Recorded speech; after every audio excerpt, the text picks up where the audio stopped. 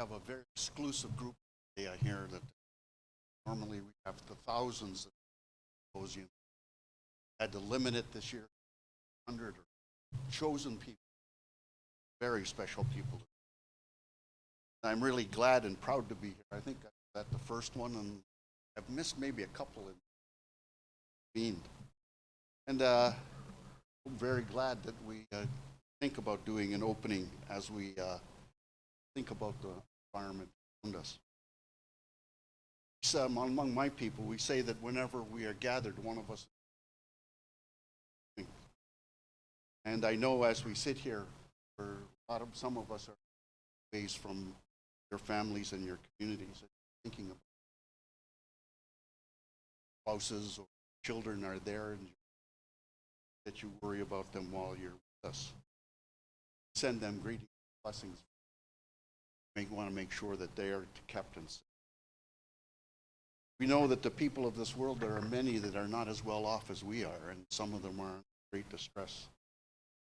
And so I ask you to bring together your minds and think about the people of this world. Can we agree that they are important? I ask you to think about the Mother Earth. As she continues to take care of us, support us. We know that she's our mother because look at the color of the soils of this world. See the color of all of our. So we know she's our mother. So I ask you to bring together your minds and think about the Mother Earth. I agree that she is important. Sitting on the St. Lawrence River, we think about the water a lot, and that is only right. But we also think about the fishes and the animals and the plants that live. So I ask you to bring together your minds and think about the waters and the fishes of this world. And we agree that they are important. When we look around us, we see many different types of plants. Each of those plants have their own purpose and their own responsibility to us and to create. The Haudenosaunee people look to the corn, beans, and squashes to feed and sustain us. But we also think about the medicinal plant. The plant has some purpose, not for us as a medicine, but for the animals that may live around. Then we look to the forest and we think about the trees. Trees that give so much of themselves that we're able to live in comfort on this land. So I ask you to bring together your minds and think about the plants of this world. Agree that they are important. We know that there are animals that live with us in our own homes, or legged types of animals. We call them our pets. Some treat them like our brothers and sisters and parts of the family. And I say to you that all animals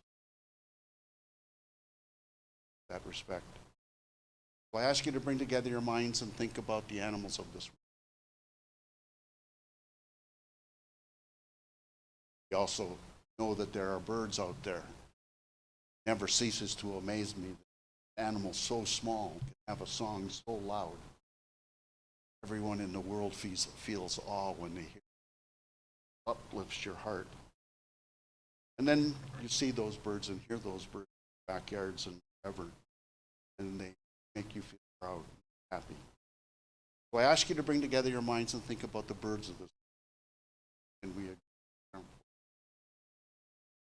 Right now we know that the autumn winds are ending, and pretty soon the winter winds will be here. And then the spring winds and the summer winds. Know that at this time, we as Haudenosaunee people have a ceremony called the Thunder Ceremony, in which we send our grandfathers away. Send them south, down to Florida so they don't have to go through the winter. But those thunderers are very important to us because they talk to us. We hear their great voices during the summer. They tell us to be ever vigilant as we live upon this land, because the land is changing. That we must learn to adapt to those. And so I ask you to bring together your minds and think about the four great winds, those great voices of grandfathers. And we agree that this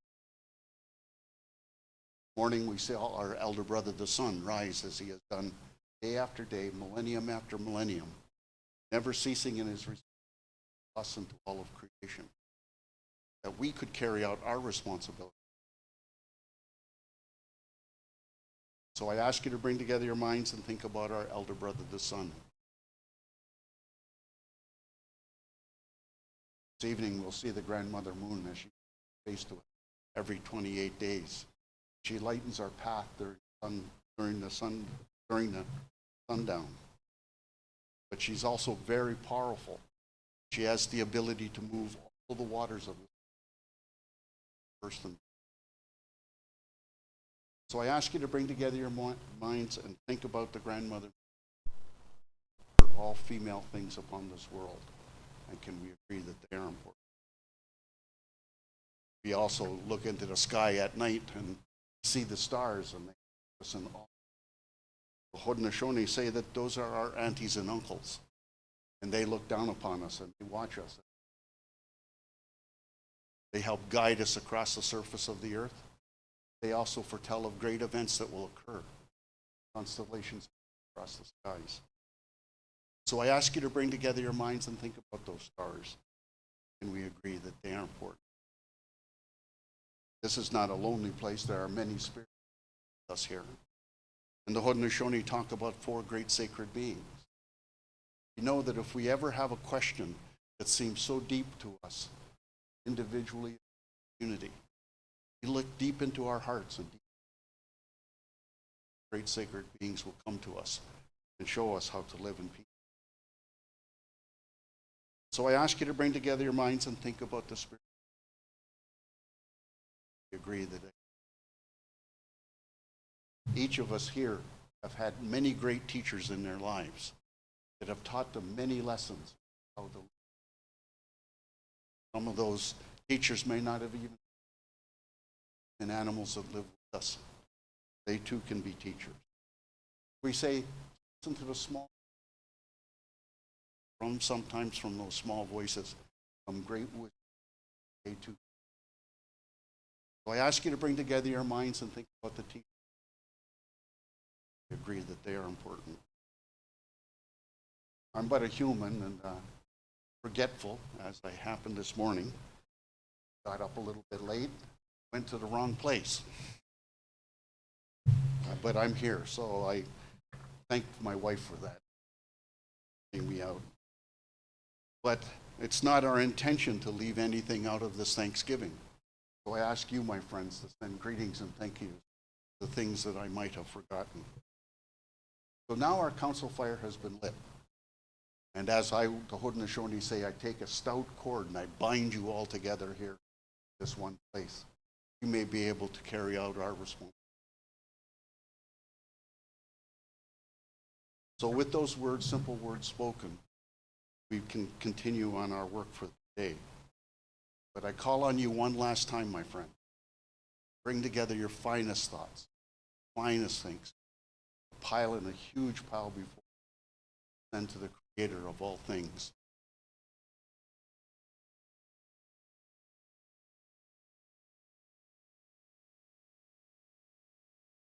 Henry, thank you so much. It's really great to have you here. It's a really real honor for us to have you again.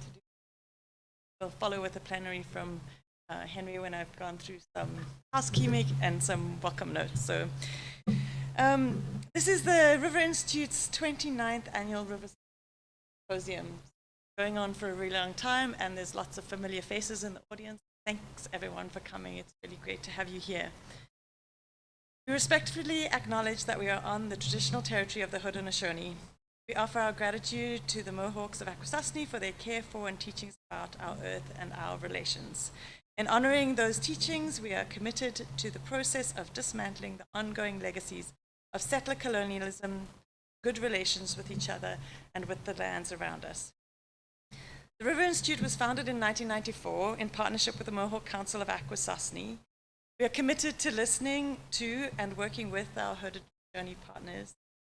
For all that we do, we are grateful for the time and knowledge that our neighbors graciously give to us and strive to improve the health of the great river and the surrounding lands. This relationship extends into our personal lives as we get to know each other and relationships outside our time at work and through mutual interest in the environment. I'm Lee McGahey. I'm a research scientist at the River Institute and the program lead for research and engagement. said, it's really great to welcome everyone here today. The River Institute is a non-profit environmental organization dedicated to research, education, outreach on the St. Lawrence River. The Institute was the first community outreach part of the Institute was an event 29 years ago, which was the first symposium. It actually preceded the existence of the River Institute. And it's provided a platform for researchers, educators, policymakers, community and citizens to come together and discuss the health of the river and our freshwater ecosystem challenges facing large rivers and their watersheds. So this year, the theme is Ways of Knowing, and we're really excited to have this theme because it helps us look at the river and freshwater lenses. So you're here for hopefully 2 days. Today is, of course, in person and streamed live, and tomorrow is online and all. So it's great to have you here, and I hope that everyone enjoys the diversity of talks that we've brought together this time. So it's not only science and not only community. We have artists, we have people bringing stories, so lots of really great sessions. I want to thank the River Symposium Committee. It's always a great event at the River Institute. We have lots of people who come together to put the event on. This year, I have to congratulate Georgia Barker and Emilie DeRochie. You guys have done an amazing job chairing the committee and bringing us to today. So thank you for all your hard work. I'm just the spokesperson today. I didn't really have that much to do with the organizing, so well done. It's really good to see you come together so nicely. We'd also like to thank the sponsors, of course, of this event. So it's Seaway Development Corporation, Minimax Express, Ingredient, St. Lawrence Seaway Management Corporation, Ontario Power Generation, and the International Joist. Thank you very much to the sponsors. Okay, so today we have 4 sessions and 2 plenary talks. The plenaries will be 3 follow after I'm finished. Like I said, the event is being streamed on YouTube. For anyone watching through, please feel free to interact with us today by entering any of your questions in the chat, and we will have people monitoring the chat here and bringing those questions forward to the audience here in the room. Also, we have a really jam-packed day today, so please feel free to get up at any time and go and get a refreshment, take a break. We have got breaks scheduled every hour, and if we manage to go to time, then you will have those breaks. If we don't, please feel free to go and take a break when you need to, when the sessions are going on. This lunch will be at 12:10, and you will have an hour for lunch. We encourage you to go and visit the booths during that time. So we have booths just in the room behind. Lots of our partners are here showcasing what they do. I'd like to encourage everyone to go and have a look at that. Washrooms are just outside the door, just to the left as you go out. This is a mask-friendly event, so please, however you feel most comfortable, wear a mask. We have masks we can provide. If you'd like to wear them, that would be great. That might be everything I have. Oh, one more thing, very important. We have something called the fish tank occurring next door.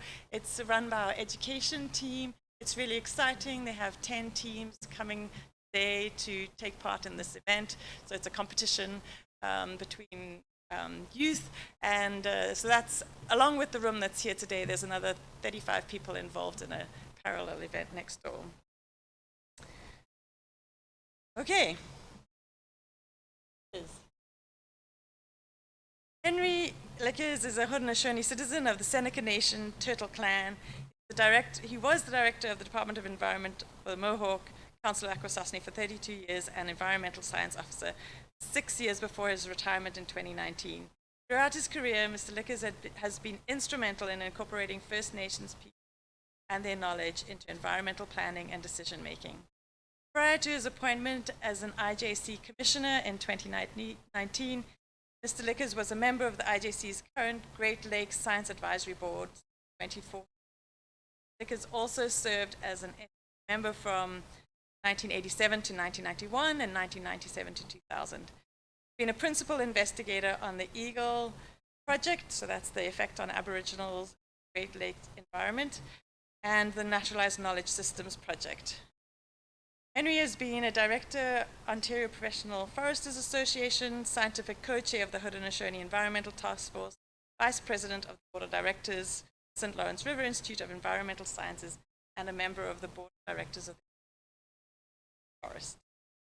The recipient of a number of awards recognizing his lifelong service to the St. Lawrence River and service to many environmental government organizations over his career, Mr. Lick has given the Royal Canadian Institute Sanford Fleming Medal 2008 and an honorary Doctor of Science degree from the State University of New York 2014. He holds a Bachelor of Science from Trent University and undertook graduate studies at the University of Waikato in New Zealand. He also served on the Trent University Elder. Henry's been married to his wife, Bev, for 52 years and has 3 grown children and 2 granddaughters. He resides here. And I just want to give a personal introduction to Henry as well. I started here at the 2018, and Henry was one of the first people I met, and he mentored me, particularly in the first 2 years of my time at the River Institute. And Henry, it's been a real joy and a privilege and honor to know you and to work with you. Very excited to have you today to give Henry. Can we welcome Henry up to the...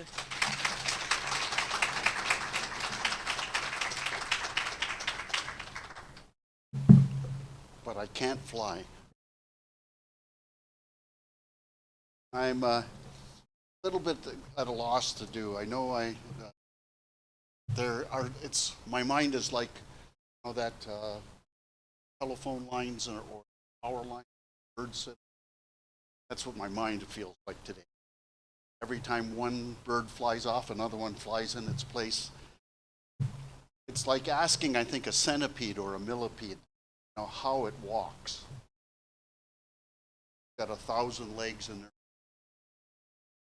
And you say to him, well, 1,000 legs there. How do you walk? Of course, the millipede no longer can walk because concentrating on how he's. So ways of knowing feel a little bit like that to me. When people ask me, well, how do you think? My head, I think, I got a feeling. I grew up on the Six Nations Reserve in Brantford until I was about 12. And during that time, I thought the whole world was like the way I grew up. I can remember when I was in, it must have been grade 1 or 2, we had an outside teacher come to teach us. She was like a student teacher and wanted to do that. And she came in to our class all wanting to help and wanting to teach and all the enthusiasm that a young person can have. And she looked at us all, and we're pretty a rough-looking little group of kids, and we were all wanting to get outside all the time. And I can remember her saying to us as kids, do you think you're poor? And all of the kids looked at me, and they said, she said, why are you all looking at Henry? And he said, oh, because he's poor. And I went, yeah, I think I'm poor. And so her question to us was, why do you think you're poor? I had to have steak for breakfast this morning. She went, what? And the whole class that was there when I said I had to have steak for the morning went, oh, poor, oh, terrible. And the reason for that, which the teacher didn't know, was that everybody had bacon for breakfast. And we had no more bacon. So that we had to eat steak. Oh my God, that made us poor. And I can remember the profound different look on her face as she tried to justify this in her mind. This was a completely different way of thinking from what she had expected. More of those things were to come when she began a test, sort of like a small mini IQ type of test that she wanted to give to us. And of course, she had different pictures of the animals and things like that that we could identify, and we were all good at that. But when she came to which animal won't you eat, She had a picture of a cow, a picture of a dog, a picture of a pig, picture of a chicken. Nobody knew what to answer. Because according to the Haudenosaunee, you can eat dog. You know, we have a ceremony for it. And so how do you answer that question? And nobody marked anything. So of course she goes, well, why? And so we had to tell her what was this. And it felt to me like at that moment that we were educating her on a different way of looking at the world. And I think that's one of the things that's so important about education and what we talk about as far as the world is concerned. How do we take into account those many different ways of thinking? How do we do that? I moved from the Six Nations Reserve. I had a very good friend who I think was the one who turned me towards biology. As I would walk to school in the morning, I figured it out that I sat on one corner of a mile square, and my house was on one corner of that, and if I walked a mile that way, and a mile north to the other corner, that was where I went to school. But I figured it out. I don't think anybody else in the world knew this, that I could cut across and it was much shorter. The problem with that was, as I cut across, you know that little stream that goes by? I had to go visit the stream to see how the tadpoles were going, right? You got to do that. And then over there was a really nice berry bush, so I'll go over and pick some berries I can take to school with me. And as I got towards the center of the block, yeah, where I'm at the bank right now where the badger lives. Got to go talk to the badger. And so I would go sit and talk to the badger for maybe an hour or two. And the badger would talk back to me in his normal grunts and stuff. But during that time, he showed me the grubs that he liked to eat, how he and she liked to dig their dens. I even saw their little ones when they came. And I watched as this drama unfolded, as they learned how to live by themselves. And badgers, they don't have very good eyesight. They can't see very well, but they can smell incredibly well. And so when I would get there, he wouldn't be able to see me, but he could smell me. And you'd see he'd stick his head up. But as we kept visiting time after time after time, he got used to my smell. And soon it was like, that guy's back again. And off they would go and do what they had to do. The little kits, the little babies, thought this was cool. And so they would come out to see me. They wouldn't come close, but they would come within where I was sitting. And by observing them, I discovered a new thing. I think it's called science. I think that's what you do. You observe, you record in your mind what that is. You tell the stories to other people, which I told to my sisters and brothers, and to my aunties and uncles. And so that badger taught me all of the skills that I needed to have in order to become the scientist that I wanted to be later on. At that point, I didn't even know there was a name for it. I made many discoveries like that, and I had a wonderful teacher, public school teacher, who encouraged me to find those. I can remember my kids found my report card, I think it was from grade 1, and of the 296 days I was supposed to be at school, I was there 95 of them. So to say I wasn't a good student, but she had faith in me. And what interested me the most was she would give us, because it was a one-room schoolhouse, you had kindergarten, grade 1, 2, 3, 4, and then you got to go upstairs to her husband who taught grade 5, 6, 7, and 8 up on the upper floor.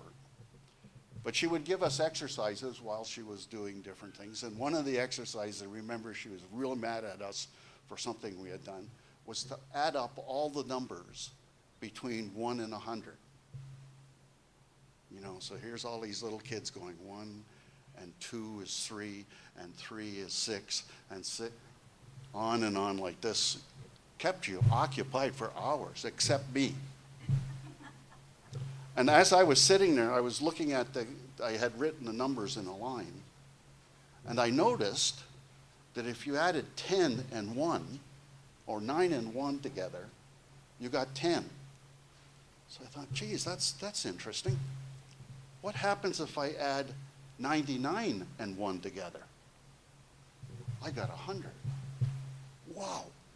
How about 98 and 2? I got another 100. Well, how many of those are there? There are 4,900. Yeah, I got that. Oh, but I forgot the 100, so that's 5,000. Oh, and I forgot the 50. What is it? 50-50. And I had it done, and I went up to show the teacher, and she looked at it and said, don't tell anybody. Go on outside and play.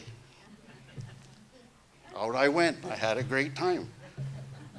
And when she asked me later on, she said, how did you figure that out? And I explained to her how I had done it. And she said, yep, that's a good way to do it. And the rest of the class, outside, when we were sitting outside, came and said, how did you do it? And she asked us again. And so I told them how I did it. So to this day, there's a whole bunch of Native kids, or not kids anymore, my age, that know how to do that and remember it. And there were many times like that I found, by observing the world around me, I could see things that were, I would say, special. I built a sundial for that same teacher that would tell time so that we would know when to go in from recess and things like that. And I thought that I was the first person in the world ever to invent that. And many years later, I found out that every society had one as well. But that didn't matter. It was the excitement of seeing that. And so when I think about ways of knowing, I think about the powers of the individual to think, the powers of the individual to look at the world around them. And I've kept that wonder with myself as much as I can all through my life. As I said, I was not a good student. I hated sitting and reading books. I didn't read really until in grade 4 or 5 when I had moved into the city. But then I found out that all that squiggly marks in those books, they were stories. And there were hundreds of different types of stories. If I went into the libraries, there were science stories and in journals and things like that told me how people had done things differently, how they had observed the world. I found mistakes too. I went in and I remember reading a story, or one of the things about black widow spiders, and how black widow spiders always ate the male after they visited their females. And I thought, that sounds funny, that sounds like it. And I started looking for those stories about other insects as well. And of course I found praying mantis. I found out later, as I read that, I said, that's wrong. That's absolutely wrong. And how did I know that? Because I love praying mantises. And I used to go into the cornfields on my farm, and watch praying mantis. And yeah, maybe 80% of the males did get consumed after. And from my university teachings, yes, there's a good reason for that. Gives a good meal to the female, so the prodigy will be much stronger. Therefore, the species survives better.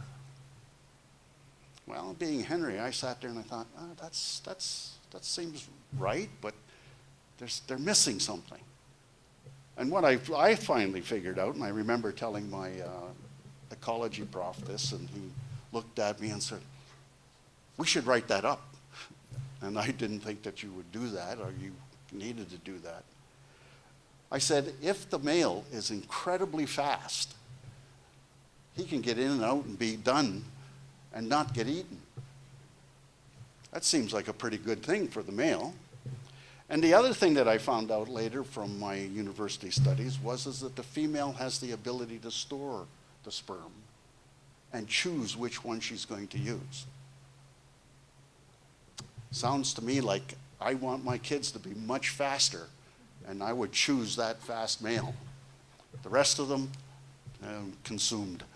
But again, to me, it seemed like the drive for that type of behavior was the ability to be the fastest, which would then increase the speed of praying mantises and thereby improve the species. Sound reasonable to me. And yet if you go into the science books, you'll see how the praying mantis female eats the male after doing his business. And so I kept thinking to myself, how come that was established, not only for those species, but many others? And that observation that our people knew. The interesting thing is when I told my great-grandmother that, she was 107 when she died, and she was baling hay with us in the morning, but when I told her that, she sort of gave me the Homer Dixon one, duh, everybody knows that. And I said, Grandma, but that's not right. She said, no. Well, everybody, if you watch them, you'll see that this is not so.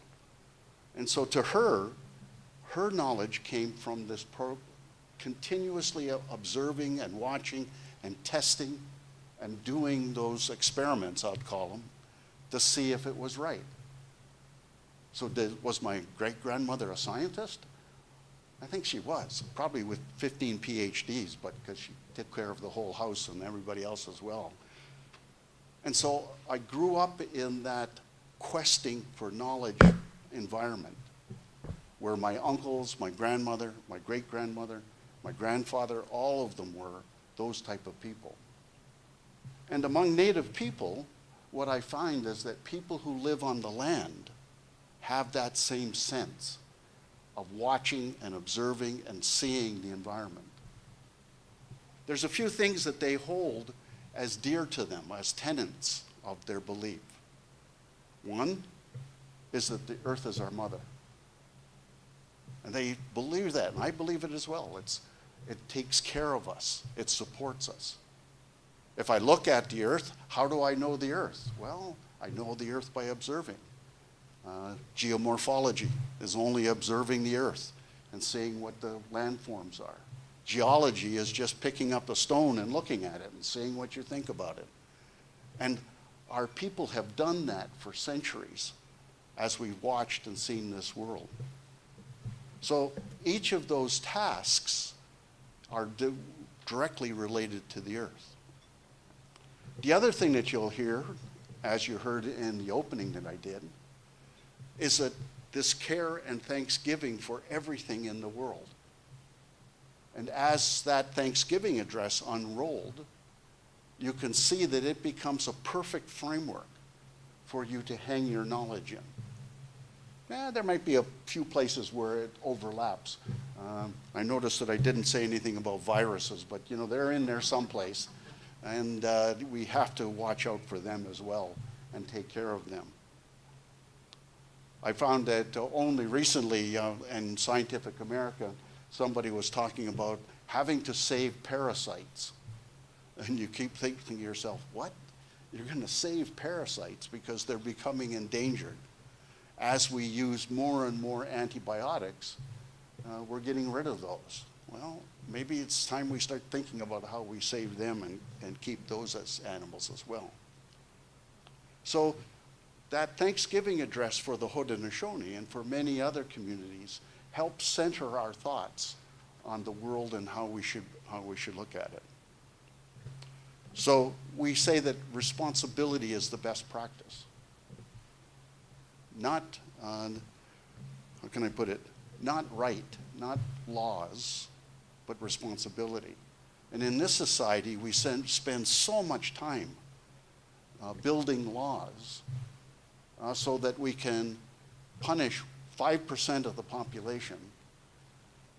And I'm sometimes wonder whether we've done this wrong. You punish, or you go after 5% of the population, but you punish 95% of the people with that law. It would be better to teach them how to be responsible for the world around them and for people around them. Give them the tools that understand the world. And I know that when I was growing up, the worst punishment I could get was to see displeasure upon my great-grandmother or my grandmother's face for some mischief I had done someplace. And don't worry, I did a lot of mischief. But again, when I saw that, that hurt me far more than anything that could have been. And so I think that we look at responsibility as Native people as being the best practice. That's how we should be treating the world. We also know that place is important. Wherever you live is very, very important to your knowledge system. If you live in downtown Toronto, you know, you have a different knowledge system than somebody who lives in the Arctic. Are they both valid? They're valid for where you are. I'm a Haudenosaunee, so I live on the St. Lawrence River. I live here. And everybody goes, oh, well, you're Indigenous, so therefore you must have this special knowledge. Nope, guys, if you drop me in the Arctic, I die, you know. This great white bear comes out and eats me, you know, because I don't know anything about the Arctic. Maybe I do now, but I don't know as much as the people who live there. So it teaches me that when I go into a new environment, I should be humble. I should depend upon the people who are there to teach me how to live in that area. And so when I go into the Arctic, I make sure that my friends are with me, because I don't know how to survive there, but they do. And so it gives me a way in which I can start now learning about this new environment it is. I was in Costa Rica, I remember, and we're walking through the jungle, and oh God, I'm floored at the flowers, at the birds, at everything that's there. You know, and you're walking like I would in Canada, you know, grabbing onto a stick here or there. And my friend who was walking said, oh, Henry, don't grab onto the sticks, okay, that you see hanging there. And I said, why is that? He said, could be a snake. He said, and if there's a couple of them here that if the snake bites you, you won't step 3 steps before you're dead. Okay? Good to have that knowledge. To go on the other side, I remember going to New York City for the first time. Never been there.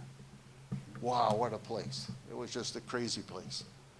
But right in the middle was this huge park. And I thought to myself, wow, what a nice park. Nice place to go, you know, just walk around. And I was at that time a night walker, so I would be walking all over the place at night. And I said to my buddy, I said, well, I'm going to go into that big park. Oh, God, is it ever beautiful. It probably looks really nice at night. No, you don't do that. What? He said, no, you don't go there at night. You're going to get beat up, mugged, done. I thought, oh, that's good traditional knowledge to know.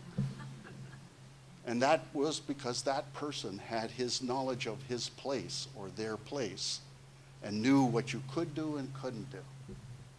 And so I thought to myself, as I looked upon this, that do other people have the same thing? I found that anybody who lives close to the earth starts to develop a concept that's similar to the way we believe.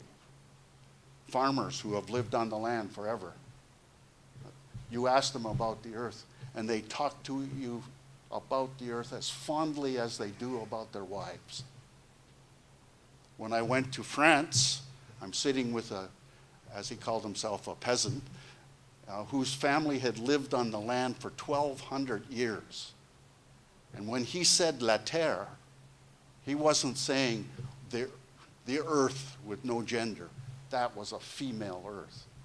And as we talked about this earth, I could feel that same warmth that I feel when we talk about it. When I went to Germany, I thought, well, that's it. It's over. Because I asked them, and they talked about the fatherland. And I thought, oh, geez. Yeah, no. And I asked him about he's a, what do you call it, a burger. He's lived in the Black Forest, and he helped with the Black Forest. I didn't know that the Black Forest had been cut down like 50 times. I mean, cleared, where there was no forest there. And they regrew it every time for like 50, 60 times over the centuries. And so his family had been one of those families that actually regrew the Black Forest. But when he talked about the fatherland, he was talking about the country Germany. And the fatherland was always on the Mother Earth. And if any of you have ever seen German pictures like Reuben or some of these, all of his women are buxom women, big ladies, strong ladies. And they remind me of my own Mohawk and my own Indigenous women. Strong, big women who take care of the world around them. I also found out that from around the world that all of those tenets, those principles, seem to be there. They believe in responsibility. They believe that knowledge is powerful, but only when you share it. And when you share it in an appropriate way, you both become powerful for doing it.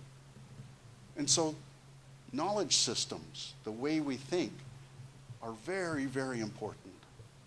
The other thing that I would say to you is that I notice that when you start to give up those tenets, so when you see that your lifestyle, for example, pulls away from the environment, as it pulls away from the environment, you begin to lose those tenets. You begin to lose those understandings, the concepts of observation, the concepts of responsibility get put by the wayside. One of the ones that I noticed that when you lose it is the concept of the Mother Earth. And when you lose the concept of the Mother Earth, you start to lose the concept of how precious women are.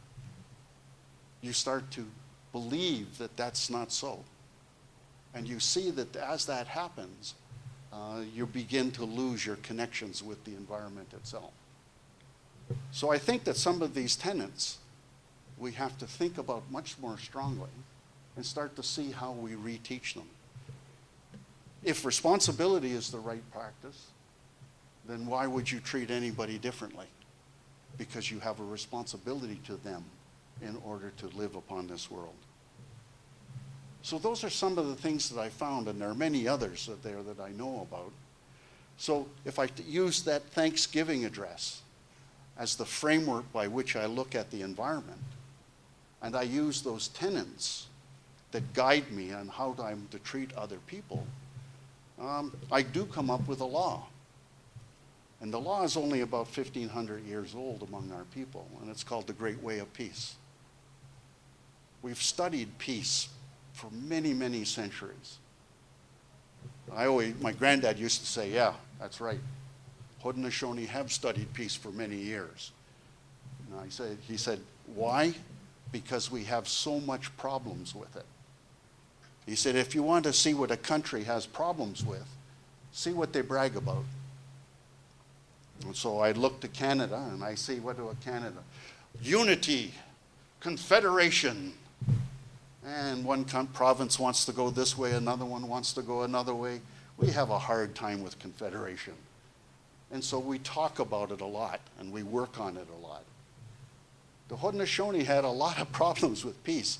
I wanted to punch my brother in the nose and he wanted to punch, we had a big trouble, and we're known for that warlike nature. And so we had to spend a lot of time working on the Great Way of Peace. And what's interesting to me is that we came up with the Great Way, a law that we said is there, the Great Way of Peace, in 3 words. Didn't need tomes and volumes and volumes. We only needed 3 words. Translating those is respect, power, and peace. But those are verbs in the Haudenosaunee language. They're not nouns. And so peace is an action. I always said to one of my friends who's in the military, we have to wage peace, not war. And so waging peace becomes a different way of looking at the world. You empower yourselves to do things. I look at the St. Lawrence River Institute, and I see those 3 words of peace being done. If I look at respect, do we respect each other?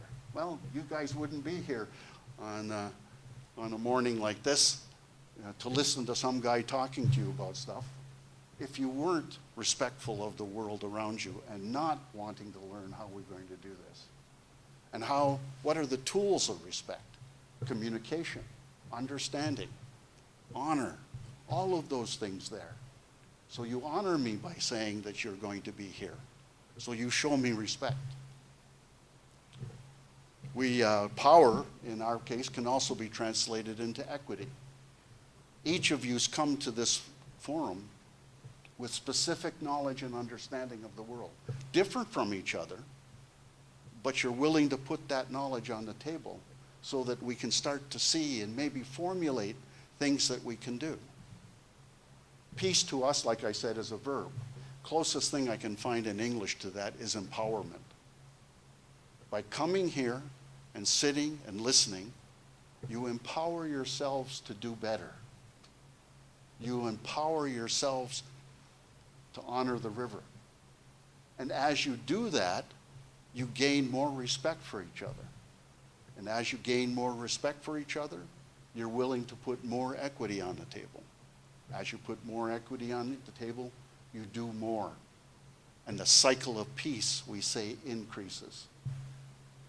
And to us, that's a very simple concept. It's a very simple thing to do. Hard to accomplish sometimes, but still simple in thinking about it.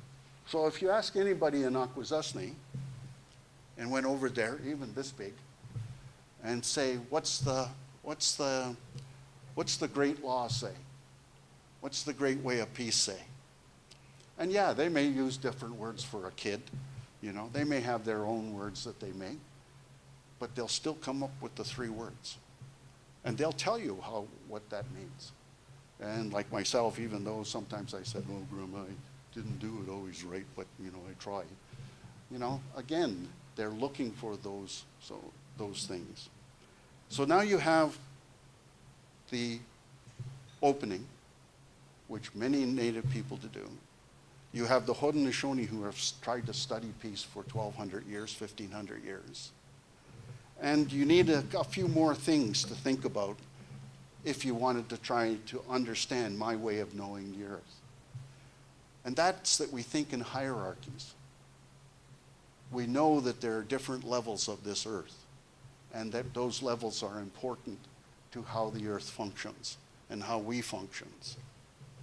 So when we look at something like this, I can remember talking with a friend of mine who's a Navajo mathematician, and we both sat there and we were talking, and we said, what's that like? And we both came up with what the elders have told us since we've been this big, is the concept of cause and effect. He said, if you take a pebble and you drop it into a still pond, the cause is that pebble hitting the surface, and you can see the effects ripple out from it. And if you put it into thinking as to the way we are, you start off with a level that's at a subcellular level. And so you know that the first effect, we'll say, of a compound will be on that subcellular level. Next, it'll go into the organism itself. Next, it goes into the organizations. And what we look for humans is that subcellular, individual, family, community, nation, confederacy.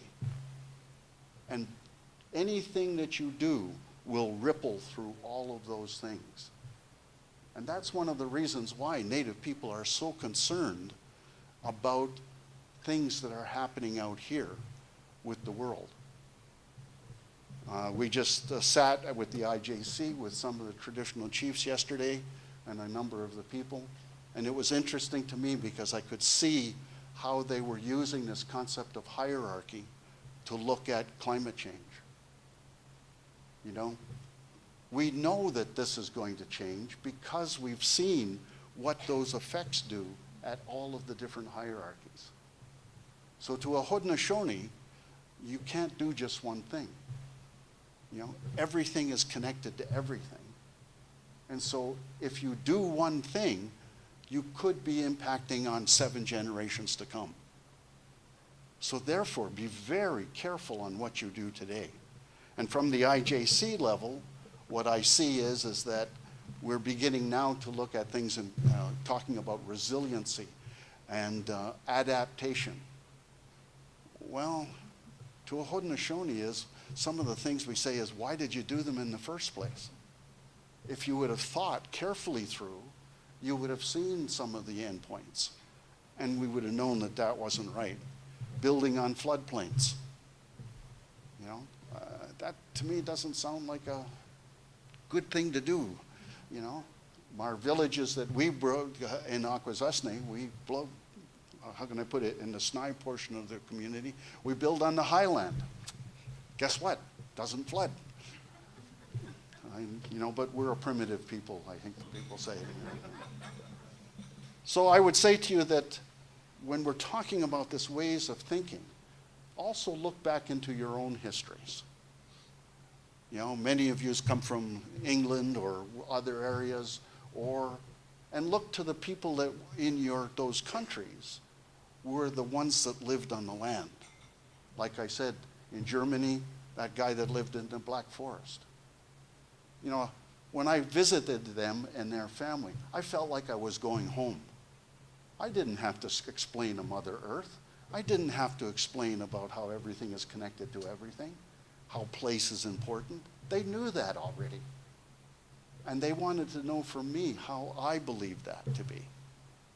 So when you're talking to a Native person, one of the things that we really sort of get upset with is this whole concept of scale, is that when people switch scale on us and don't know that they're doing that.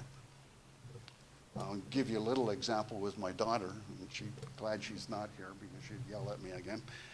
But I can remember when she was old enough to drive the car, she came to me and she said, "Dad, can I have the car? My friends and I, we want to go shopping." And I said, "No, we need the car." Well, I asked Ma if I could have the car, and she said it was okay if you said it was okay.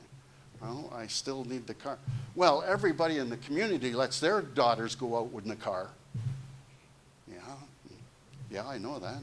And I have a license, so the province says that's okay, I can go out in my car. I was waiting for her to say Canada could do it, and the universe was looking down upon her. And I said to her daughter, "You know better than that, than how to argue." I said, always keep your argument, your strongest arguments are always in scale. So she stopped and thought for a second. She said, "Okay, Dad, I'd like to borrow the car. I won't drive it more than 40 kilometers from the house. I promise that I won't drink and drive. I'll promise that I'll be brought back with a full tank of gas." What could a father do? I gave her the keys. That's the strength of staying within scale. And so often when we argue, you know, we move out of those scales. Give all the ones that I get all the time is, you know, Native people, and they're arguing at that large people level. And then what they do is they turn around and I say, "Well, here's the way we believe." They go, "Well, that guy doesn't." And they point to the single individual. Of course we have crazies in our organizations and our people. Some people may look on me that way, but again, those are things that when you're arguing within scale, that are most annoying. Because they don't add to the argument. You're trying to just destroy the argument. And that gets me to the last thing I'd like to say is that even though the Haudenosaunee were a very warlike people, and we concentrated on this great way of peace, we also looked for things that could help us in order to understand the world around us. And so we put stress upon women in our community. In my community, I need no last name, because the name of my children go through my wife, not through me. And again, what happens is an Iroquois kinship system. All of my aunties and uncles on my mother's side are my mothers and fathers. So I have 13 mothers and fathers. I have 73 brothers and sisters, which means I can make up a whole bunch of lacrosse teams and have our own tournament if we want to, which we did. But it also means that my youngest father is about 4 to 5 years older than I am. And I used to love calling him Dad when I was at school. So care for each other. That great way of peace works not only between nations, it works within yourself. Have respect for yourself. Make sure that you build your body and care for yourself and your mind and body and spirit, because that's the equity that you put on the table for yourself. And empower yourselves. Go out and do things.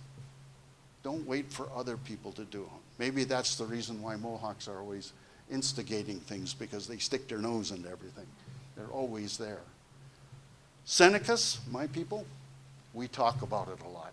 We were the orators of the Confederacy. So it's not unusual for me to talk for hours. And I better let you go. But I hope that gives you some insight. And when you're talking to Anishinaabe people, they're a little bit different than us. Not worse or better, different. And when you're talking to Inuit people or Aborigine people, they have a completely different way of looking at the world. And so you'll have to learn how that is. But isn't that exciting? Isn't that an exciting thing to do? Think about it, traveling around the world to try to understand other people and see how your thinking can be enhanced by that type of thinking. So I'm glad to see so many different people here today. I see friends all through the crowd, and it makes me happy to see you. And I hope we learn a lot today. So thank you very much.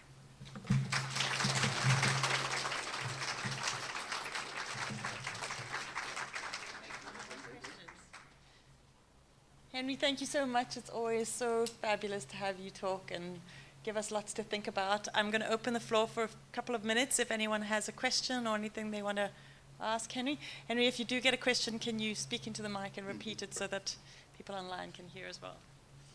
Any questions for Henry?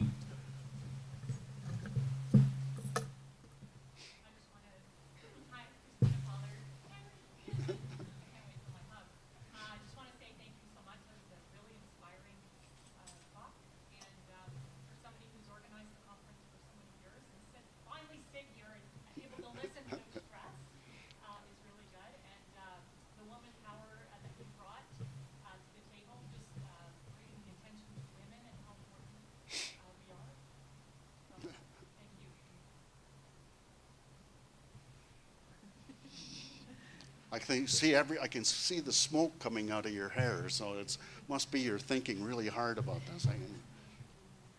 Thank you, Cristina. Looks like you're going to get away with no I'm going to get away. So that's really good. Hang on 1 second. I have a gift. Oh, thank you. I know you've seen this already, Henry, but we're really proud to give this, excellent. this book to you. Victoria Ransom is an artist from the local community, and she's illustrated the Thanksgiving address, and we're really happy to give you the first copy. Oh, excellent. So yeah, beautiful. Thank you, Henry. Oh, you got to see some of the diagrams. They're just beautiful. So my question is, can we buy it today? Not today, but soon. We'll send out a note when we're ready. They just arrived this week. So, yes. Question? Look through it, yeah. I think everyone should buy one. Not that it's mercenary or anything, but. Thank you, Henry. You're welcome. Okay, so, yeah.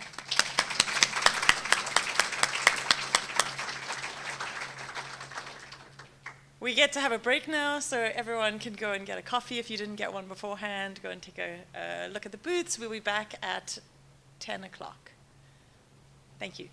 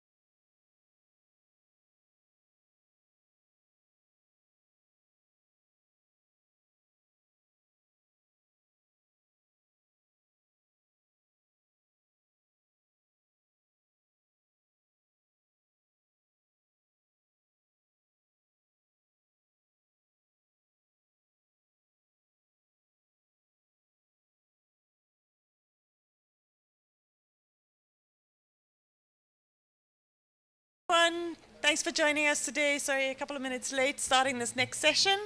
I'm really excited for this session. We have a session chair, Kayla Sunday. She's the Acting Environmental Services Manager for the Environment Program for the Mohawk Council of Akwesasne. So I'm going to hand it over to Kayla for this session. I guess people will be coming in and out, so we'll try and keep the noise down, but thank you all for joining us. Segwazewakweku, everybody. My name is Kayla Sunday, and this is the It's All Connected Part 1 session. We will have a variety of speakers today, starting with Quinney-Goodleaf. Okay, sorry. Quinney-Goodleaf. Learned her name this morning, so we're doing really, really well. I just want to remind our online audience to ask their questions in the YouTube live chat, and please post your questions and tag the speaker that you're referring to when you ask the questions. And we will read them out to the speakers at the end of the session, time permitting. So without further ado, we have Miss Quinney-Goodleaf talking about Indigenous knowledge perspective, gifts from waters and reciprocity.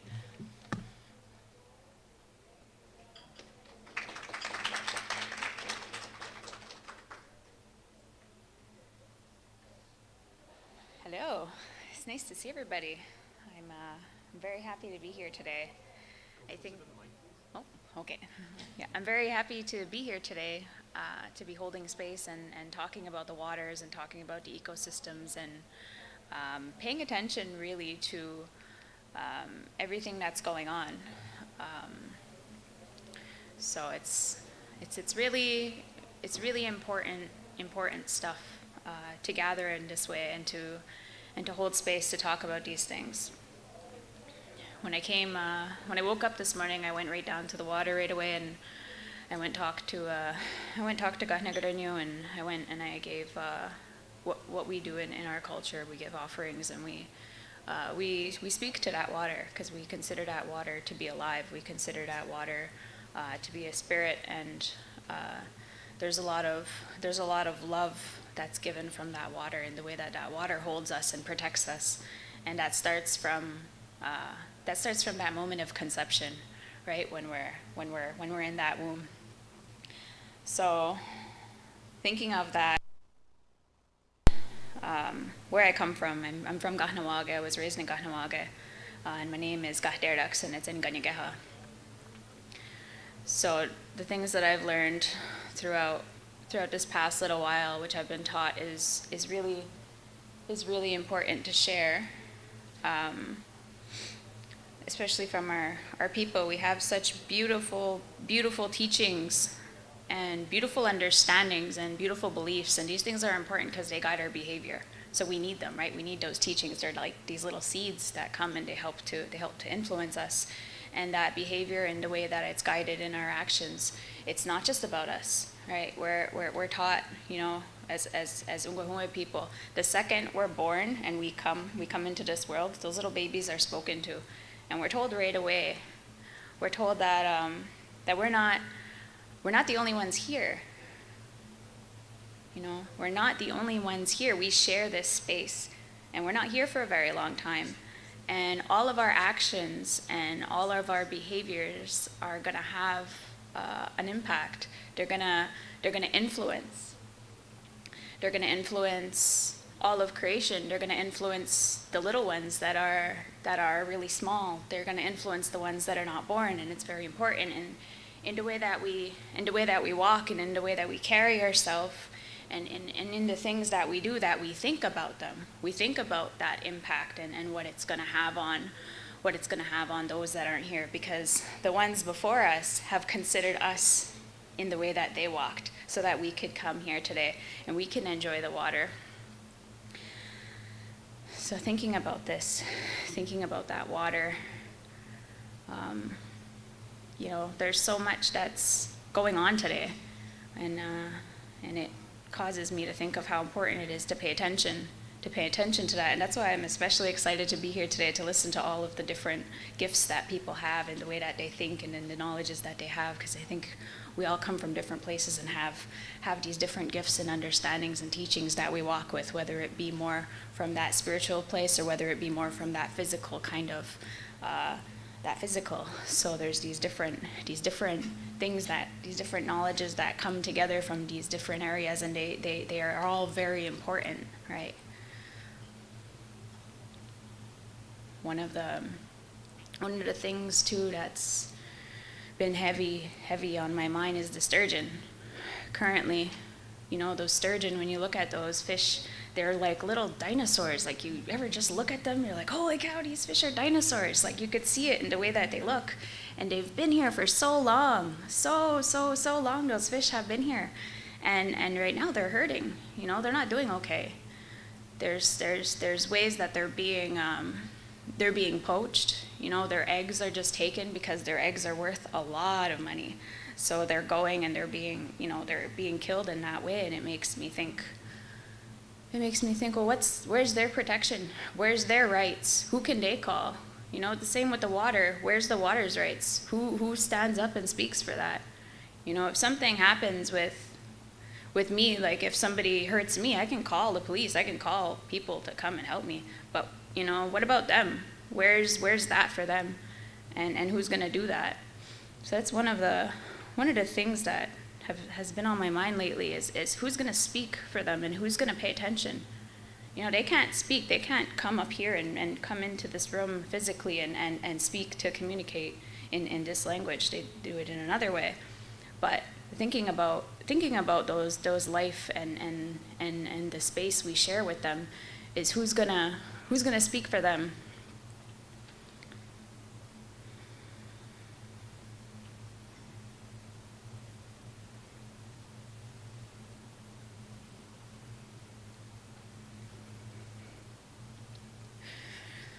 Okay.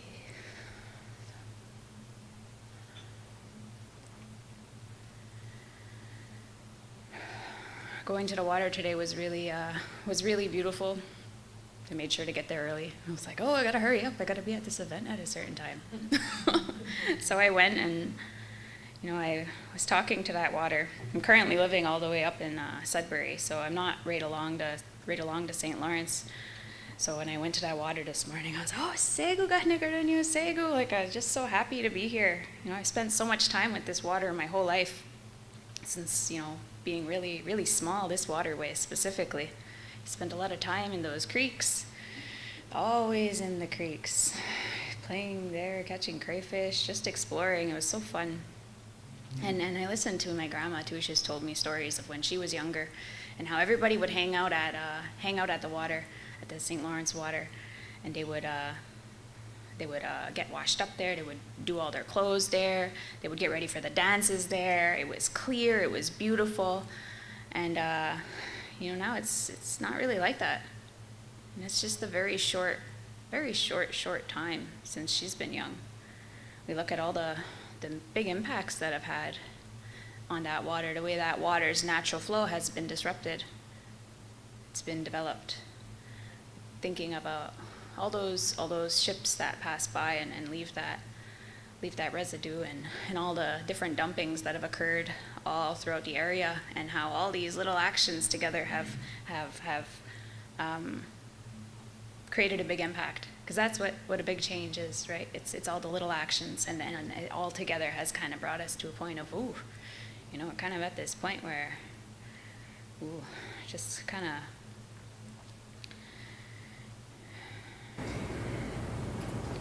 yeah. The fish too, like I can't even really fish from my area, because the times where I have gone fishing, I don't know if it's a sign or what, but every time I was catching something, all the fish were sick. Bubbles, sores, their organs growing out, 2 heads. They're very deformed. Like they've been impacted from all the different radioactive waste and things that's been dumped right in. And it flows down, right? So if one area is doing it, it's going to flow down. And yeah, it's really hard to see that, you know. But one thing I wanted to talk about too is just the reciprocity and that relationship that we have with that water. And you know, relationships are a very special thing. They're a give and take, and the water just gives and gives and gives everything. You know, wake up in the morning, get to wash my face, brush my teeth. cook with the water, make coffee, I just get ready, with that water. When I'm upset, where do I go? I run to the water. Right away, I go sit there and, I feel so good now. I feel so relaxed, that energy of that water, and that, that what we could do in that relationship is speak with that water and talk with that water, because that water, that water's alive. And it takes some time to understand that. Somebody told me that years ago, I'd have been like, what? But it's that relationship that gets stronger with the more we put towards it. So thinking about that in the way that, we receive and receive and receive from this water. Despite all that's been done to this water, we're still being given all these gifts, and this water is still here. So it makes me think, okay, well, what am I doing to give back? What do I do to help this water if this water does all this stuff for me? Because like any relationship, if that isn't, if that there's not that balance, then, somebody's not going to want to be around anymore. So I think of these things.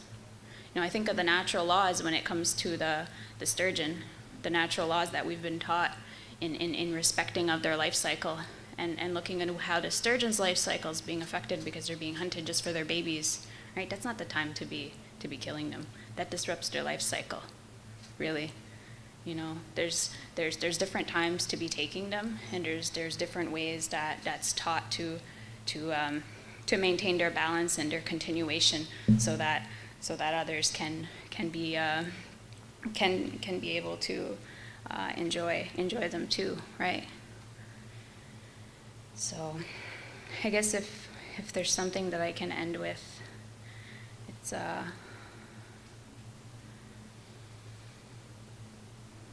it's who's going to speak for that water, who's going to talk about these things.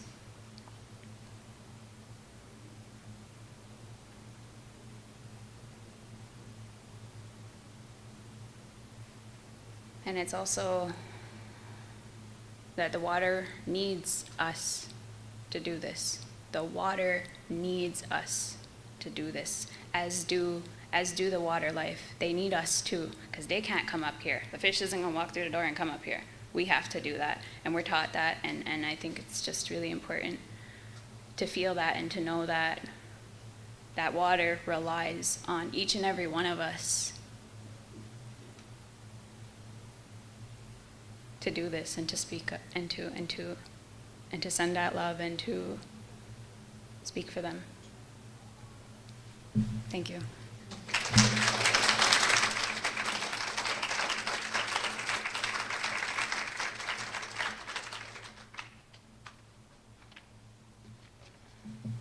Nyawangoa for those beautiful words.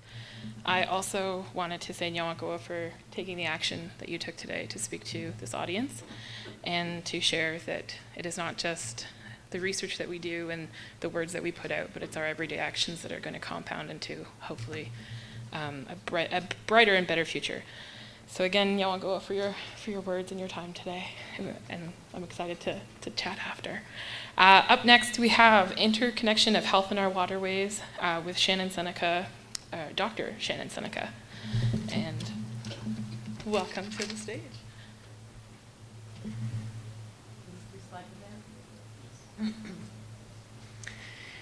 Good morning, everybody. Sego Skanagawa. My name is Shannon Seneca, and I have some pretty amazing acts to follow. I'm just absolutely stunned with the words that I've already heard today, so I'm very excited to be here. Just a little bit about myself. I am an environmental engineer, but first and foremost, I am Haudenosaunee, and I really don't have to share a lot of words because the previous speakers did so. One of the things that I wanted to point out was the coming together of the Confederacy over 1,000 years ago, where they came together, and this wampum signifies a land share agreement, where we are coming together, recognizing that we're sharing this land together, and how are we going to use it so it will sustain for generations forward. And this is where Western science has sustainability wrong, and where they try to take our 7th generation principle and say, and they use it as a resource-based tool to say, well, we'll extract these resources, but we'll make sure to leave some for some people in the future. But that's not the principle of 7 generations. The principle is to take care of the earth and improve the environment so the people that are coming after you have not only what you have, but even in a better world to live in. And the two-row wampum was was first created back in the 1600s between the Haudenosaunee and the Dutch, saying that we're going to go down this river of life together, and we're going to maintain our own beliefs, customs, and traditions while we travel this together. And we're going to have mutual respect and friendship. And this is something that I hold to myself in every day, in everything that I do. Because I'm an academic, and we are all trained to think differently. But we all bring so much richness to the table that I think it's really important for us all to come with our minds from so many different places and thinking in so many different ways to come together on something. And that is caring for this earth. And sorry, I am Mohawk Turtle Clan. I did not mean to miss that.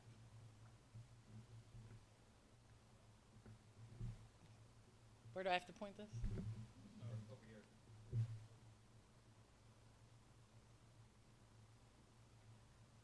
Maybe I can just give you a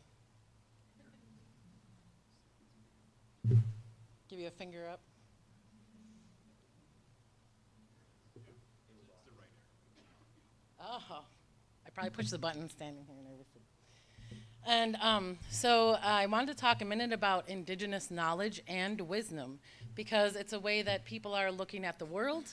And I don't really need to spend a lot of time here because of our previous speakers, but one of the things that I wanted to bring up is that for thousands of years, Indigenous communities lived on Turtle Island, and they did not bring the ecosystem destruction that we're seeing today. That it is possible for people to maintain strong relationships with the land and be in tune with the land and to be able to live in a way that we can also all together survive and prosper. And so back when I was doing my dissertation work, I was part of an ecosystem restoration fellowship. And we were examining, well, what's the Indigenous perspective on ecosystem restoration? If the Indigenous populations have such a strong handle on the environment, what's this perspective? And really, it's nothing special, but it's just that we are all in the big picture together. A lot of what Western science does is it pulls the human factor out and tries to control the other factors inside this box. But really, we are all in the circle together. Humans are an integral part of that. So to get into a little bit of the work that I do, at Roswell Park, we have the wonderful ability to work with the Akwesasne Mohawk. And we have this grant that the Mohawk actually have the lead on the grant, and the Roswell Park is the partner on the grant. And so we have a youth ambassador program where it's every week. They have the youth that get high school students are getting increased knowledge in health. And then we also have a summer internship program where we have high school students and college students coming to Roswell Park for the summer. Roswell Park has a very extensive, well-established internship program. And what we did is we actually brought our students from the Narch, from Akwesasne, and we actually put them right in with all the rest of the Roswell internship program. So our students went in with all the rest of the students. And I think that was extremely important, because what happened at the end of the summer is that those students actually had made such an impression on the other 20 non-native students, it changed their lives. And it changed everybody's lives. So the biggest way that it changed my life is I took on an intern, and his name is Flint Swamp. He is from Akwesasne, and he had been working with the Haudenosaunee Environmental Task Force, and he's a student in Syracuse. And I said, hey, I'm new to Roswell Park Cancer Institute, but I'm an environmental health researcher. I have some ideas, so why don't you like hear me out some of my ideas, and you're in a very unique situation where a lot of the students were coming into projects that were already pre-established. People already have grants, they have projects, and the student comes to them for the summer, and they work on that project. Some are just even helping write grant applications. But I told him, I have startup money, I have no project, let's build a project together. What do you want to do? And so from the very start, before he even came to do an internship with me, we had a meeting and we talked about this. And he talked about the fish and how it is important, and how he sees that there's issues with fish and we need to be taking care of the fish, and he wants to do a fish project. And so what we decided to do is do a fish screening project where this is all the different waterways that we're looking at and all the different species of fish that we're looking at. This is not just a general consumption survey that the DEC has done. This is actually done in a way that's not going to shock the fish and kill every one that's in the water. The way that I've set it up is we're just going to do traditional rod and reel practices. We're only going to take the fish that are going to be edible. We're only going to take a certain number of fish. And then what we have is some new innovative chemical analytical techniques. Some of you may have heard of it. It's a combustible ion chromatograph, or combustion ion chromatograph, where you can just run through a lot of samples and it'll give you peaks on ions. And then, so for example, it'll give me a fluoride peak. And then I can now take that fish sample and say, okay, well, where's this fluoride coming from? Is it from PFAS? Or it'll give me a bromide peak, and I'll be like, oh, is this from a brominated flame retardant? And then I can go back, and rather than spending a lot of time and money analyzing these samples for specific chemicals, I can do a full screening. The DEC, I think, just released, there's over 100 contaminants in some of their fish surveys that they've just completed. And so I think this is even more important to direct into areas that Indigenous people, and not just Indigenous people, in Western New York we have a high refugee population that are really using a lot of this fish as for consumption.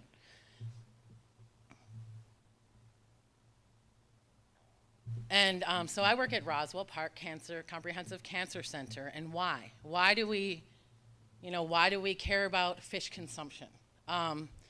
Yes, being an Indigenous person, I am very concerned about the fish as a relative, but as a scientist, I'm concerned about what that means to our, could mean to our people. And to me, these are only a little indicator. The health of our fish is showing the health of our waters.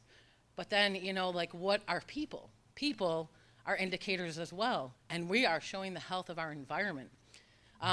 Roswell Park just released their Western New York snapshot on cancer. This is just covering the Roswell Park catchment area, which is shown. And we have in Western New York, in our Roswell Park catchment area, the highest rate of breast cancer, prostate cancer, and lung cancer in all of New York State. And not only do we have those highest rates of cancer in all of New York State, but we also have them in all of the United States. And not only do we have the cancer incidence the highest, we also have the highest cancer mortality. So why is that? Everybody wants to know, why is that? Is it the beer and the wings and the Buffalo Bills? Because what causes cancer? Even researchers at Roswell Park say, well, it's poor diet. It's alcohol and drug use. It's that they're not exercising. It's leading a stressful life. So, yeah, beers, wings, and the Buffalo Bills. That's what it is. Everybody in Buffalo smokes cigarettes, and they're stressed out because the Bills never win the Super Bowl. But now let's talk about why we're here today and this Indigenous knowledge. And this Indigenous way of knowing and realizing that the environment is holistic and our relationship with the environment is very, very much important. These are all different contaminants. This is the astounding work that my intern Flint Swamp did, is he made this table where he went through and did a literature review and looked at all the different carcinogens and what they do to our bodies. To me, this is why we all have cancer in Western New York. Yes, we smoke and drink and all that, but I really think the environmental component is downplayed, and I think it's been downplayed because the environment has been an okay cost for technological advancement.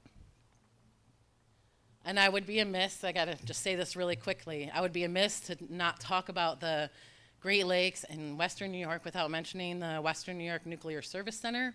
This is a nuclear site that is sitting on a plateau that is a danger to the entire Great Lakes. As you can see in Western New York, the red is Cattaraugus County on the far right, and there's a little star is where the site is. There's a little map. It's thought that that was originally constructed back as a sacrifice center because it's upstream from a Native American territory. But one of the things they didn't think about is that when it's a sacrifice zone is that it actually feeds right into the Great Lakes. So I actually have done a lot of work in West Valley, and I've done some sampling, and I've actually picked up strontium-90 in bottled water that has come from, sourced from Lake Erie. We've picked up strontium-90, but it's all within drinking water levels. So we're all getting exposed to strontium-90, but it's okay. It's only a little bit at a time. So I just want to finish with that it's really important to start to engage Indigenous people from the onset and throughout. And that doesn't just mean engage and inform them. That means bring them to the table. That means let them make decisions, and that means keep them along the way. There has to be a respect for tribal sovereignty and self-governance. And no matter where you are on Turtle Island, there are ancestral homelands of somebody. So thank you very much, and appreciate it.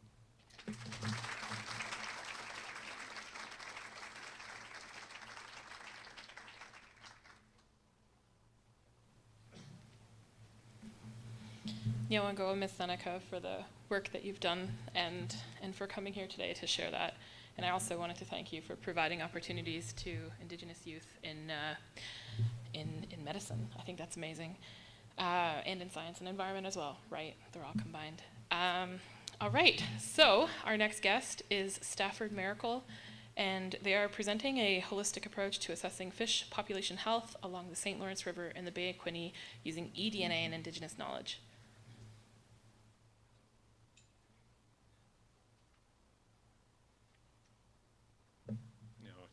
Kayla. Sego Seguego, Rode Ragwats Yungets, Maracle de Waxanazare. Hello everyone, I'm Stafford Maracle. I'm from Tyonega, Mohawk Territory.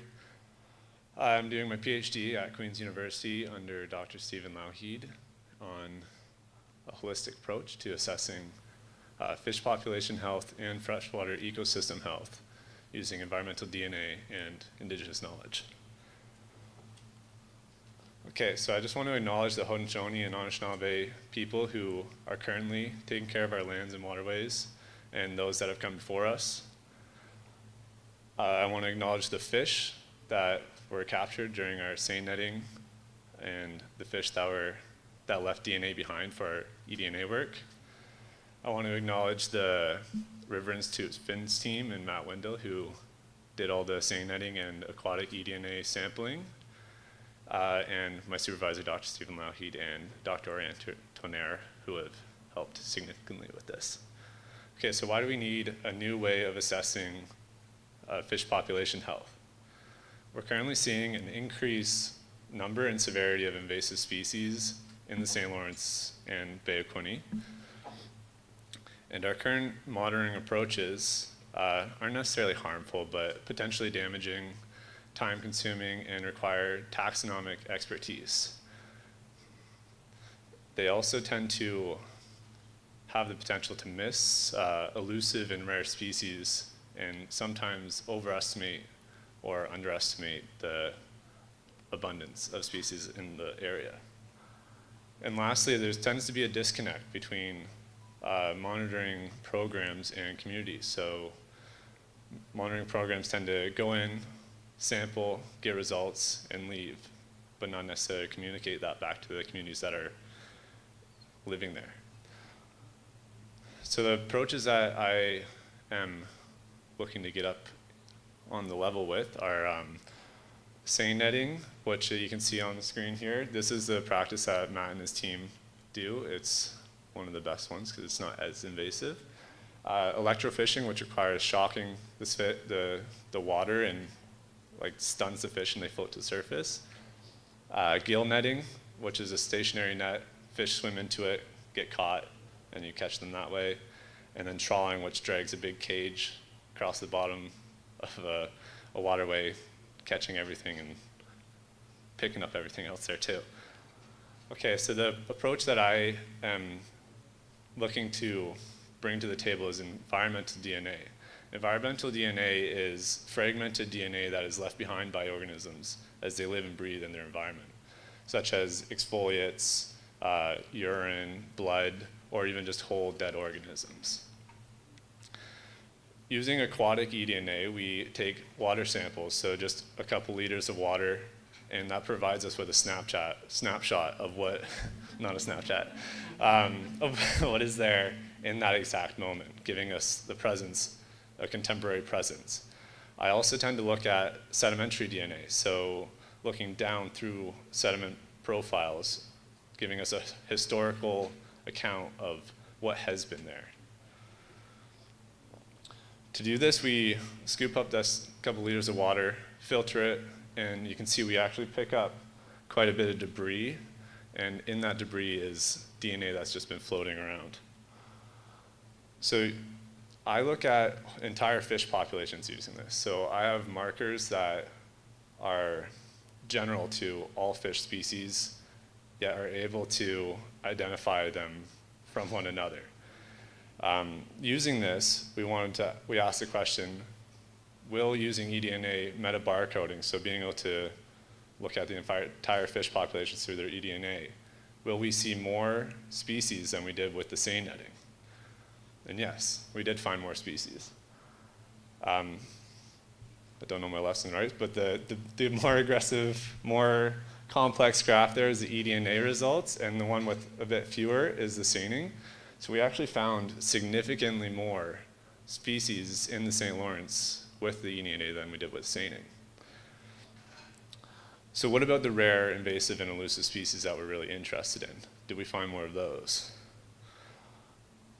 We did find more invasive species and further upriver than where we have expected them to be. For example, the invasive tench species, we have physical accounts of them being in the St. Lawrence, whereas with the eDNA, we found it further up the St. Lawrence, suggesting that they're further than with the invasion front than we originally thought, which gives us a faster and potentially more accurate species at risk assessment and invasive species assessment. So with this contemporary information, we can then change the medium that we're looking at and start to look down the sedimentary profile.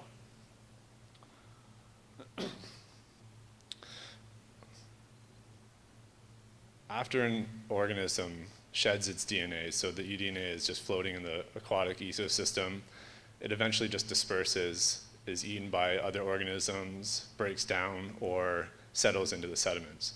Over time, these sediments accumulate, and we can capture that accumulated sediments by dropping a 10-centimeter PVC pipe, essentially, into the sediment bed, plugging it like a straw and pulling it back up, and then sectioning it centimeter by centimeter, giving us a sectioned profile of a historical account of what has been there. Using lead-210 dating, we can then equate the date of each of these sections with a specific time period. Now that we have this information, we can then apply the metabarcoding approaches and see if we can pick up the entire fish population. That has yet to be done, so we're going to see if that's possible, and if that's not possible, we want to look at, are we able to look at key species in history and amplify those using a quantitative PCR or ddPCR, which I'm not going to explain. Orianne is going to explain that hopefully this afternoon. And if we are able to find these fish populations, the entire fish population or key species, I want to work with Indigenous knowledge keepers to understand which species we should be looking for at key times, why it's important for us to see them at these key times, and why it's important that they're gone.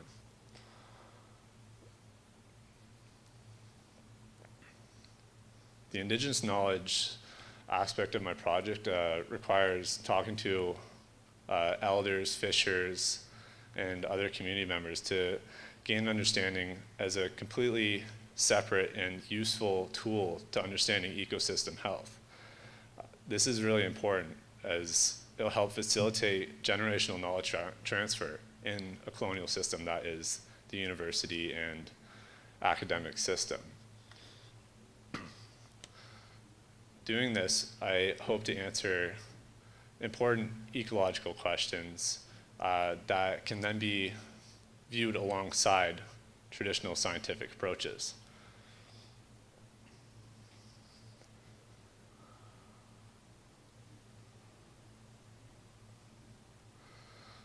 On top of this, I plan to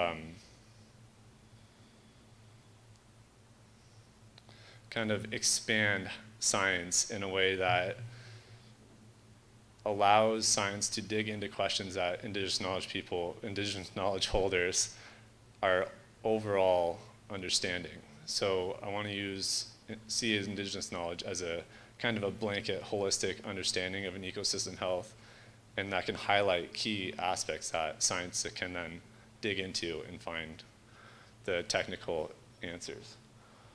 Using Indigenous knowledge, we also gain the understanding of this more species-species interactions that we don't see with scientific approaches, species-environmental interactions, as well as species-community interactions, how they're impacting the communities that they're around. So looking at these approaches, the aquatic eDNA, sedimentary eDNA, physical catch surveys, and Indigenous knowledge, along with environmental variables such as temperature, pH, all that good stuff, we are able to then get that holistic understanding of the fish population health and ecosystem health in general. As you can see here, each of these bring their own aspects to the table, although none of these are exclusive to each one, such as habitat preference, which I have as being from physical catch surveys. However, using Indigenous knowledge, we can also tell which species are preferred to be where. Bringing it all together will require a collaborative approach with, from start to finish at every step, using multi-metric sampling, such as using eDNA, Indigenous knowledge, and physical catch surveys. Bringing it together is going to require artificial intelligence and complex models such as Bayesian networks and fuzzy rule-based models to equate these varying knowledge systems to hopefully provide ecosystem health assessments that are able to assess diverse ecosystems and provide results in a way that are understandable to the communities being affected by them. And with that, I want to say thank you, Nyawa.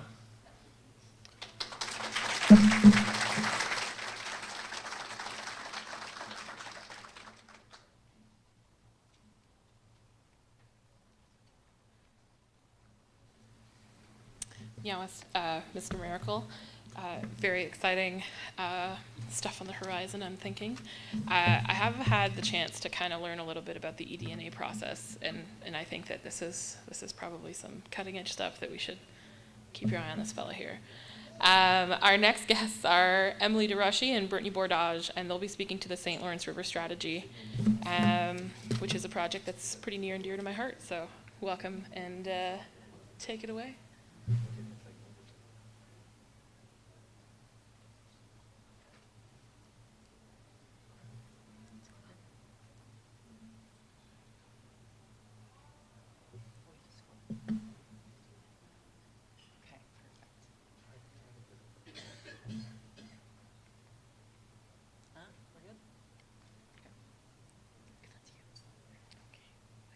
This way, other way, this way.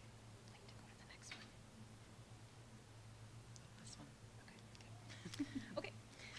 So thank you once again, everybody, for joining us here today. My name is Britney Bourdages, and I'm the Remedial Action Plan Coordinator for the northern portion of Akwesasne.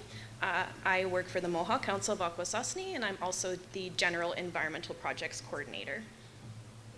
My name is Emilie DeRochie, and I'm the River Strategy Coordinator and an educator at the St. Lawrence River Institute. So today, I think this kind of segues very nicely from all the previous presentations into this strategy that we have come together to discuss today.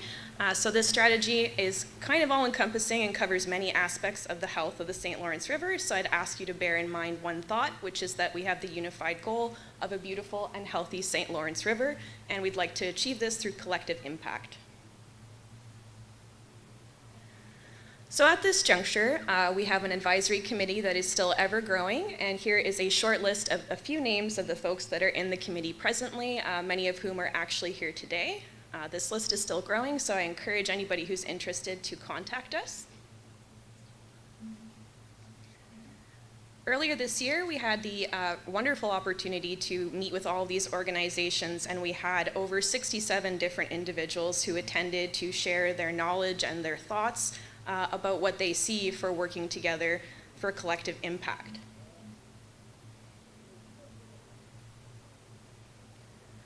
So how did we get here?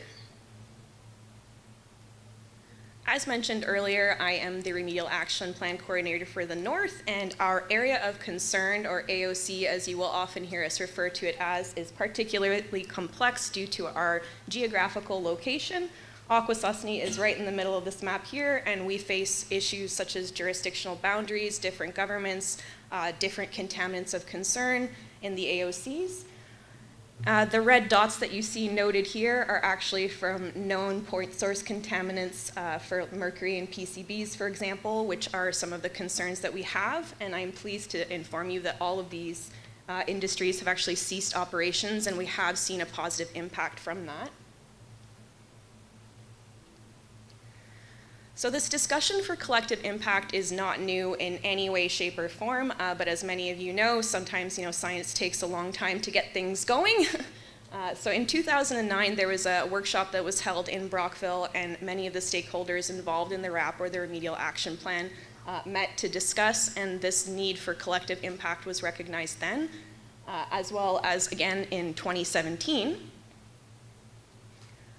Which yielded the French planning document. So the French planning document is actually the last name of somebody involved. It's not necessarily the language French, so I'll just kind of throw that in there. So again, it was recognized that there was a need for collective impact, and as a result of this 2017 meeting, the river strategy that we're here presenting today was able to be added to the Canada-Ontario Agreement. Essentially what that means is it gives us power to actually get some funding and to get some things going.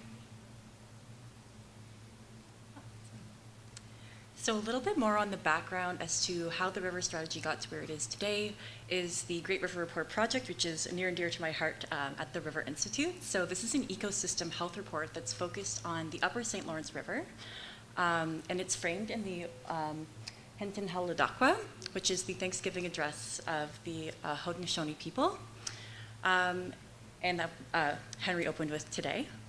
So this project brings together scientists, community, industry, and many more to decide on 35 indicators of ecosystem health. So in this process, it's been noticed that there needs to be a communication hub for all the voices of the river, hence the river strategy.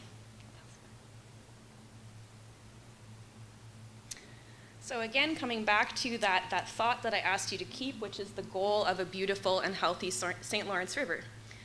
What makes this strategy unique and effectively much better than any of the ones before it that might have been similar is that this is being framed through the two-row wampum, which is something that Dr. Seneca spoke beautifully about earlier. And essentially, we want to keep in mind that there is mutual respect, friendship, and the right to self-governance and sovereignty.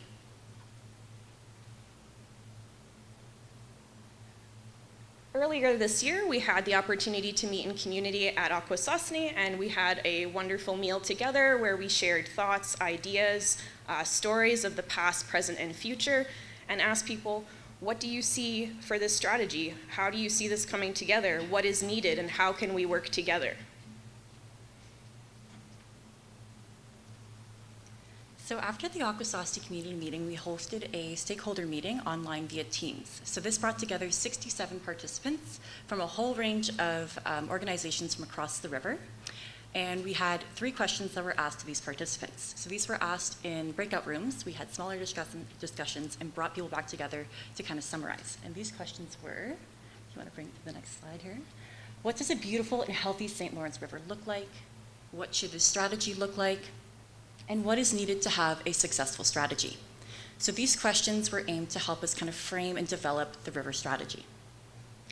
So 11 main themes were identified, and these are healthy fish and wildlife populations, healthy water quality, natural shorelines and healthy wetlands, public education and awareness, invasive species, public water access, a river that is free to flow, two-row wampum approach, balancing humans and the environment as priorities, extending beyond the area of concern, and finally, collaboration and addressing silos along the river. So these themes helped us to begin developing the framework of the river strategy, which is still in development today. And we have a tentative overarching goal, and this is to achieve a beautiful and healthy St. Lawrence River by increasing communication and collaboration amongst all who work, live, and care for the river through a two-row wampum approach. So the idea of the river strategy is to be a hub through a website and to have a coordinator as a liaison for the river, to have funding opportunities, collaboration, events, educational resources. And today we actually had some great discussions already about the strategy and job postings, for example. So we'd love to chat more if you have ideas as to what should be included in this. Awesome, thank you. So we have a lot of next steps. As I said, we're still in development. So we're going to continue to develop the framework. We're going to develop a memorandum of agreement for people to sign on to join the strategy. We're going to conduct one-on-one interviews, which you already have. So this is talking with different organizations about how they think the strategy should go, any feedback or insight. We're going to invite more organizations to join. So if you're here today and you're not a part of the strategy and you're involved in the river, we want to talk to you. We're going to have another stakeholder workshop and another workshop in Akwesasne as well to present the first draft of our framework. And we're going to develop a new and separate website. So currently we do have a website, but a brand new website will be made separate, and that will be the hub. So lots to come on that. And finally, we're going to collect more survey responses. So we do have a survey that's being circulated right now and has been for a few months. And this is for organizations to let us know how they want to be involved in the strategy. So if you haven't done this survey yet and you'd like to, please come talk to us at the booth in the other room. Contact us via email or check out the River Institute social media sites as it's posted there as well. And this brings us to the end of our presentation here today. A little bit of a jam, that's all right. So we hope that you will help us try to achieve a beautiful and healthy St. Lawrence River. Thank you very much for listening. We hope you'll come chat with us.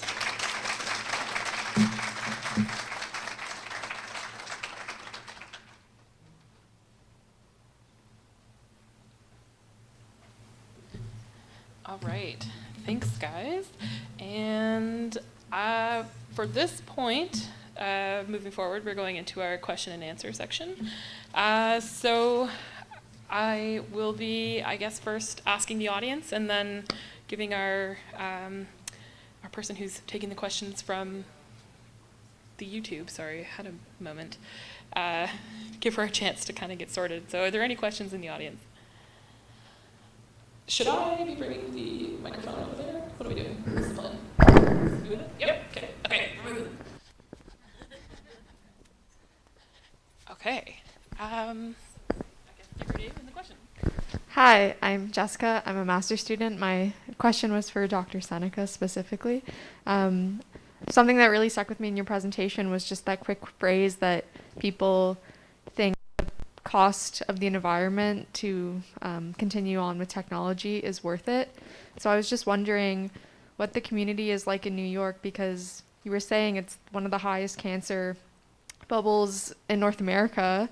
And so what is it like when you try to have conversations there? Because it's this awkward balance of being the most impacted and also having to deal with people that are maybe causing the impact and know that in their minds they're justifying the cost. So I was just wondering if you could speak more to your work and maybe what other people can do or what fight we can put up against with you.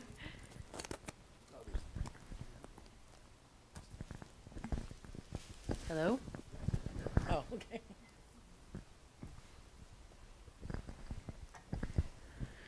So, sorry.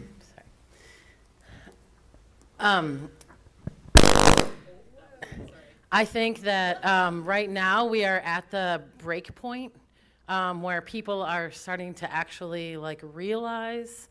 For example, I am the only environmental health person in a 4,000 employee facility that does cancer research. The only environmental health person. And I got brought on because I got brought on under the Center for Indigenous Cancer Research.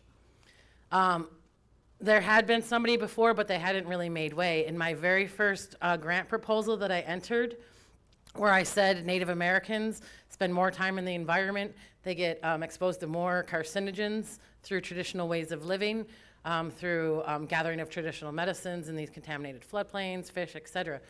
And one of my reviewers said back to me, that's not why they have cancer. They have cancer because they have obesity, alcoholism, and poor lifestyles. So this is not just a mindset we're trying to break on a small level. This is a massive mindset. And it's not just a mindset, it's actually, there is legislation within the United States government that allows for oil and gas to advance without dealing with any repercussions they do to the environment. When I was working with the Seneca Nation, one of our first attacks was trying to go after that federal legislation.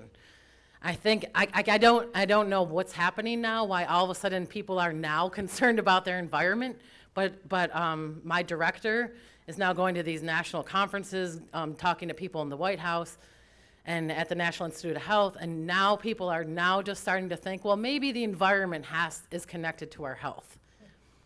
So I think like what we can do is to keep pushing that and to keep showing that, and just to keep on getting more people out there, to see this room full of people all thinking the same way from all these different areas is one of the big first moves, I think.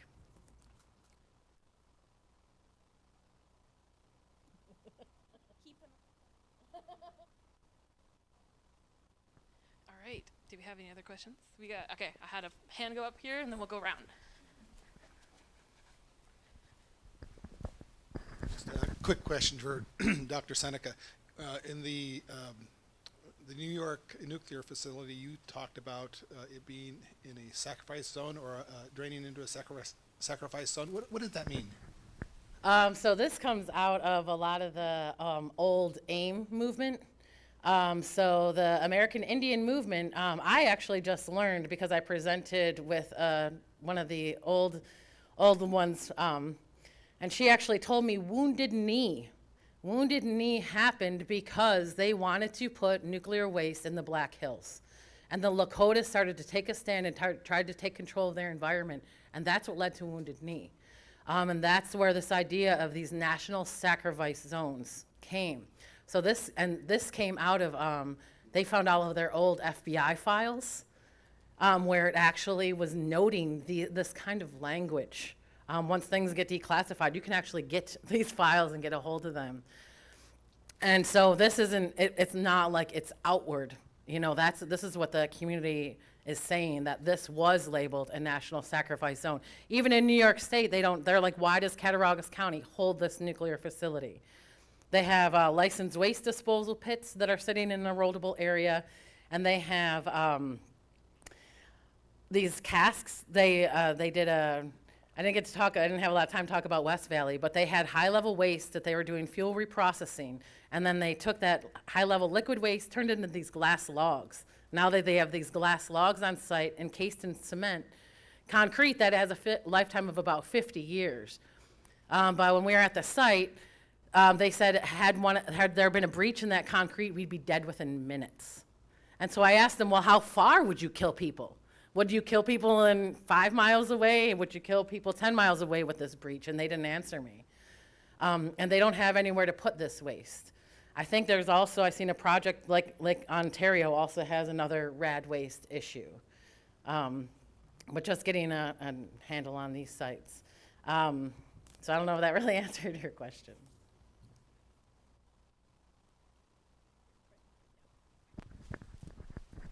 My name's Robin Paul. I really enjoyed all the presentations, but I've got a question for Stafford Maracle. I really like this eDNA approach you're pursuing because it has so much sensitivity. But at the same time, and it was fascinating to see how many more species you could detect with the eDNA than you could with the same netting. But the big question is, where is that eDNA coming from? What is its origin? And it could be coming perhaps from Lake Ontario if you're sampling in the St. Lawrence River. So one of the things I'd be very interested in knowing is whether or not you looked at a possible gradient effect by measuring samples, eDNA analysis in a gradient coming from, say, the Great Lakes, such as Lake Ontario, following down the St. Lawrence River. Yeah. I haven't in my work, but other people have looked at that, and I think it's around like the persistence of eDNA is around like a few weeks. It can be like a couple hours to a few weeks, and it can travel like 5, 10, 15 kilometers before it finally settles or breaks down. So there definitely is that dispersal effect. We didn't really find that in our results too much, but I did mention that with the tench that we found it further upriver than the staining data, but that doesn't mean that that's where the fish was. It could have then been 10, 15 kilometers more upriver. So yeah, it's definitely something we have to be able to control for, or at least know is happening with eDNA. I have a question as well for Mr. Maracle. Can you give me your top 2 native species that you picked up on eDNA that you think are super cool in our St. Lawrence water system? We did find lake sturgeon.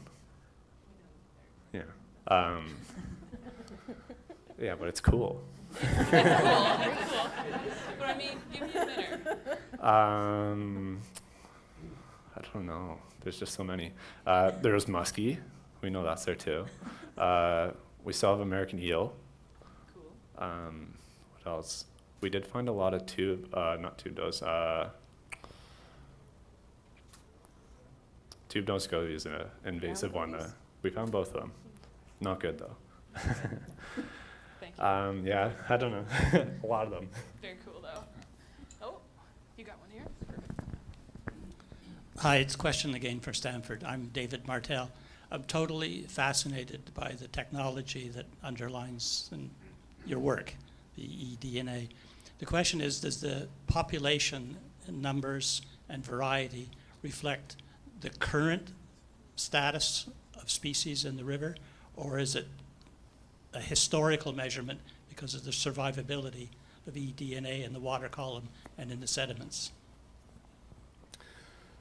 I'm going to click something. So our results lined up almost perfectly with the staining data. So the species that they caught there are the species we found with eDNA, and then we found more. There is the potential that eDNA is more selective based on like the markers that I'm using, more selective for some species other than others. And also the life history of some species that just exfoliate more than others. There may be a higher abundance of them in our results, which doesn't necessarily mean there's more of those species. Good. Awesome. All right. Thanks, everybody. I think we're wrapping up our Q&A session, but if you do have other questions, I believe all of these folks are going to be at a booth somewhere next door, right? Perfect. So you can get some one-on-one time with them.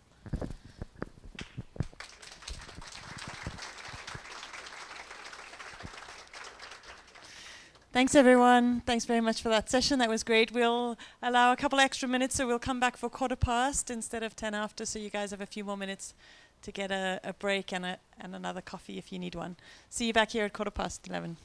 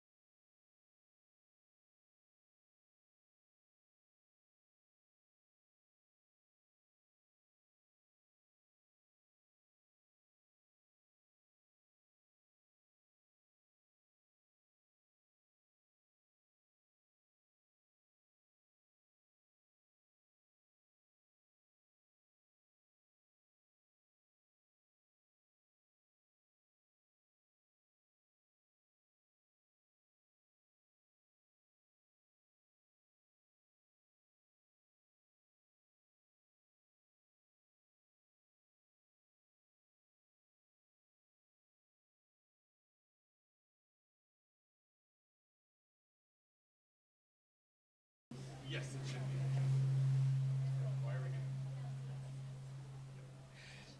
Okay, welcome back everyone. Really excited to have this second session of the morning, and I'm going to pass over to Elizabeth Grater. She is a research associate at UQTR, and she's the coordinator of the Lampsillus, which is a research vessel which does science along this entirety of the St. Lawrence River. So I'll hand over to Elizabeth. Thanks.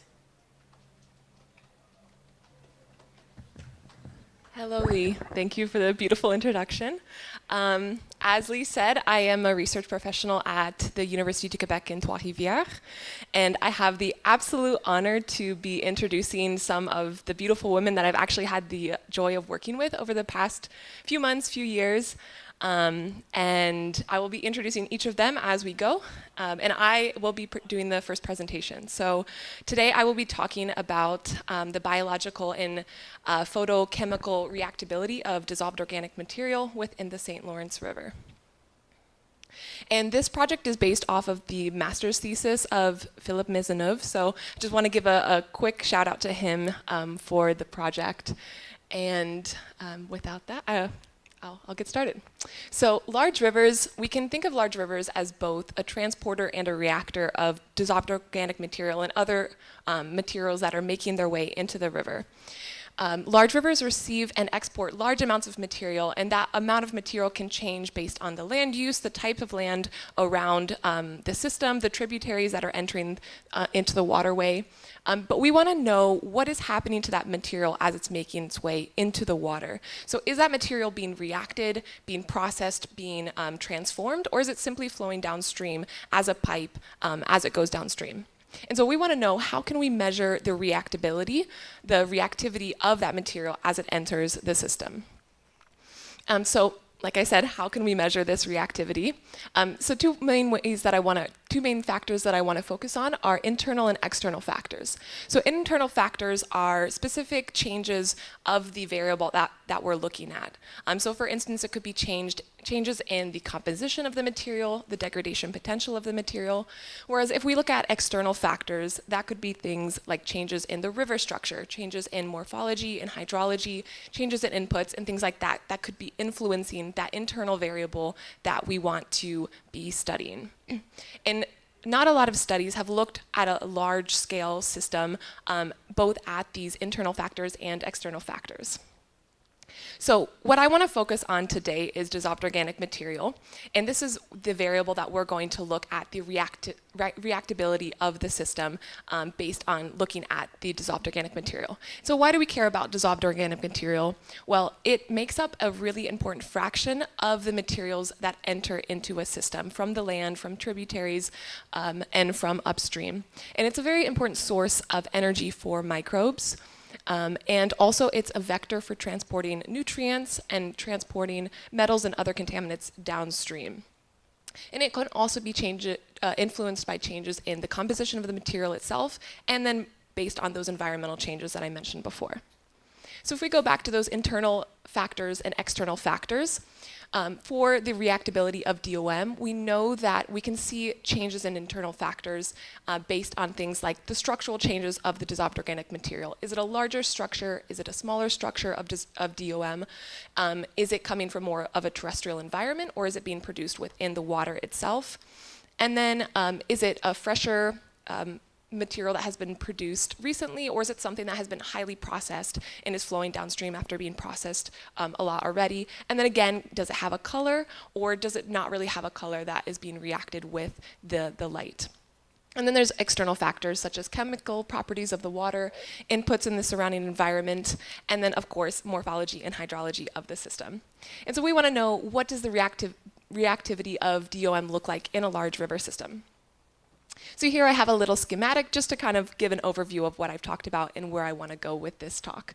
So first we have the input of DOM coming into the system. This could come from tributaries, this could come from runoff from a rain event, and then we have the DOM flowing downstream. So the DOM could either flow downstream as a passive pipe, so not much happens to this DOM, it simply goes downstream, it doesn't react with the surrounding environment, or it can be degraded either by the sun, it can be photodegraded, chemical degraded, a lot of times it's photochemical degraded, or it can be biologically degraded by microbes and bacteria in their surrounding environment.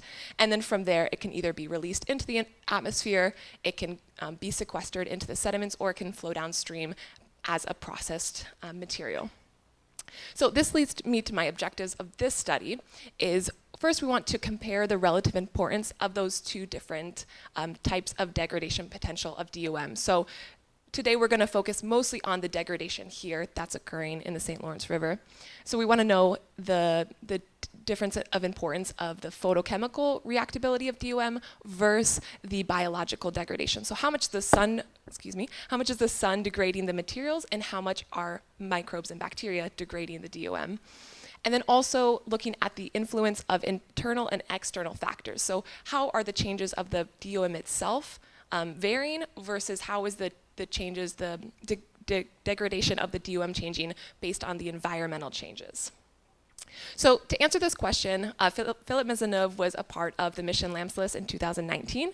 And during this year, he focused on taking samples from Montreal to just after Trois-Rivières in a 207-kilometer stretch of the river.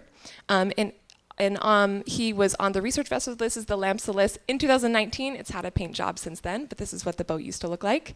And then on the boat, he took water samples with a GoFlow sampler, and he also looked at the amount of light penetrating the water column.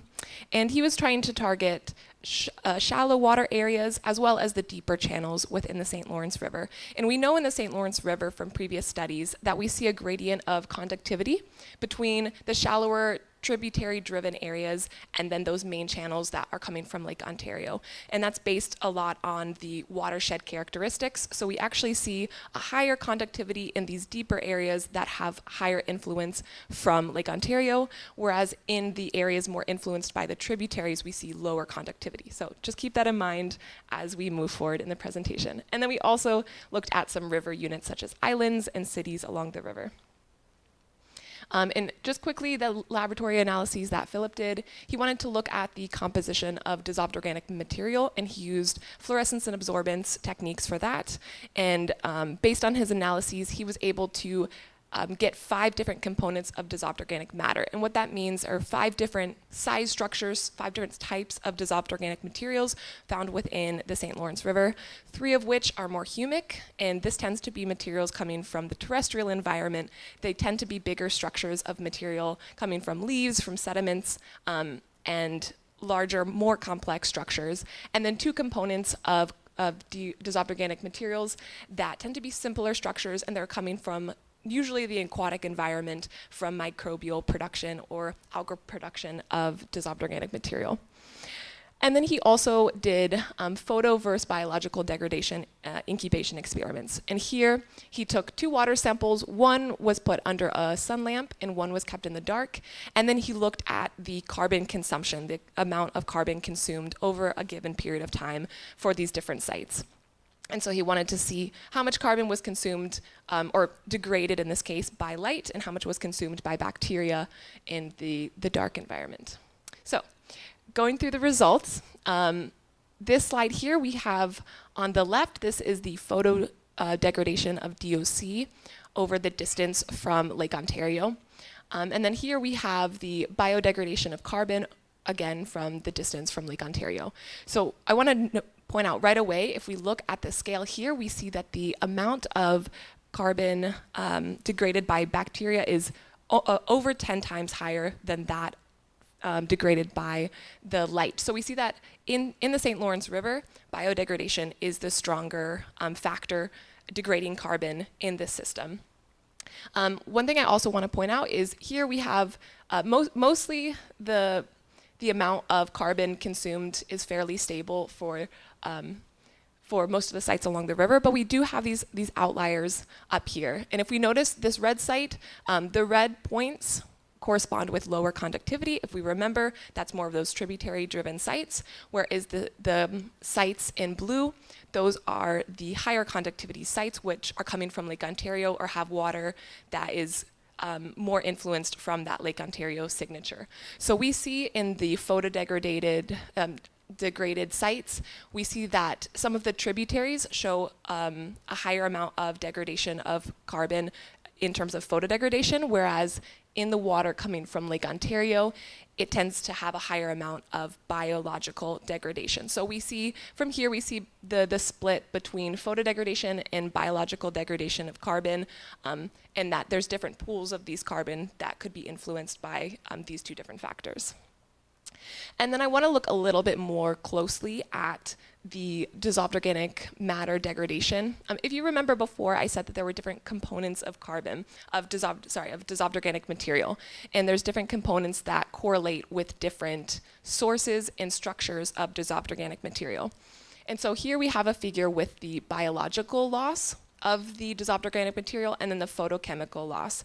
And we have a separation between these simpler structures of DOM coming from the local environment, usually produced within the river itself by microbes and algae. We see them coming here, and we see the percentage of biological loss is targeting this pool of carbon here that is produced locally within the St. Lawrence by microbes, whereas here we see more photochemical loss occurring within those compounds of DOM that are coming from terrestrial environments and tend to be bigger structures of dissolved organic material.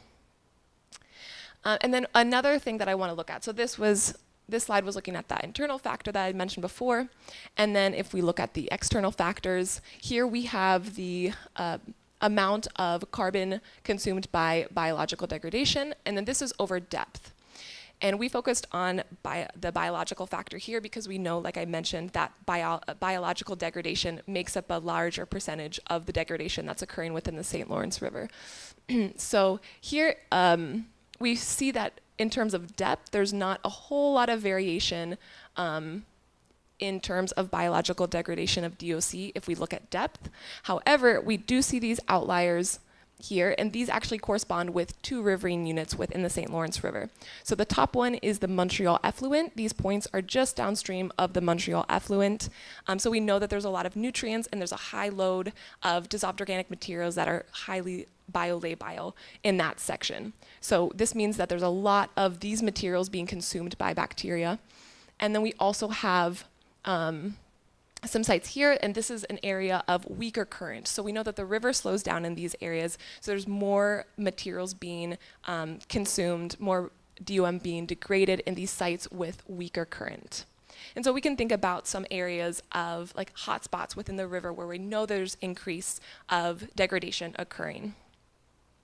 So in conclusion, the main point is we have an increase in biological degradation within the St. Lawrence River. And this is unique. This isn't something that we think about when we think about large rivers. We think that there's a large influence of photodegradation, but we see this, that there's a high amount of photodegradation in the St. Lawrence River.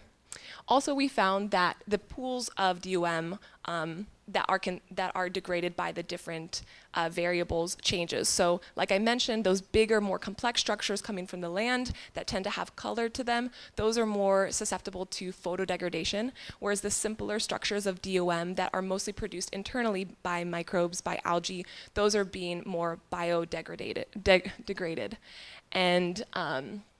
And finally, we see that photodegradation increases in these areas such as wastewater treatment plants where we have an increase in nutrients, and also in the areas where the water starts to slow down.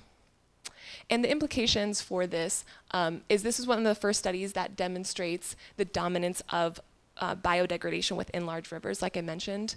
And by understanding the dynamic between photodegradation and biodegradation, we can understand the processing capabilities of large rivers and better understand what is going into the system from upstream to downstream and into the oceans. And with that, I would like to thank everyone involved, especially Philippe Maisonneuve for his wonderful research on this project. He published a paper as well as his thesis, so if you're interested in reading more, you can look up his paper. I'd also like to thank everyone who's been involved in the boat over the past few years, especially in this year. And with that, thank you. That's all.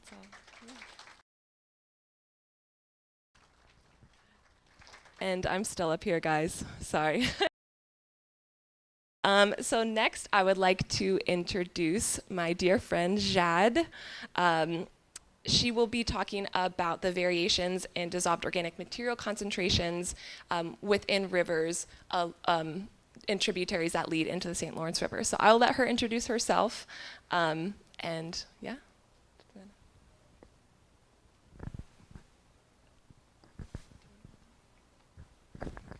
Do not drop the mic. Do not drop the mic. Okay.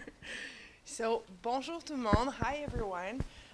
First of all, I would like to thank you all for this opportunity to be able to share my first PhD result with you, because I'm a PhD student at UQTR.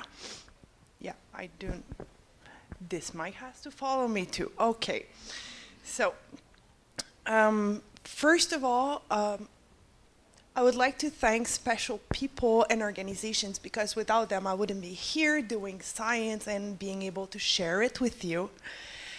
So that being said, why do we care about dissolved organic carbon? Actually, because it is the main fraction of dissolved organic matter, as we saw with Lizzie. And also, it is an echo to aquatic ecosystem health. And it's also influencing water qualities, because DOC will tend to transport pollutant, pesticides, stuff like that, as well as affecting the light penetration in light and affecting photosynthesis, so algae and stuff like that. Its qualities also influence the carbon organic transfer speed, direction, and the carbon transfer through the food web. And finally, being a major part of the DOM source the DOM sources also influence the dissolved organic carbon, and it is also influenced by human activities in a said watershed. So that brings us to the problems, if it allows me this term. I don't know if it's a problem or not, but it's a big question. In the last decade, we have assisted to an increase of a global dissolved organic carbon concentration in boreal rivers, but with regional differences. So what does it mean? It means browning. Browning is a DOC colored DOC enrichment caused by acidic rain remediation and climate change. But these causes does not explain any of the regional differences that we can see. So here we wanted to address them with possible causes that are human land uses and hydrogeomorphology. Hydrogeomorphology is like the slope of a watershed, elevation, annual temperatures, annual precipitations, and stuff like that. So our main objective here was to have a better understanding of entropic and hydrogeomorphology factors explaining the interannual DOC fluxes. God, that is a long objective. In the St. Lawrence tributaries for the last 3 decades. I would like to point out here that when I talk about the St. Lawrence watershed, I talk about only the Quebec portion. Reason is this is the data that I had only. So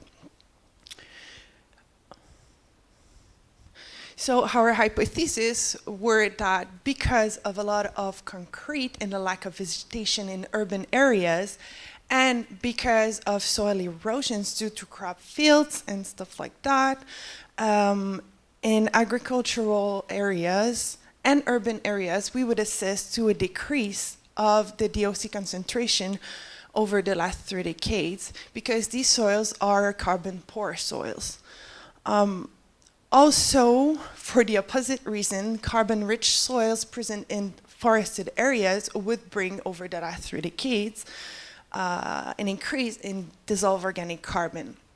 Also, we hypothesized that hydrogeomorphology would have a major impact on these fluxes based on land use, especially DOC, especially higher precipitation will bring higher DOC increases and concentration. So what we did is we had access to a database from the Réseau Rivière, which is a Quebec agency. And we chose over 91 stations within 54 different rivers from 1985 to 2019, approximately. And here are the results. We can see, I'm not good with a pointer, so I'm gonna go like, yeah, oops. We can see actually that the green dots, like here around urban areas, Montreal, Quebec City, Sherbrooke, Ottawa, are no variation at all. We also have in the red dots increases over time, and these are concentrated around forested areas such as La Vérendrye Wildlife Reserve, and here we have a lot of forest as well. And finally, in a blue or purple, I see it purple actually, purple triangles, we have decreases over time, and these are concentrated along agricultural areas in the Quebec province. So here, I live here, and around here too. Along this presentation, all the DOC variation will be presented in person per year. So do not ask yourself what is the unit, person per year, always. So if we want to explain these trends, we also need the human land use, right? Like I mentioned before. So we also had access to the watershed contours, which are represented here in gray lines. Colors here doesn't mean anything except like super watershed. This is how the data was constructed, and that's it. So each of these watershed contours are for each of the stations that we've seen on the map before. To that, we also had access to annual crop type digital maps, and we were able to map human land use with these watershed contours to try to explain the trends in DOC that we saw in the last 3 decades. So if we put everything together, we can see that the St. Lawrence watershed, Quebec portion again only, is mainly forested with around 65 to 70% of forested area, but we still have a lot of agriculture going on, around 25%, mainly around the St. Lawrence River, actually. So if we try to explain the DOC trends with human land use, we can first look at the classical land use that everybody knows, which are the forest, urban, and agriculture. This plot is called a ternary plot, a very fancy way of calling a triangle. And we can see on this plot that each axis are associated with a different land use. So if we take, for example, the urban land use in blue, if we have a dot that comes here, it is 0% urban watershed, and here is like a city, basically, so 100% watershed. The same goes in green for agriculture and in red for forest. So if we plot the DOC trend over this, it brings us two different information very interesting. One, all the dots are concentrated along the axis forest agriculture, and two, there is no point around the cities.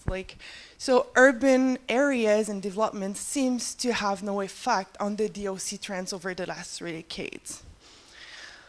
So if we look at the agriculture and forest axis a little bit more in depth, again here on this axis, we have the DOC variation % per year, and on the x-axis here, we have a gradient from agriculture, which is 0% forested area, to 100% forest area, which is a forest, basically.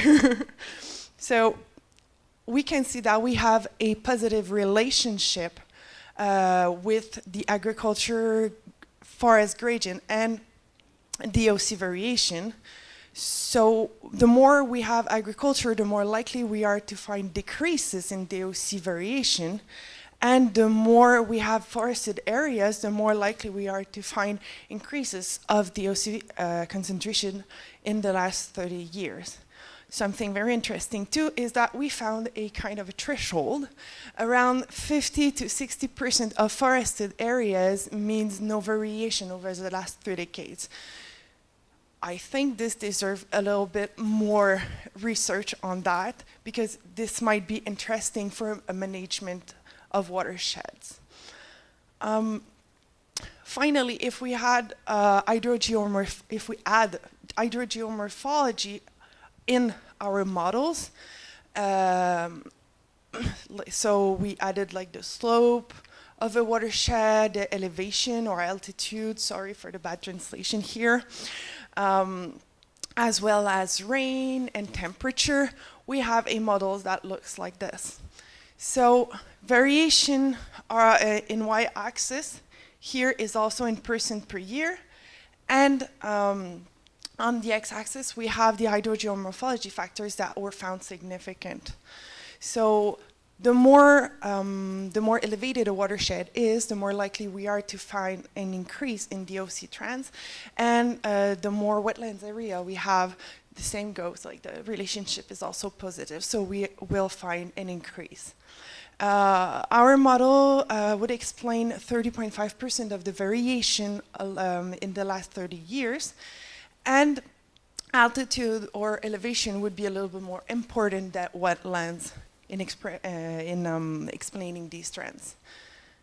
So the take-home messages here are, there are increases in forested areas, which is kind of important because it brings maybe more pollutant, stuff like that. And there is also decreases in rural areas, which is also important because rural areas are also known for nutrient loading. So a lack of color in the water and nutrient loading maybe means more photosynthesis and eutrophication and stuff like that. Also, urban areas, no impact at all. Big surprise, seriously. And finally, hydrogeomorphology, especially altitude and slope, because these two are correlated. Like, you're more likely to have a slope if you are like on a mountain than on a flat, like, plain or stuff like that, is a key factor to consider as a measure of attenuation for DOC variation. So thank you.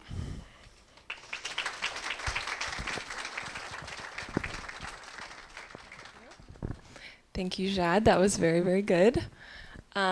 So next we will be having 2 presenters come up and talk about some research that they were working on this summer on the LAMPS list. And I had the opportunity, like I said, to work with both of them on the boat this summer. So I am very excited to see what they're presenting. So we'll have Maria Pelusi and Kelsey Cullen come talk about their project. Thank you, Lizzie. Sorry, I forgot to mention, for the organizations who are going to be presenting during lunch, you're welcome to go take lunch at any time. And yes, okay, sorry. Thank you, Lizzie. Hi, everyone. My name is Maria, and this is my collaborator, Kelsey. We are both graduate students at Clarkson University. And as Lizzie mentioned, this past summer, we were able to be aboard the LAMPS research vessel and establish a spatial water quality analysis and microbiome profile of the St. Lawrence River.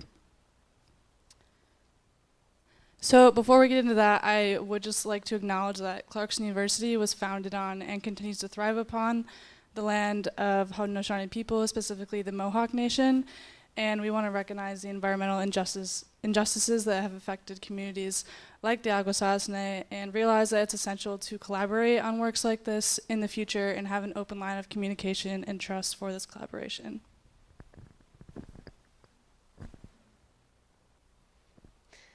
Okay, so again, Maria just introduced me, but I'm Kelsey. I'm in a biotechnology program where she's more focused on like environmental sciences. So I'm a little bit out of my wheelhouse here, but we're going to see how it goes. The first experience I really had with Maria was we wanted to do something with the river. I grew up in Alexandria Bay, which is in the Thousand Islands in New York. Maria grew up in Ogdensburg. So we wanted to give back to the community that gave so much to us. throughout our entire lives. So we wanted to figure out how to create a collaborative data set with her physicochemical analysis of water quality and my bacterial work.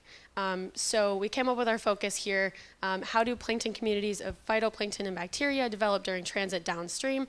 And how does water quality change, and with it, the plankton community?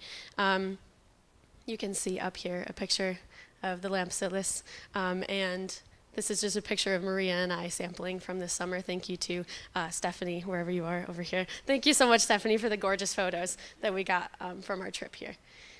So just to kind of have an overview of what our mission looked like, we started right here in Cornwall. We moved towards Lake Ontario and then all the way back up to Quebec City and towards the estuary there.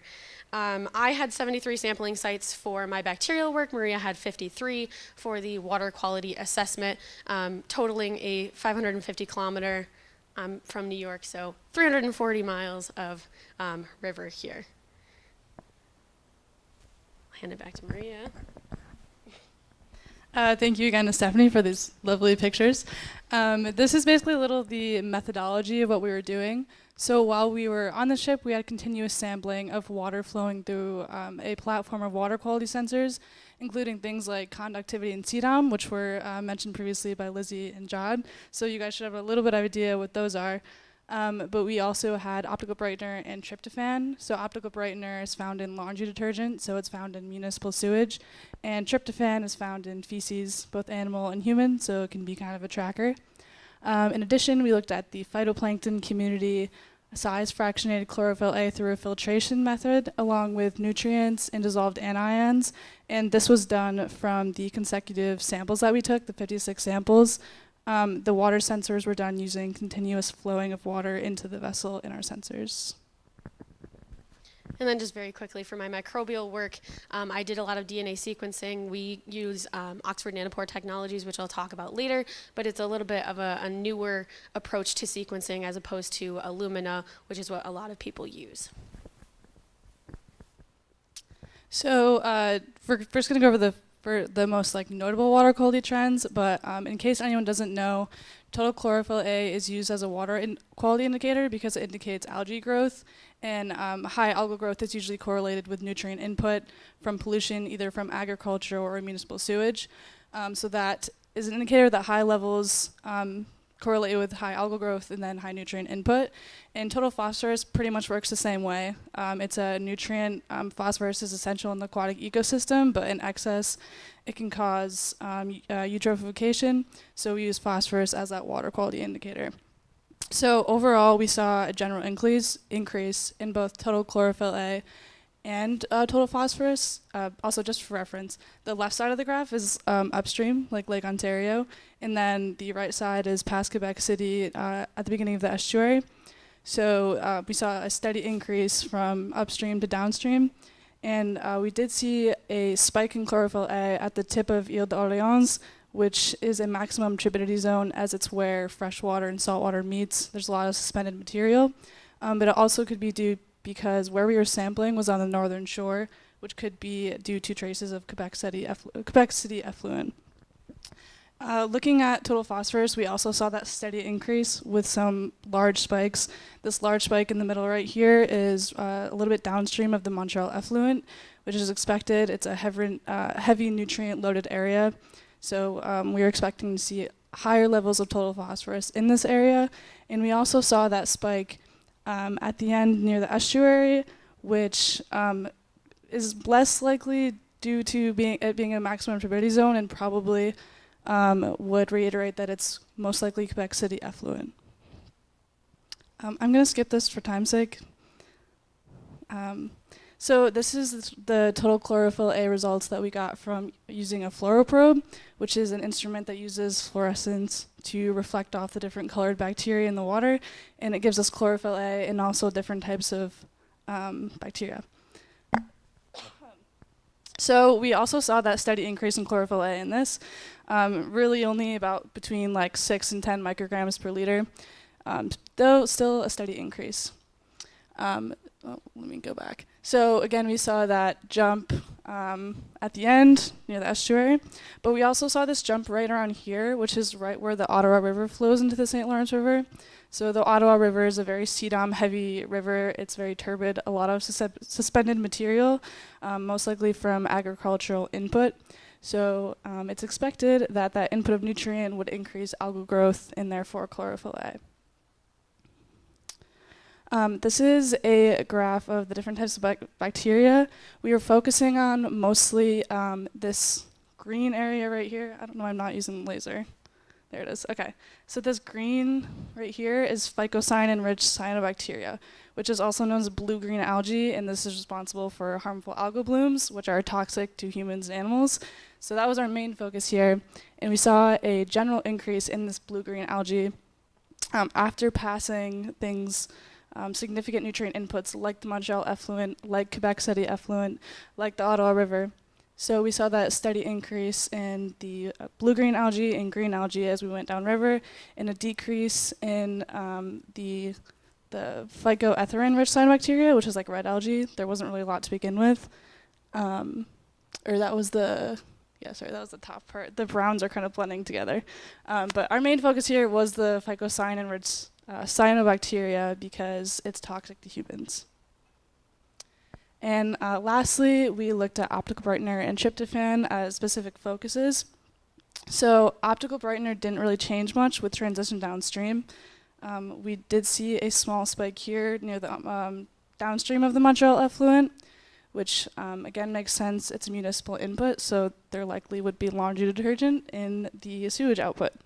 But we also saw a few spikes in tryptophan and also kind of a steady increase as we went downriver. This isn't continuous data. This is just snapshots of what our sensors were reading at our different sample sites. We're still working on figuring out our GPS data and correlating that with our sensors. So this is just a general idea of what we were seeing. So the 4 spikes that we saw, the first one was upstream near Coles Creek State Park. It's this one down here, so near the Duran Shoal. We're not exactly sure why we saw this spike. It could be due to nearshore activity or some type of agricultural input. The second spike around here was downstream of Montreal effluent, so that was expected, though it wasn't as high as these other ones, which is a little strange. The third one, which is up here, this picture is actually really interesting because you can see the different water bodies. So up here is like the Ottawa River, and this is like Lake Ontario, that green water. And right here is, this is Lac Saint Pierre, by the way. So this is most likely effluent flowing downstream, so that would make sense with the jump right there. And then this is a portion of the river right before Quebec City. So this is a very large jump, and it's kind of on the southern shore, so it most likely isn't from effluent, but it is surrounded by a lot of agricultural systems and operations, so it could be due to that.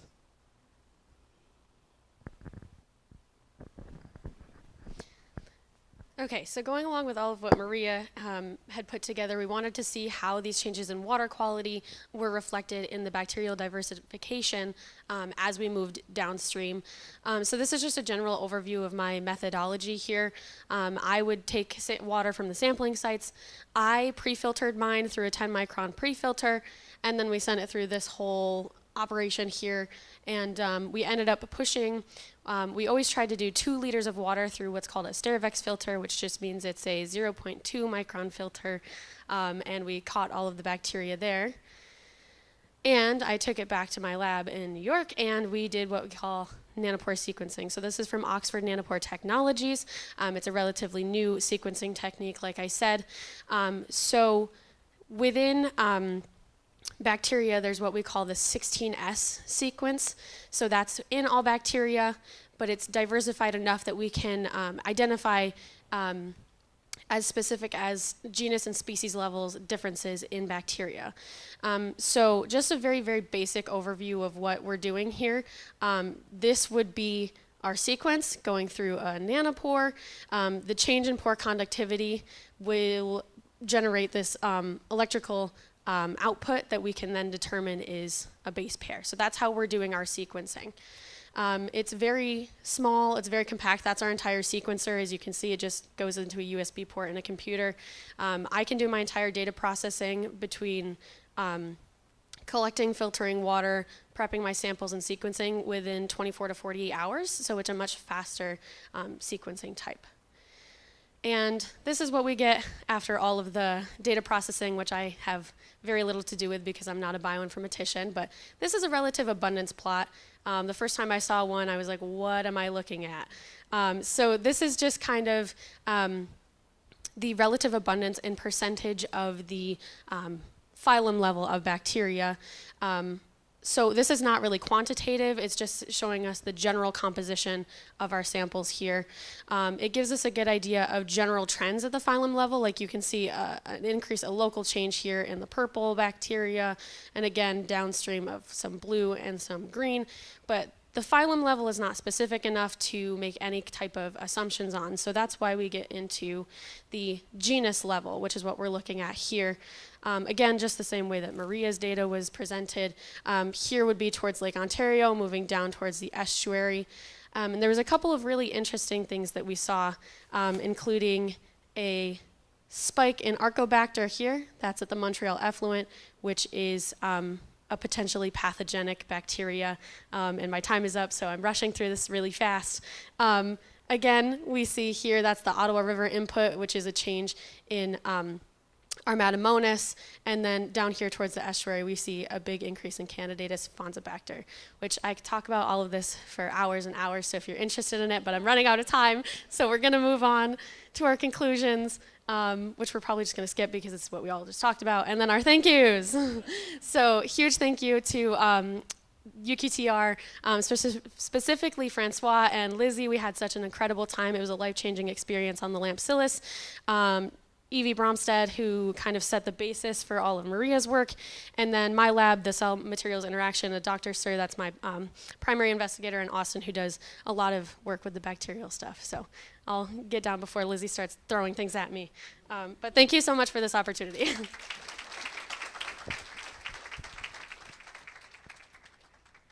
Thank you both. Very interesting to see that after seeing the whole process of sampling, finally getting to see some of the data. That was really nice. So thank you both. And then finally for our session, we have one less guest speaker. It is Silvia Rodriguez. So I will let her introduce herself and talk about her PowerPoint.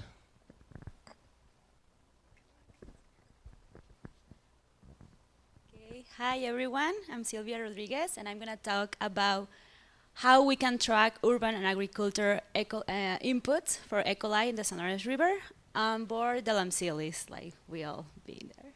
So a little bit about me. I'm from Mexico. I have a bachelor degree in biology at the University of Guadalajara. And right now I'm doing my master's degree in environmental science at UQTR in partnership with the River Institute through MITEX. And this summer I have the opportunity to be on the Lampsilis for around 2 weeks, and I learned a lot about the river. So in terms of pollution, what the urban and agricultural have in common? So it's the introduction of organic pollutions into the river, in this case, the San Lorenzo River.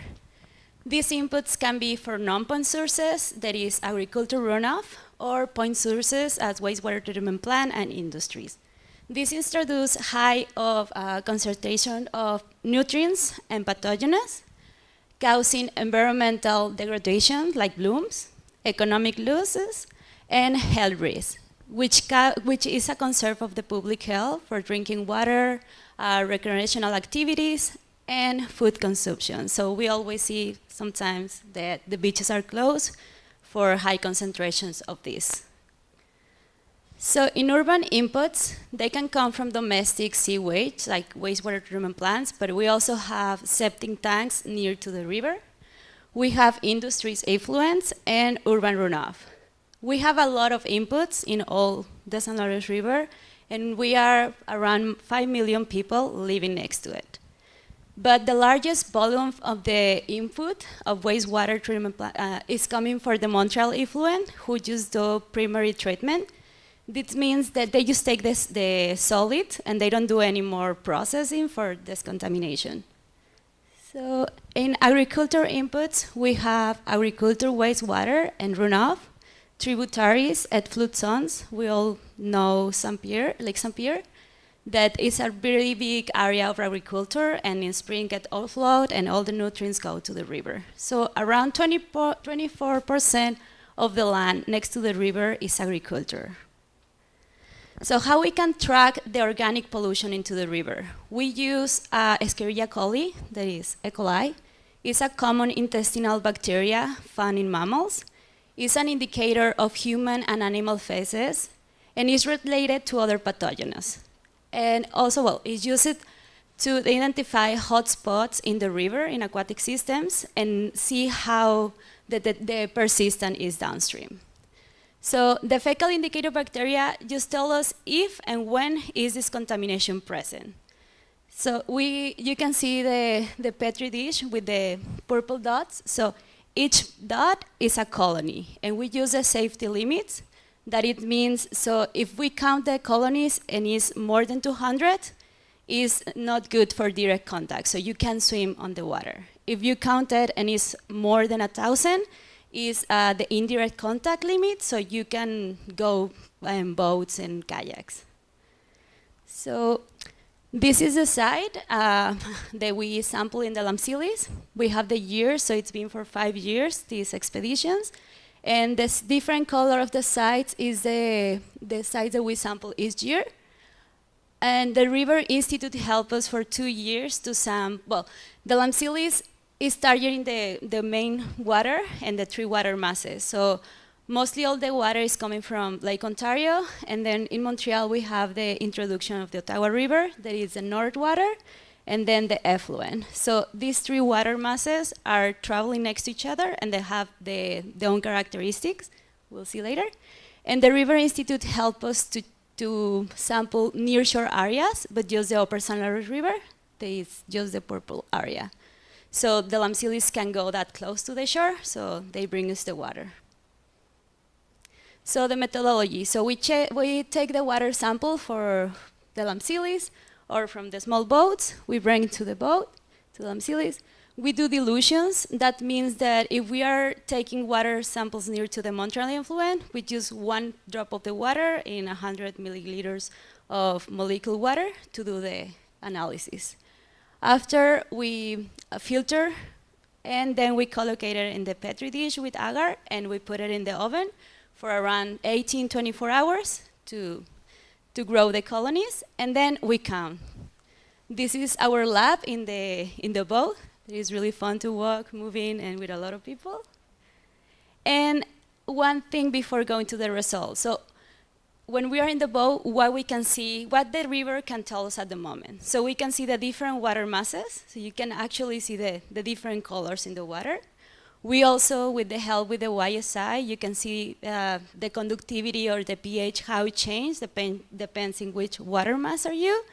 And also we said the change in landscape. So you see, I don't know, industries, cities, natural areas, and it's really impact to see it from the river, right? And one thing is a lot of the analysis, we do some things on the boat, but then we take it to the lab in the university to finish.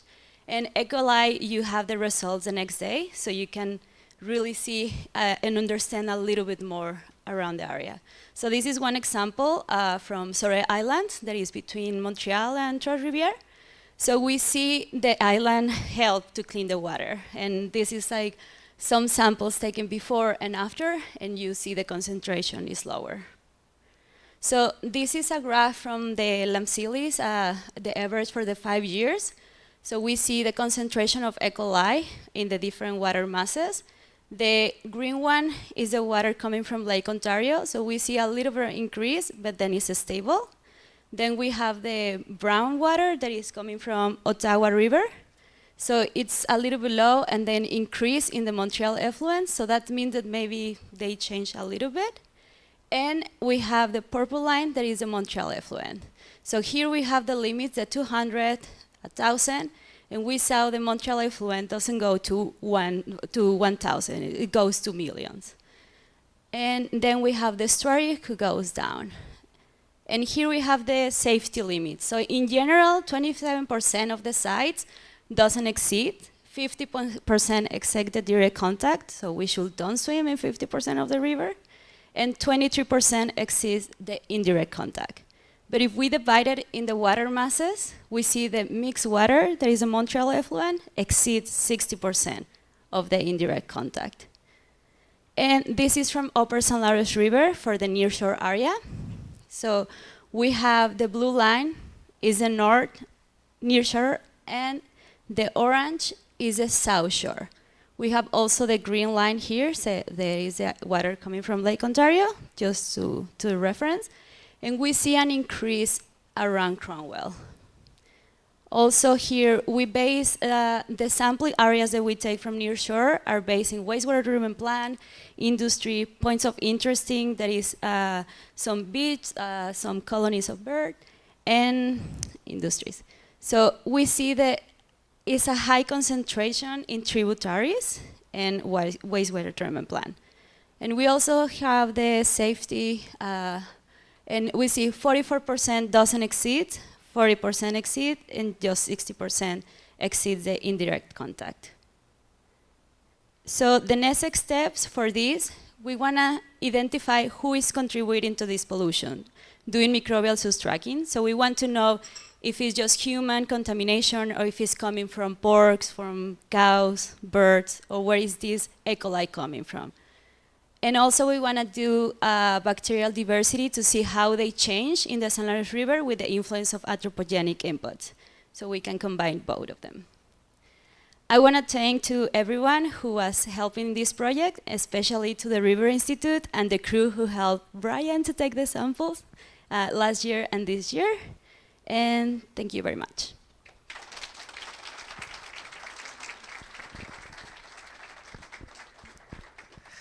So thank you all. I think we're pretty close to the end of our time. We are all too excited about our projects. I don't know if there's any questions in the audience, maybe one or two. Yeah, go for it.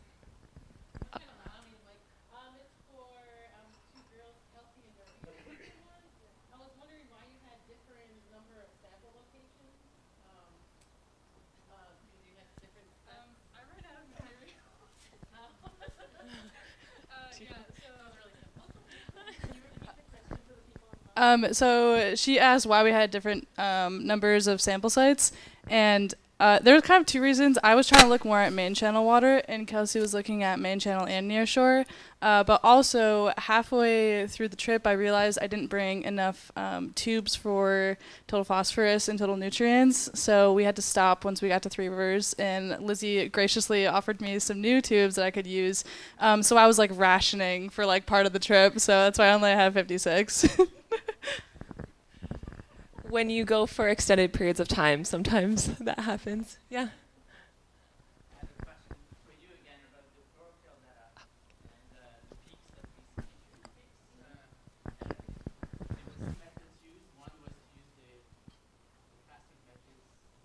Yeah.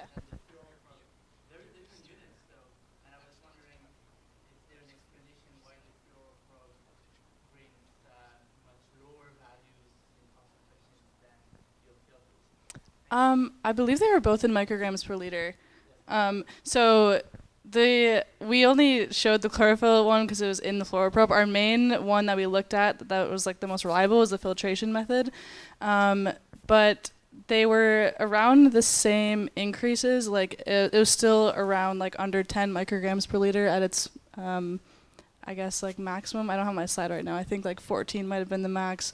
But basically, I wanted to compare the chlorophyll A data with the other data from the fluoroprobe, as it would just like make sense because it was coming from the same instrument. But it did show the same general trend. I'm not sure if that answers your question or not. Yeah. Yeah. So when the water that we use in the fluoroprobe is filtered using a 0.2 micron filter, so that could be why. Whereas like the filtration method, I mean they're used like with the same filters, but we have like the 2 micron, the 20 micron, and we basically just calculate the percentage of the different sized fraction chlorophyll based on that. So it could be something to do with that. But okay, thank you. Any other questions? Okay, there's a lot. So I'm going to hand this to you guys, and I'm going to come over here. Thank you. For Jade, a question on the DOM in farmland or agriculture. I was thinking that the decline over the years, is that because the soil is getting less healthy over that time? Can I talk? Yeah. Oh, good. Oh, I discouraged stuff. Oh, good. Okay. Sorry, I'm a very bubbly person, so okay. Actually, this is mostly because of the techniques that are used by the people doing agriculture, because of soils erosions and how can I answer that in English? I'm sorry. Yeah, but the big machines and tractors and stuff like that, when they they scrape the soils, it fragilizes the soil. So when it rains, it tends all the organic matter tends to go with the water, end up in tributaries. But with the years, there's less and less and less matter in the soil left. So it is related to the techniques that are used most of the time. And also, I mean, crops are made of carbon as well. So they take a lot of this, so you're able to eat your corn and stuff like that. So it's But it means it's less healthy than it used to be. Yes. yes, but we do need agriculture as well. So I think there's a compromise that we can have here, to improve the healthiness of the soil. I think we could use a little bit more manure and less the fertilizers, for example, and stuff like that. But yes, the healthiness of the soil is affected. Good, thank you. No? Okay. I think we have one more question. Is that okay? Yeah, over here.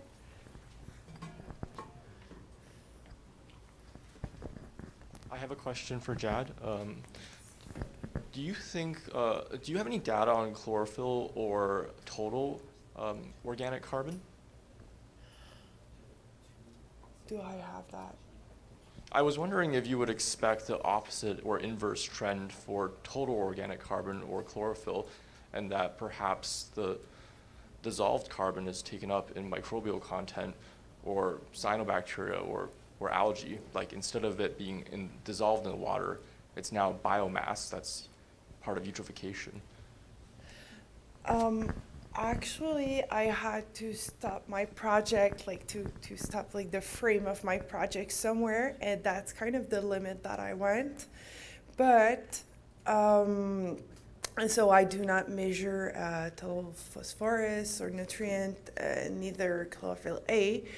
But I will look at bacteria metabolisms in specific tributaries. And also part of the next step of this project is to look at the seasonal variability as well. But I do not go into nutrient and chlorophyll A and eutrophication. I leave that to other people that are more specialized in that than me. So. Good. Well, thank you all for, I don't know, is this still working? Okay. Thank you all for coming today for our presentation. If y'all have any more questions for any of us, if you're interested in participating on the LAMSOLIS next year, come talk to me, to me. We're going to start planning our future projects for next summer, so I would love to have any conversations if anyone's interested in participating. This year we didn't talk about it much, but we also had some community members come on board as well as artists, and we had an urban planner as well. So even if you're not a natural scientist or a biologist or something like that, we still would be interested in having you be on board the LAMSOLIS. So I'm going to stop my speech now and give the mic to Lee, but thank you all for coming. Thank you, Lizzie. Thanks, everyone. It was really great. We've had a really nice mix this morning, which is what we were hoping for the symposium. I have just one quick announcement. Yafa Goawily, who's an artist here with us, she has an art intervention which is going to be happening just outside the door. So during lunch, once you've gobbled your lunch, because we're going to give you a short lunch, please join Yafa to contribute to an artwork. Everyone's invited to contribute to it, and she will be presenting here late in the afternoon, so at 10 after 2.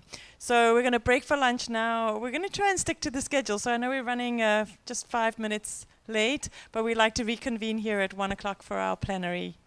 Okay, thank you.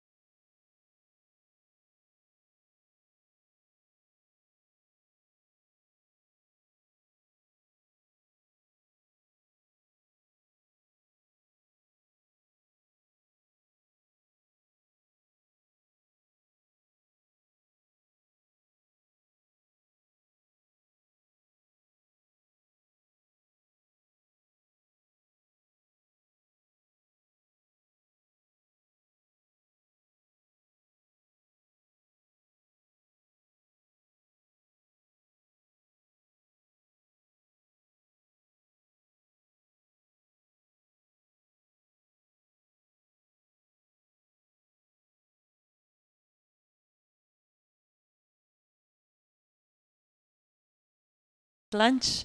We're here for the afternoon session of the River Symposium, and I'm really looking forward to this plenary. We have two speakers, and I'll just introduce them. So, Jean-Louis Courteau is a renowned painter, accomplished diver, and an archaeologist. Jean-Louis has always read and written. A talent for painting has allowed him to earn a living for nearly 50 years. He has exhibited his work in Canada, the USA, and Europe.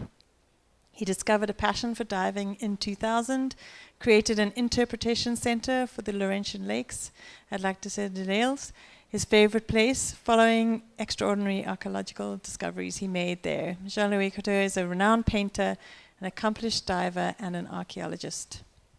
Welcome. Jérôme Marty, Executive Director of the International Association for the Great Lakes Research. Jérôme is the Executive Director of the International Association of Great Lakes Research. He has a background in limnology with an experience in science and policy. Prior to joining IAGLA in 2022, he was a research scientist at the River Institute. We like bringing you back here whenever we can, Jérôme. A regional director of the environment at WSP Canada, a science advisor at Fisheries and Oceans Canada, and most recently a project director at the Council of Canadian Academies. He is a Canadian member of the Science Advisory Board of the International Joint Commission. As a freshwater expert, he continues to advise governments on water-related issues. When not working, he can be found biking, paddling, or playing the accordion. And we like to bring Jérôme back to the River Symposium whenever we can. And last year, you did bring your accordion, so to speak. And today we have you without it, but I have no doubt that the presentation today will be as great as all the other ones. So if we can all welcome the plenary for this afternoon. Thank you, merci beaucoup. We've never done this before, Jean-Louis and I, so it's a first. I'd like first to acknowledge the land where we are, the Mohawk territories. I live in Ottawa. Jean-Louis, you live close to Moranite, which is the land of another community. And we, myself, the scientist, are taking the time, placing a lot of energy to learn from knowledge holders and the indigenous communities that have so much to contribute to what we do during our normal life and our job.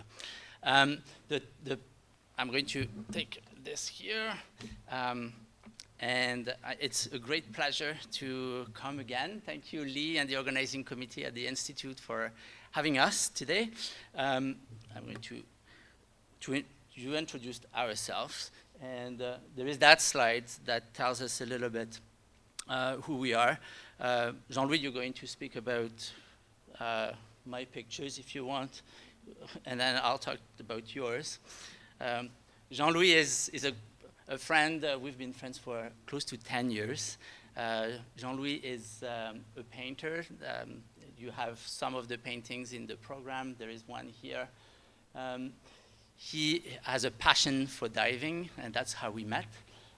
He recently developed a new passion in sculpting this type of things here. That is something that he's been doing more recently. Jean-Louis is also a writer. He produced a book called 16 îles. It's about le lac des 16 îles. If you read French, if you like poetry, take a look at this book and wait for the new book that is coming soon. Jean-Louis, I'm going to leave you speak about my pictures that probably, if you can try. This one was taken on the Lac des 31 000, yes? Oui. But and what were you looking for the shrimps there too? No. Because we met because I had found specimens of the bloody red shrimp. Is that the right word in English? Yeah. Yes. And which to me was completely surprising because I'm not a scientist, but seeing shrimps in soft water in Quebec was a shock. I wanted to know what was happening with that, and that's the way I met Jérôme. So to say that Jean-Louis does some indirect scientific work through our archaeology and looking at lakes. And Jérôme sometimes does silly things like playing accordion like this here. I also do Senate appearances, more serious stuff sometimes, so a range of things. We've met about 12 years ago. It was the summer, I remember that day. Jean-Louis and friends, Nick was nearby, knocked at the door at the Institute with a vial and said, we need to talk to a scientist because we find something that we've never seen before in the St. Lawrence River. And it was that new species, the Hemimysis, the bloody red shrimp, a little shrimp about 2 centimeters long, that was recently discovered in Lake Ontario, other Great Lakes. And Jean-Louis found it with his colleagues in the St. Lawrence River. This is a picture of the net. I hope the net still exists at the Institute. It was my first net, yes.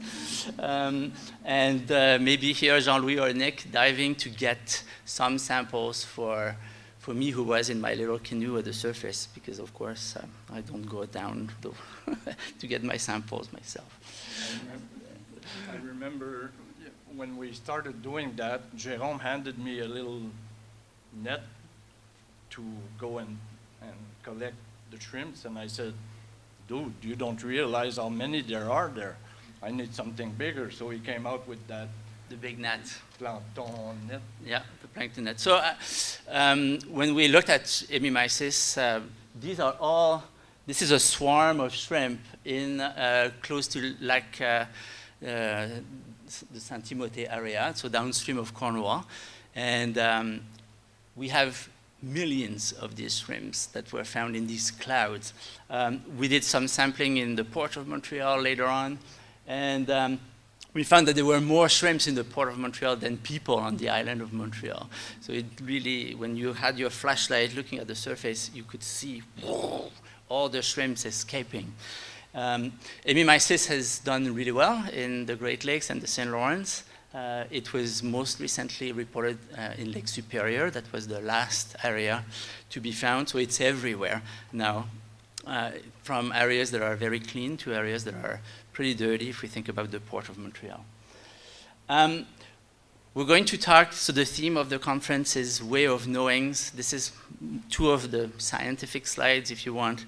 This is a topic that is picking up quite a lot in the scientific literature. There's a lot about it, about knowledge systems. There is that very famous figure, some people call it the Medusa or the entangling things, where you have all different types of knowledge here that helps to, when you look at the surface of it, you can see that some knowledge cross, some knowledge will never cross, some knowledge comes together and creates new knowledge, the co-creation of knowledge.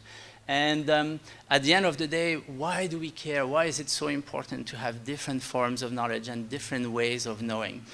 It is, hopefully, to make better decisions. And what is a good decision or a better decision? I have, to me, it's a decision that is lasting, that is accepted, and that by most, the majority of the people, as many people as possible. So we're going to go through that journey a little bit with our story on the Laurentian Lakes to give you an example of how you can mix different knowledge.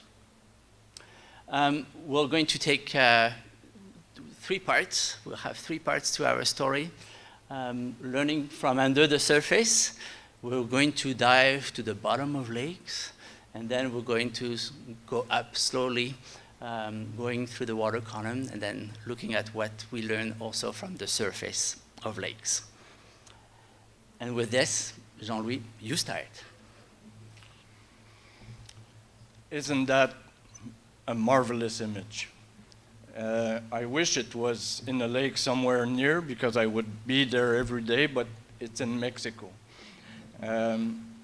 This place is called Cenote Zapote, more commonly known under the name of Hell's Bells. The reason I'm showing this to you is that those formations spéléothème, on dit en français. I don't know if you can say that in English, but like stalactites and stalagmites and everything. And so, but the scientists didn't understand how that particular type of formation was produced.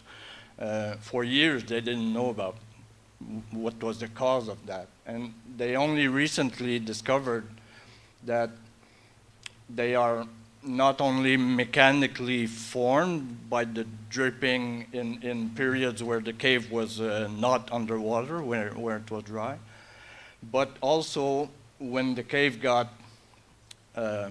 underwater by the action of bacteria. It's a combined action of bacteria and rock. So to me, aside from the fact that it's beautiful, the association of mineral and the living was a discovery to me. I'm not a scientist, but it was fascinating, and that led to my interest in I love diving, but from that moment on, I was interested more and more in the scientific aspects of diving, of what you can find underwater. And for a while I thought those marvels were you could only see them down south. To me, the lakes here were like, for the majority of divers that I know there, I thought they were simply bowls of dirt with nothing in it.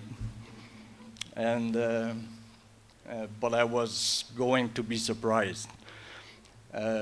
This is something we found in Lac des Îles in Quebec. It was the first time that it was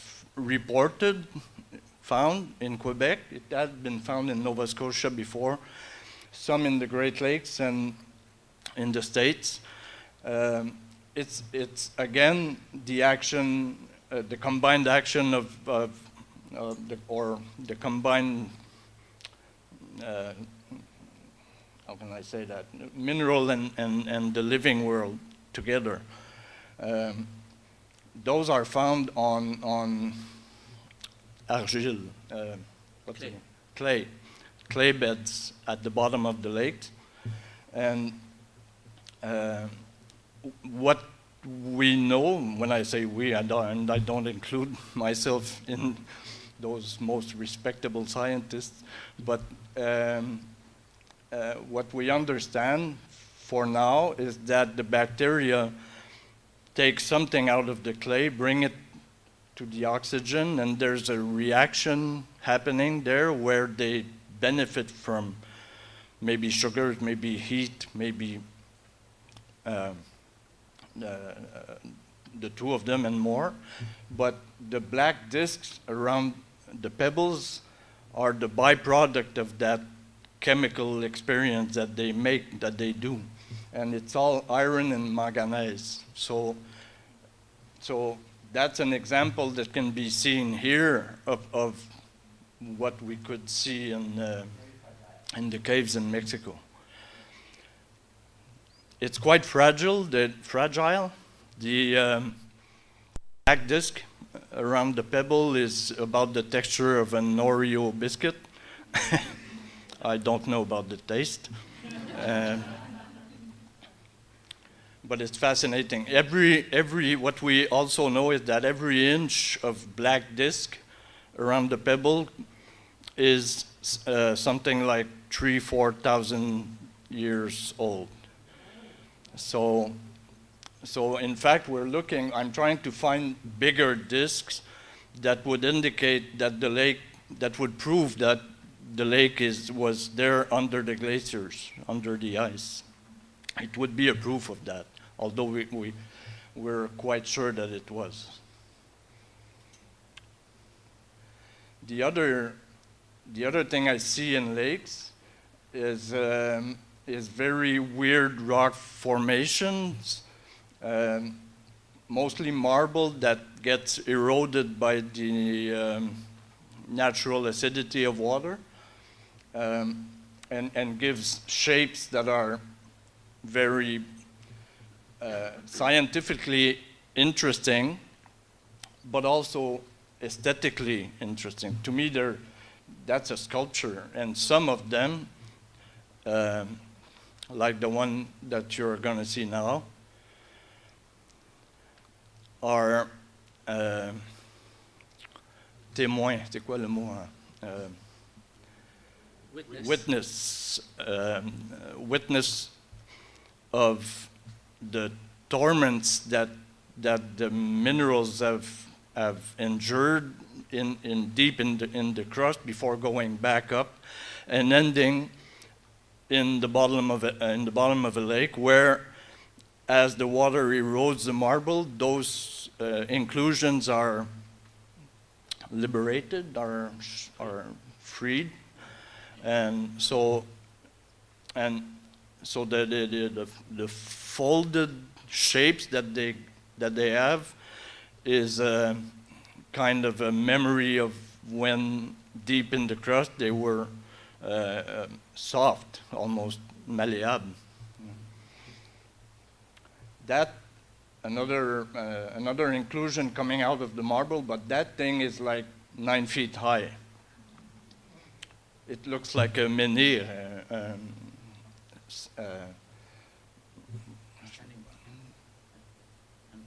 From the kilt, yeah. So and the little one that is circulating now, the folded type, we see some that are like that, but 20 feet high. It's completely amazing to be swimming, diving in front of, and that all happens on an underwater wall, a cliff. So to be swimming in front of that and realizing that you're not only seeing the mineral and the bacterial worlds working together, but you're actually looking at millions of years. And it's so amazing. I wish you could be there and see that in, when the water is clear enough, when you see a whole part of the cliff covered with those sculptures, it's completely amazing. Okay. So this morning we've heard about DOC, bacteria, sediments, and I'm going to talk a little bit about sediments because when you dive, sometimes you can see bubbles and things are bubbling up from the sediments. And these bubbles are the results of life processes, mineralization, as we heard this morning by colleagues who studied the St. Lawrence River. And what I wanted to say here is first to ask you, what do you think is in the bubbles that we see? What is a bubble that you may see from the surface? If you are in a wetland, sometimes we see bubbles as well. What is that? What do you think? I'm going to ask the non-scientists, because the scientists will say, well, no, it's too complicated. You cannot ask this question. It would be methane. It can be methane, yes, very much. Under normal circumstances, we hope that it is mostly CO2, carbon dioxide. And all to say that at the bottom of lakes, at the bottom of rivers, and including the St. Lawrence River in some areas, we have a massive pool of carbon. And depending on what processes are in place, these bacteria, when there is oxygen, will respire CO2. And that's what we can see sometimes with these bubbles that appear. Unfortunately, sometimes, well, no, and this is another picture in the winter. You can even see these bubbles being trapped in the ice. And you're hoping here it's the winter, there is less light, maybe there is less oxygen, maybe there is more methane in these bubbles in the winter compared to the ones in the summer. But why do I talk about these bubbles? I talk about it just to share the message that there is there is a worry that exists within us limnologists and what is happening currently with sediments. Normally, things are oxygenated. We are releasing CO2. And many lakes, many of the Canadian lakes, are sources of CO2 to the atmosphere. In some cases, when things are not going as well, we do see a switch. There is no more oxygen, and in cases like that, we lose the O in the CO2, and we create methane, anaerobic respiration. I work on the Great Lakes now, and one of the 5 Great Lakes is not in good health. This is Lake Erie, the most shallow of the 5 Great Lakes. And you can see that over the season, there is the creation of an area that has very little oxygen. And we see that it's possible for a lake to die. We call, even scientists, this zone, when it appears, the dead zone. There is no normal life happening in that lakes. In Lake Erie, we can expect that when we have that dead zones, we replace the CO2 that should be produced by respiration by the bacteria by methane. And the next question is, and it is of interest of those working on carbon, how much are these emissions are? And if you know about the impact of global warming, methane has a much stronger potential than CO2 to warm up the atmosphere and the planet. So it is a big threat, something that can keep us awake at night, scientists, knowing that some of the CO2 is now being replaced by methane emissions from sediments and from lakes and rivers. Does it matter for our lakes, the lakes that Jean-Louis dives in? This is a painting that Jean-Louis made at 31 Mile Lakes. And yes, it is a concern, because what we have been observing over time is that, and we were talking about it with colleagues during the lunch, the seasons, the spring and the fall are getting shorter and shorter. Maybe you will say that the winter is way too long in Canada, but usually it is very important to keep all seasons. And what happens in the spring is that the lakes turn. There is that massive turnover. After the ice melt, the water column turns itself down, and everything resets, including the oxygen, which allows for oxygen at the surface from the air to reach the bottom and reach the sediments. And what we have observed most recently is that we are losing that mixing, and the lakes become warm very fast, and then they stratify for the summer much earlier than before and much faster, which leads to less and less oxygen for our sediments during the summer in a lot of these lakes, even the small lakes. So there is kind of a carbon bomb that is at the bottom of lakes. What can we do about it? Well, the climate warming, the global warming can be addressed in some ways that each of us can contribute to.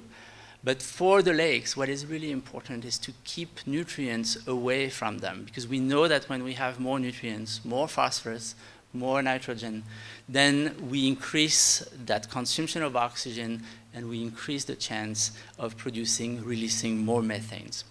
So it's interesting because we always say we need to reduce nutrients because we don't want too much plants, we don't want too much algae, but we rarely make the connection with also what happens with the sediments. We're going to go slowly towards the water column now, and to say that in the water we have plants, we have algae, we have macrophytes, and we have some plants that are very desirable. This is some Vallisneria plants here that again, from 31 Mile Lakes, a very nice habitat for fish. But sometimes we have too much of algae. This is a picture I took in Ottawa. The people from Parliament can almost walk and play soccer here if they wish to. This was 2 years ago when there was a massive bloom of filamentous algae. And you can barely imagine how that little dinghy can move into that green soup. And I'm going to leave Jean-Louis telling us a little bit more about plants, and one species in particular that is Myriophyllum. unfortunately, those beautiful lakes and all the marvels that there are there to be found and that you saw a bit of are menacé, endangered by, especially by that plant, which is myriophyll. What is it? Myriophyllum. Oh yeah. Yep. So, and I've been working now for a few years on different lakes, especially on lakes where the invasion is just starting, to pull it out. It's still the preferred method for when it's the beginning of an invasion. If it's quite rapidly too late, but when it's possible, we do that. And and that's Nick again here, working on pulling out the plant. When it becomes so dense that you can't find anything after that, and that means, and I've seen archaeological sites underwater that are not accessible anymore because it's invaded by the plant. So it affects the lakes in many ways, not only choking the lake, but it prevents us from exploring those lakes that are not explored enough.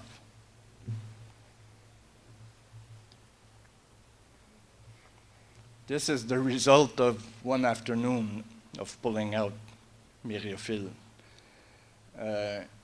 It's crazy how fast it multiplies, and what's even scarier is that we're now seeing new variants of the hybrids.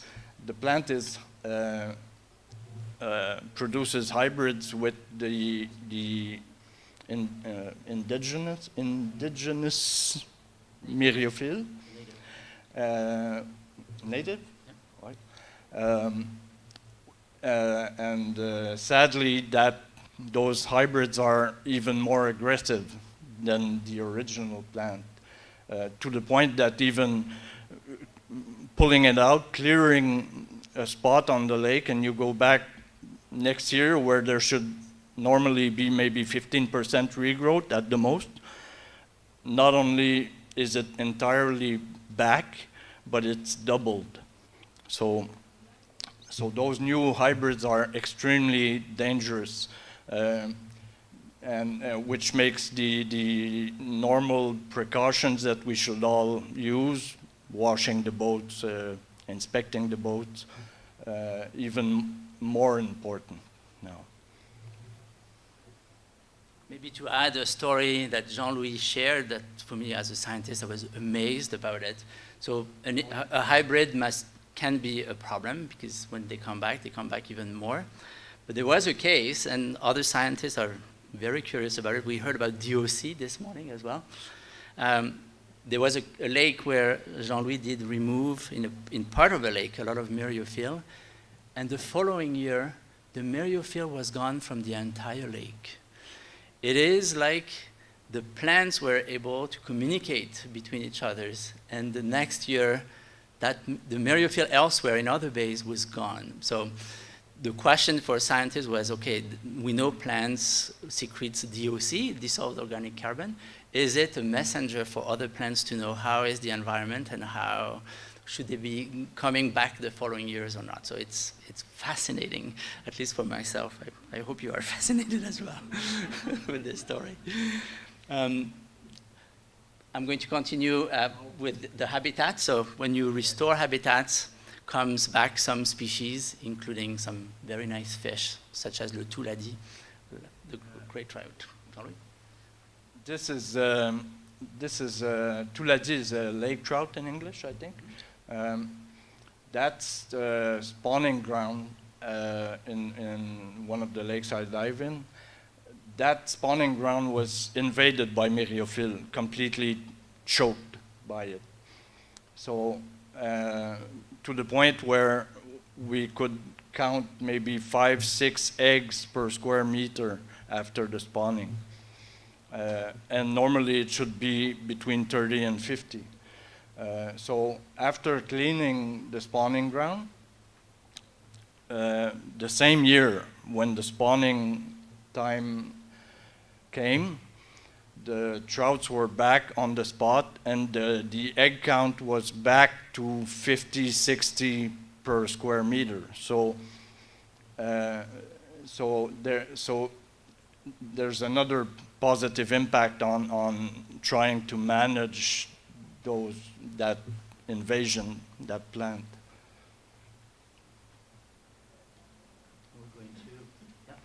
Oh yeah.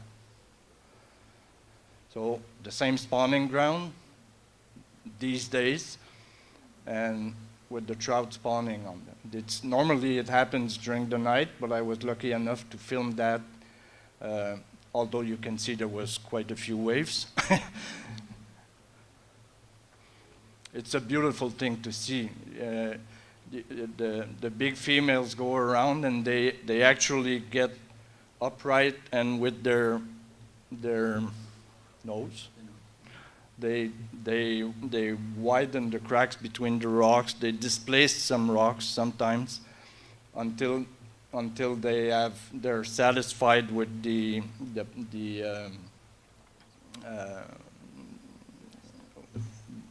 those spaces between the rocks to adequately hide their eggs.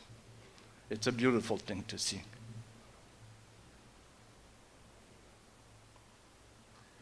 Okay, now we're going to go to the surface.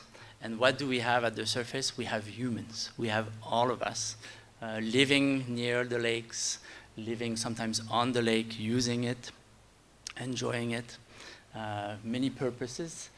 And we can see the presence of humans in the lakes. Jean-Louis has seen great things and bad things that can be reported. We'll go through a couple of examples, and we'll start with the last piece. I don't know if we want, if we, Jean-Louis, you will be at the podium here, tell the story about archaeological artifacts that were discovered. Again, I think in the area of the Lac des Cézilles, maybe? Yeah. Yeah. So we found 2 prehistoric potteries. This is a replica that you're gonna see. Way too thick and way too heavy, but it looks like it quite a bit. This was a Huron pottery, dating 500-600 years, and it was intact. That was crazy, because you never found those things. You never find these things intact. On the photo on the left is the year after we found another pottery. This one, Iroquoian, St. Lawrence Iroquoians. I'm not sure if you can say that. So it's interesting because, and all this happens in Algonquin territory. So it's a clear demonstration of the commerce that happened all the time between the nations, and so again, a witness of the activity that never ceased on those lakes and rivers, which for the First Nations were the roads, the waterways, really. This is how do you call that? Dugout canoe. Yeah. I think this is the 14th or the 15th found in Quebec. That's in a lake near Shawinigan. Beautiful state of preservation, but it's probably not old, not prehistoric, probably 18th century. The studies have not begun yet on it, but hopefully it will happen soon enough before too many people go and mess it up. Yeah. And sadly, other things can be found in lakes. I don't know what was in those barrels, and I don't really want to know. And one of the things that always surprises me is the amount of batteries that people throw in the lakes, and they've been doing that since after the Second World War.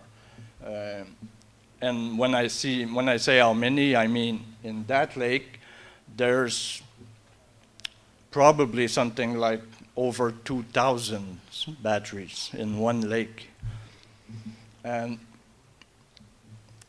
people apparently keep throwing them in the water. And which something funny with it is you could almost call that bad karma for them, but it's often you find the big amounts of batteries right near the water intakes of the people around the lakes. So people are not conscious of the impact of that, sadly.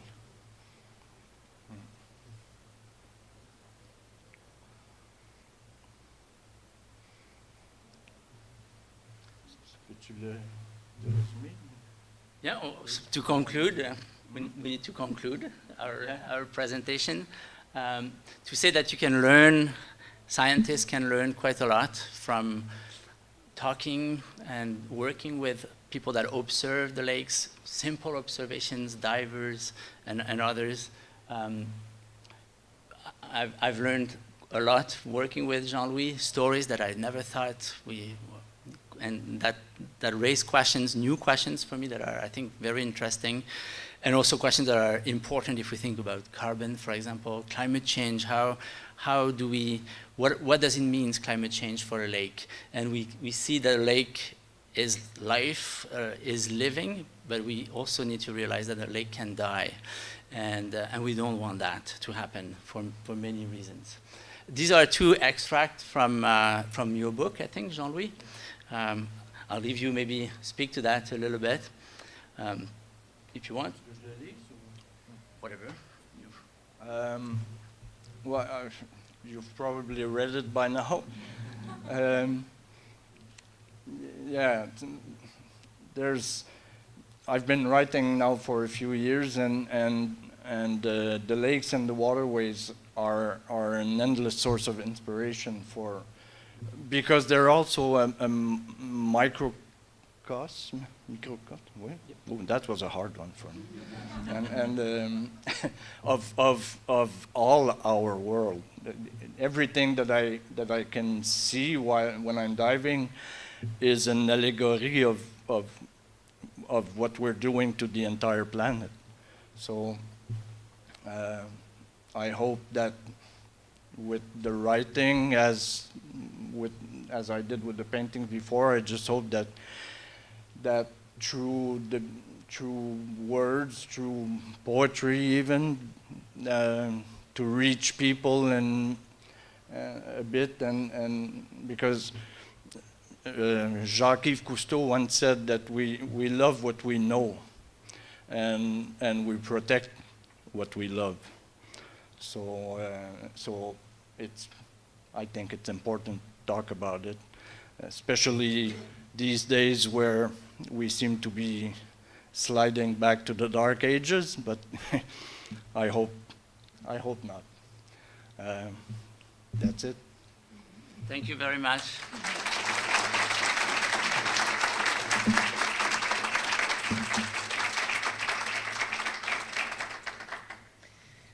Thank you both so much. We're going to have a few minutes for questions, and we'd like to let our online audience know that we know they're out there. So I'm going to take a couple of questions from the online audience before we bring it to our present audience.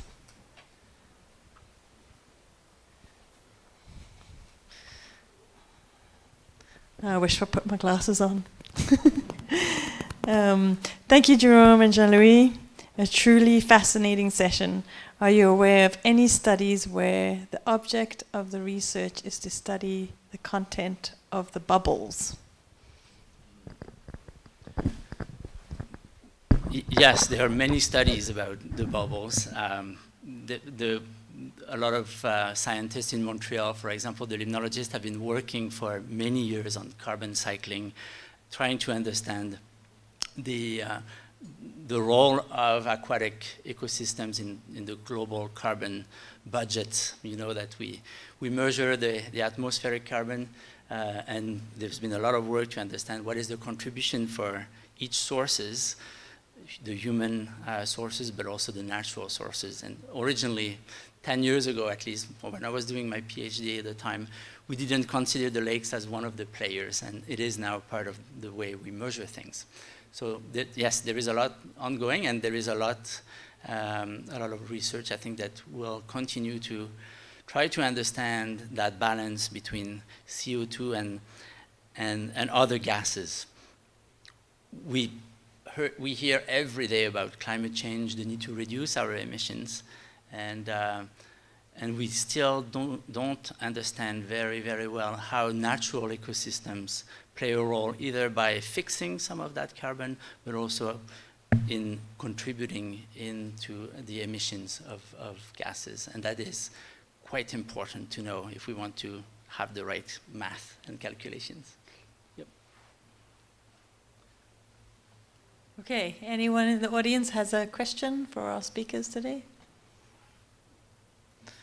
Great. Jade?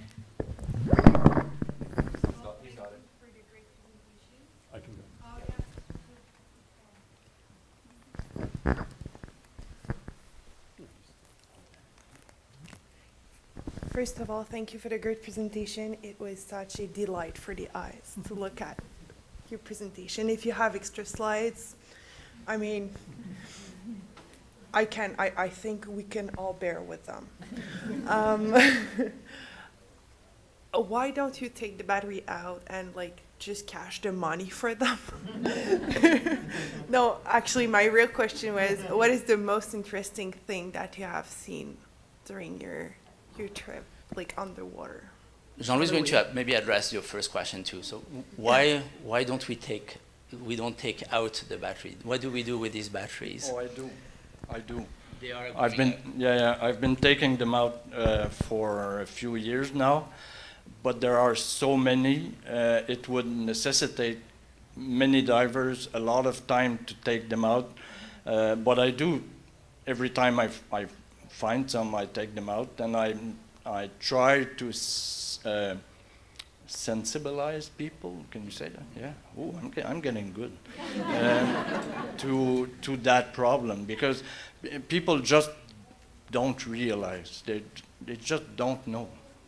So it may seem crazy, but it's that. So I think taking them out is one thing, but talking about it, and I try to take a lot of pictures of all the bad things that I see like that, and I put them right in front of their faces so they can realize l'envergure.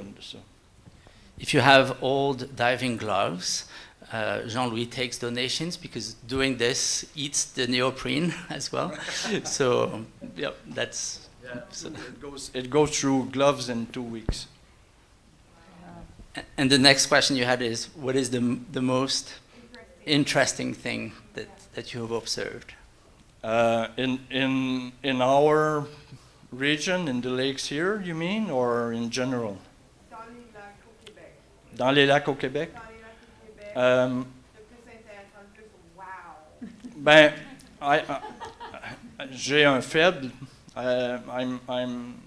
Je sais pas comment on dit en anglais ça, mais I really love geology because, like I said earlier, it's interesting science-wise, but it's also sculptures.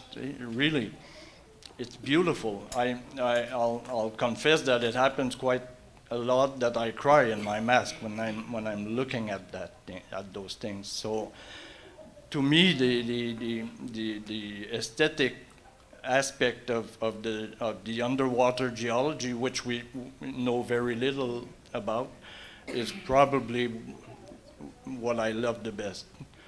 And of course, finding prehistoric potteries is quite exciting too. Yeah. Thank you. Thank you. We have, I think, 2 more questions. We'll take this one, and someone had a hand up over here. We'll go there next. Okay, so I would love to thank you, of course, for this amazing sharing, and working together is very inspiring. And my question would be for both of you, how you think that connection between art and science can go more as well, not only for, you know, like you're doing this as 2 people or a small group. How do you think that science and art can get together and reach more people? Because obviously it's a very important relationship that we're having here, right? Thank you. I have a problem. How can art and science go together better? How do we? Well, I think the importance of the association between the two is because of what we said earlier. You love what you know, and then you protect what you love. So art is probably the best way to, or one of the best way to make those things known to people, vulgariser the thing, and hopefully, and it's almost always the case, after that, when people see those things, get a first glimpse of what there is underwater, then they will start to read more scientific works on it, and hopefully meet people like Jérôme, whom I'm so grateful to have met, because it's because of him that I made that I realized that there was a bridge between art and science. Yeah. And my answer as a scientist, putting my hat here, is that I had no clues on some of the things I was going to study next. And these things came up by being exposed to people who are expressing things in a different way, that is through art, even through music and sounds. There are some very interesting things that should be a trigger for a scientist to say, oh, wait a minute, there might be an interesting question associated to that.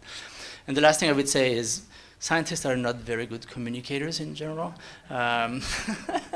So if we can get help from other disciplines to make our work more accessible, relevant to society, then we should do everything we can to do that.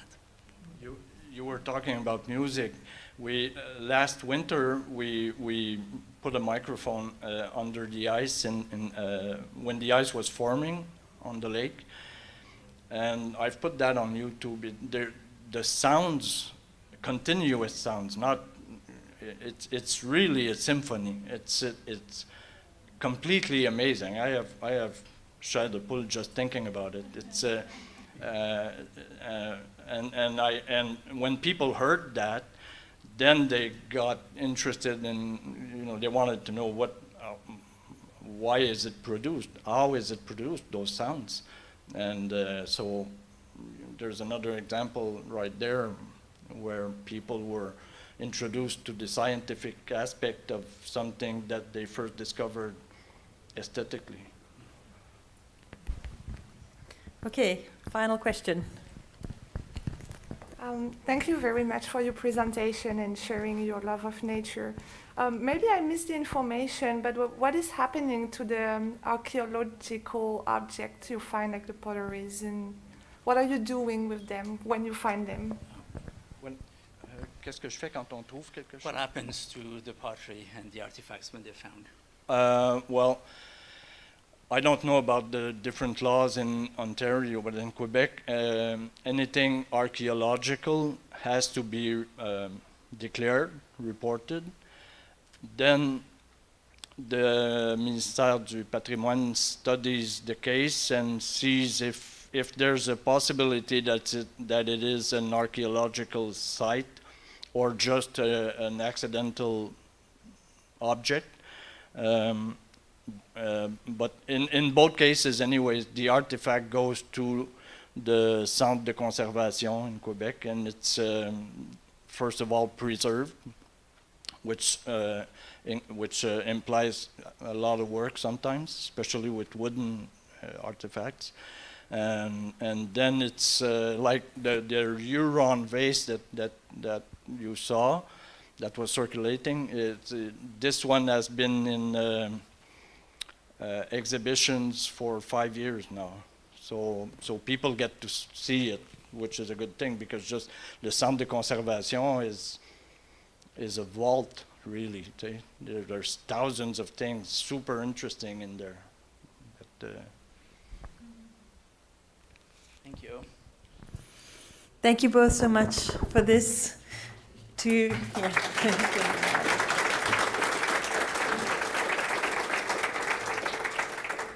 We have 2 more of our books to give away to the 2 of you to say thank you for coming to present to us today. So there you go. And just a quick announcement, if someone has lost their phone, please go and check at the front desk. There was a phone handed in. We'd also like to encourage those of you here to go to the booths during the break. We have a break now for 10 minutes. So if everyone can be back here at 10 after 2, that would be great. Thank you.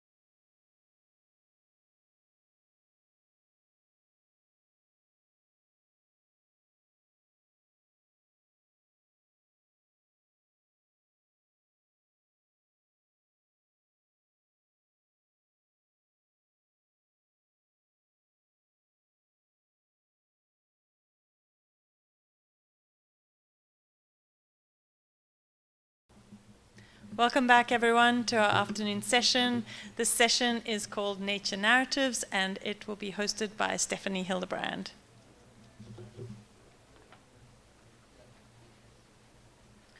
Hello, everybody. Welcome back. So I'm really excited to chair this session. It's close to me. I work in fine arts. I'm a photographer. I work on a lot of projects at the River Institute. So as we had heard from our plenaries, and I was inspired, art can connect, inspire, and inform. And so I'm pleased to have four amazing speakers and three talks coming up. So we're going to start with... So we'll have Yafa Goawily, who will be speaking about mixed media project with a short storytelling, linking art with a collective awareness of belonging to Mother Nature. So Yafa, welcome. Thank you. So I'm going to take the mic if you allow me to. Perfect. Okay, so I will just give a small introduction about myself. So my name is Yafa Goawily. Thank you so much. And I'm so honored and blessed to be here with you today. I'm trying to work in a project that is building connection between the community and whatever makes us feel belonging and in a circle. I graduated from Fine Art College in Egypt. And since I'm maybe 14 years old, I'm doing community projects. So I work with refugee camps. I work with hard areas that I find they need to build this awareness about how it's important to belong and create some beauty in our lives. So the idea of having art as an expensive or very elite people like artists just doing art, I found it not very valid to heal people and to connect them with their community. So creating art, for me, is part of healing and connection for myself and others. And if I manage to teach and share this awareness, this one of my happy blessings, I guess, and I'm blessed to be talented in doing this in different communities. So I have been traveling all over the world, and finally I'm settled in Canada now, and I'm doing this connection art, which is healing art, right? Why art is healing? Why art is important? Because art is a way and the language that everybody can speak and feel. And from here, I started doing art connections and art projects in the community. So doing this, especially here in Cornwall, with the support of the YAC committee and the city of Cornwall, was a blessing, because we start doing some art in the park, art in the library, art in the mall. Having art only in the studio was making people a little bit far from the intention of coming and welcoming. But if you're working hard and you don't study art in general, but how art can make you part of the circle, because again, I see us in a circle, we're all important. And the story that I wanted to share with you, that last month I got invited to be a speaker in Concordia University as an artist. And I was super scared because everybody is professor, professor, professor. And I was like, oh my goodness, I'll be the only hippie artist. But again, the importance of the people, the power of connection made this easy and happy connection. And of course, me speaking now after the amazing presentations, thank you so much for opening the door of this, how we are important to each other. So how science, and for me, and I tried, but I really can't, my brain, this side is not really active. So when I hear a lot of numbers, I get headache, right? I don't get it, what are you talking about? But when I create art, and you give me some information about the river, about how the health of the river is important, how the fish is dying, I put my heart with you and I work with you. And here I can take this project and make it happen for the kids. I work in senior homes, I work with communities that they think art and science is not connected, but they are. And how can we reach to more people? Having the science alone in research and college is important, but how can I reach for the public, for people maybe less lucky than you and they couldn't learn or go to college. I think this is what I'm trying to do. So I'm sharing with you now. This is, I hope it's working, yes. This is one of my intention was coloring the skin of the city in Cornwall. So I started coloring my neighbor fence and invited the neighborhood children and adults, single moms, everybody to come and work with me. And they did. And here was the main intention of how can we see beauty in ourselves and put it outside in our neighborhood.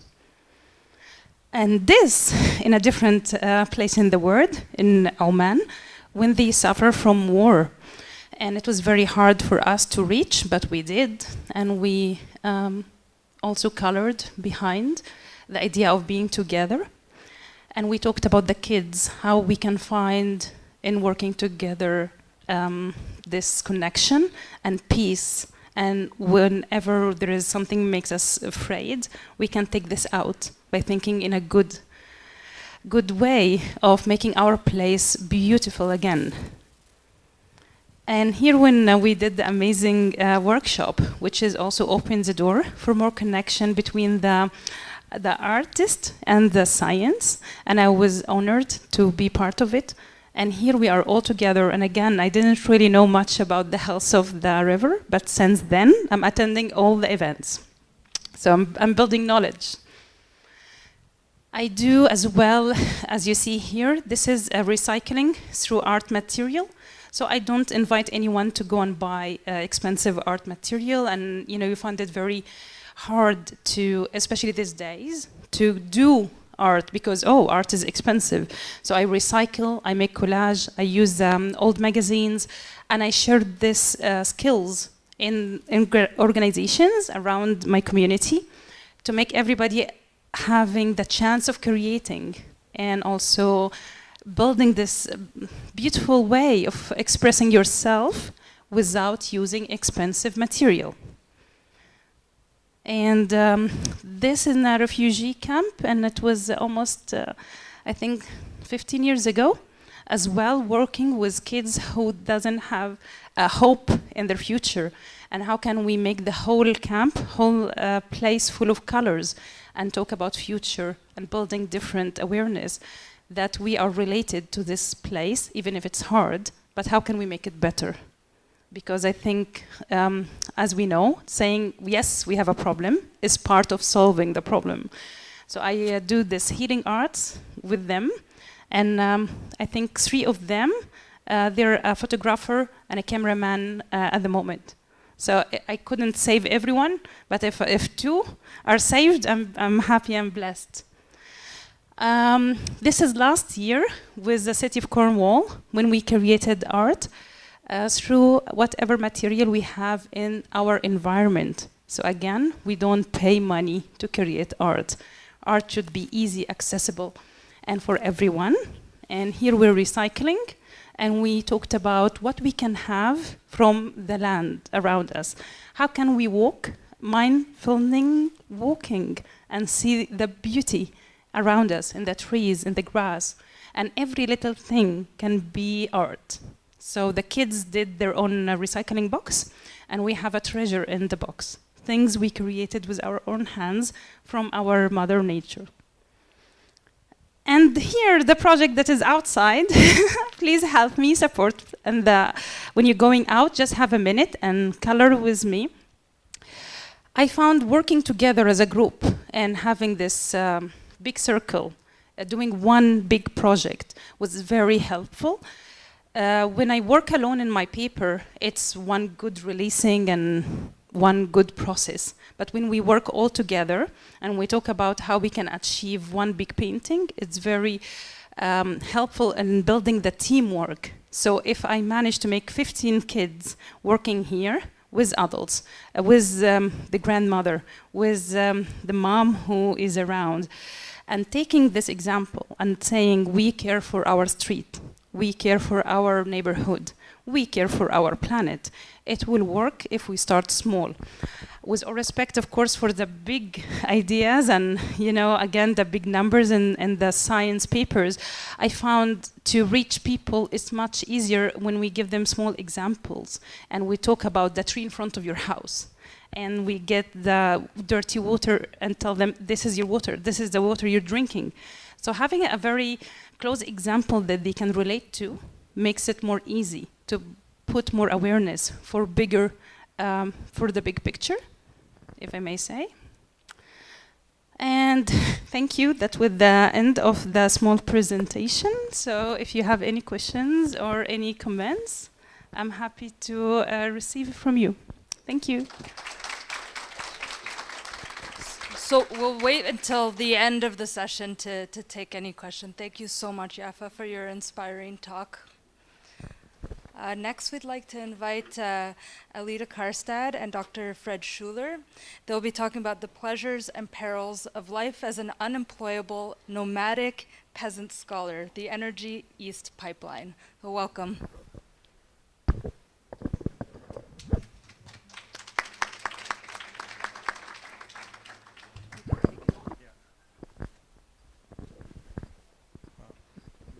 Okay.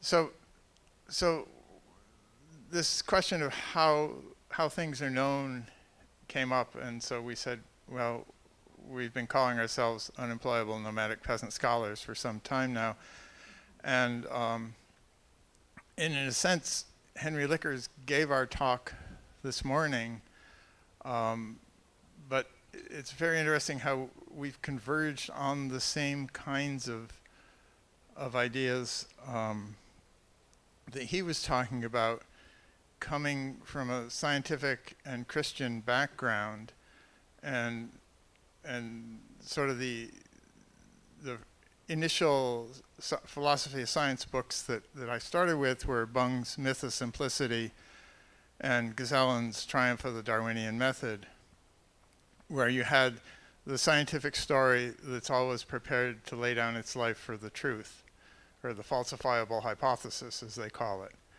And both of us were reading Thoreau, the Walden and Rachel Carson. And Rachel Carson. So our libraries were very, very similar. So in a way, we felt like we'd grown up together, even though we hadn't. Fred grew up in the States, and I grew up in Guelph, Ontario. So we started out at the National Museum of Natural Sciences, and as some of you may know, the National Museum of Canada has had a very rough life, that it started out as a part of the Geological Survey, and then John McCown came up with the idea that if you studied the natural history, you could facilitate the settlement of the prairies and places like that. And then they just got the Victoria building built, and the Parliament buildings burned down, and they threw the museum out of the museum building, and the Senate moved in there.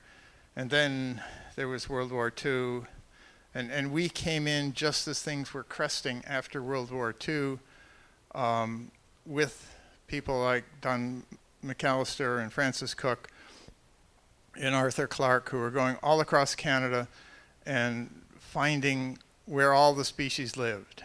And this idea that the museum idea that you had to know all taxa regardless of their economic status. And so here's a picture of us back in the day. Aleta was painting all the reptiles and amphibians in Canada from living specimens, and this is the racer from the Okanagan being sketched before it was painted. And one of the things about being unemployable is that you're not as constrained by funders as people who are working in institutions tend to be.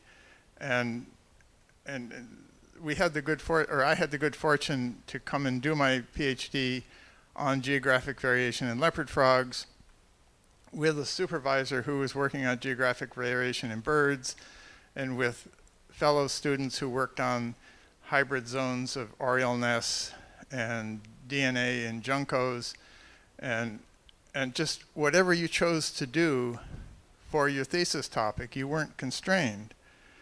And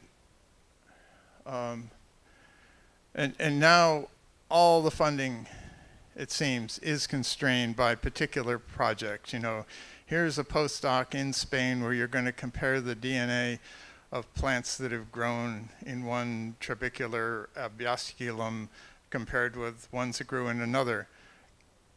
And so this is a painting of where the Line 9 pipeline crosses the Trent Canal, and a description of what friends of ours did for her master's thesis.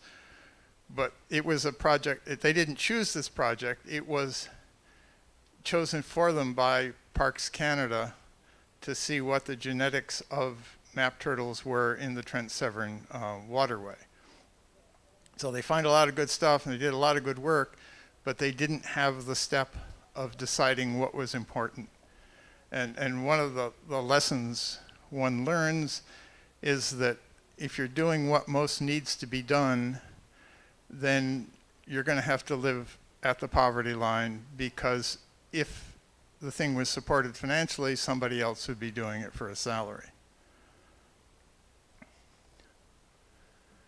And so in the 1970s, the museum was adapted for freelancers, and there were people doing all kinds of things freelance, painting, collecting. If it was decided that reptiles and amphibians needed to be collected in central British Columbia, the curator of the museum had funds to send somebody out to central British Columbia. And he knew all the people who were doing herpetology. And so it would have been difficult for outsiders to move in, but there was support for individuals working by themselves. And then around 1980, the British Museum of Natural History was transferred from their National Research Council to their Ministry of Tourism and Culture or something. And the focus of museums switched from the science they were doing to exhibits to draw tourist dollars in. And the same thing happened in Canada. All over the world, actually. It was frightening. And suddenly what was then the National Museum of Natural Sciences soon became the Canadian Museum of Nature, became a competitor for private funding for research rather than the source, because the government also cut the funding for the museums back as the museums became crown corporations. And so we started the Eastern Ontario Biodiversity Museum and then the Bishop's Mills Natural History Center, and tried to continue this work of going around and seeing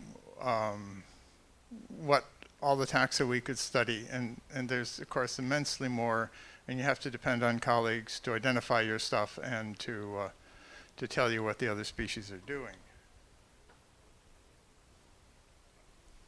And one of the things that we've done, and I suggest it to anybody now with online publishing, is if something needs to be written about or known about, write a book about it. And there isn't a situation where there was some habitat destruction that was going to be done where we wrote a book about it, where the destruction went ahead. And this Queen Charlotte Islands Comes to a Head Trail was the first of those, which along with the Haida and Western Canada Wilderness Committee and a whole bunch of other people, helped to save the forests on the northern part of the southern island of Haida Gwaii. This island of biodiversity diverted a landfill from a quarry near Russell to a less suitable site. There we didn't write a book about it, and it's more or less going ahead. Except the initial quarry is still there, and it's a great refuge for wildfowl and waterfowl and all kinds of, it's a huge lake. And it's actually overflowing now, but it may become a park at some point. So that one was successful. Our co-author in the book is now working on getting this initial site for what was going to be the landfill protected.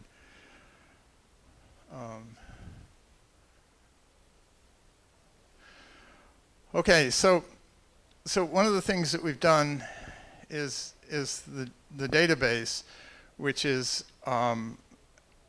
it started out as a DBase 3+ in 1990, and it's a biographical database of everything we've done, all our observations. The idea being a pointillist portrait, where a pointillist painting is where you have little dots of color, and those add up into a scene. And the idea is that we can have these individual records that we can export to atlasing schemes or individuals interested in particular species, but we try to make them together into a narrative that describes the whole situation. And part of this is from my my academic heritage, which goes back to Joseph Grinnell in the turn of the 20th century in California, where he directed his students and collectors to keep good field notes that were journals and accounts, and to gather data that could be used to test future hypotheses about ecological change. And so this is what we're trying to do. As I say, we've got, well, there's more now, but 155,000 records. Ooh, I better get going. And you want to say a word about the blog? Okay, then. So I have a blog that follows what I'm painting, and I paint more when we travel, so mostly on our field trips. And then I write journal, and together we we designed a nature journal system that anybody could use. That okay, we got to get that energy. Yeah. Okay. So I started doing one painting a day, except that I had to take a couple of days off. And that was a tremendous exercise for an artist to do a painting a day. And everything about my painting improved, and it was a companion to the science. All right, so we'll get through the bulk of the talk. You're always getting these emails of people say, take action. And they were saying, take action about the energies pipeline. And then we said, well, we've got obligations in New Brunswick and Alberta, so we'll do the pipeline. And we have this little song, which I won't sing, but so we set up a website, a blog about where we'd been, and started at Hoople Creek, which was the subject of one of the subjects of our previous talk to a symposium about the refuges of unionid mussels in the direct tributaries of the St. Lawrence. And I could go on about Hoople Creek for an hour and a half. Here's the South Nation River at Cass Bridge. Just perfect June day, perhaps a big range extension of mink frogs if we ever got back there in the spring. Tobique River in New Brunswick, just a fantastic river, which we painted from the deck of the fathers of a, oops. The back there. Back. And we're out of time, my dear. We're out of time, okay. Okay, so, sorry about that. I hadn't practiced this beforehand.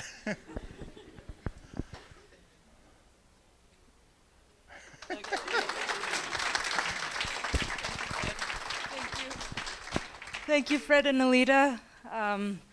I've seen the database. I've messaged Fred to let him know I was going up north, and he pulled out all his records from this exact location. It's quite incredible. So for our last talk, we have Beth Sheperd, who's a visual artist, and her talk will be an artist's elegy for the enigmatic American eel. So welcome, Beth. Thank you. Hi. Can you hear me all right? I'm going to read because then I can be sure to get through in my 12 minutes. I'm Beth Sheperd. I'm a visual artist, environmentalist, and animal advocate. From Ottawa, I work in printmaking, mixed media, video, and text. My aim through my art and poetry is to generate public awareness of the threats facing the American eel and to challenge us all to save this species from impending extinction. For over 30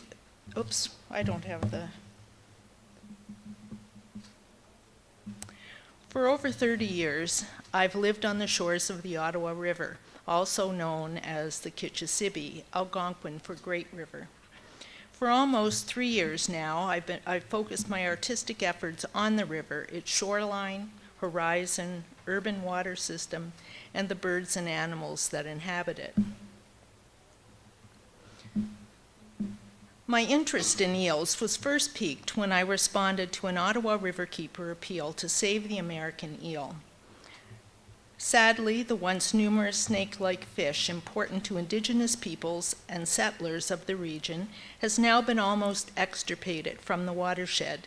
A decrease of 99% is attributed to the poorly designed hydroelectric dams that block eel movement throughout the river, and the cumulative impacts of other factors, including overharvesting, pollution, disease, and the climatic impacts throughout its range. I will admit that until I read this information, I really never thought much about eels. But I'm concerned with diversity loss, and extirpation in my own backyard is particularly alarming. It is strange how something that was once abundant could pass into oblivion and not even be noticed by most people in Ottawa. It is my conjecture that since the American eel has gradually disappeared from the North American culinary landscape, little thought has been given to the eels unobtrusively living in our backwater of our rivers, lakes, and streams.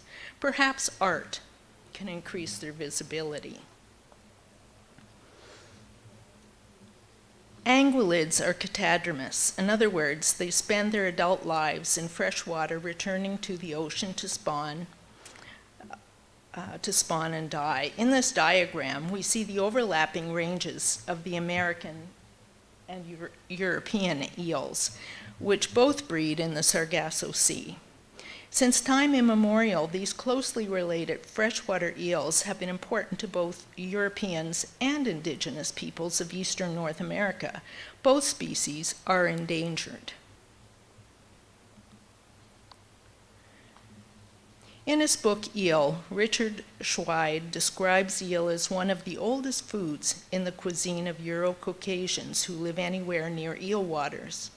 He continues to say that eel has been commonplace in European cuisine for millennia, and eel fishing, harvesting, and eating have been entrenched in many national cultures. Attesting to its popularity, this painting, Anguille et Rouget, is a little-known work by Edward Manet, the famous French avant-garde artist. The still life of an eel and a fish are not his typical subjects, such as the well-known Déjeuner sur l'herbe.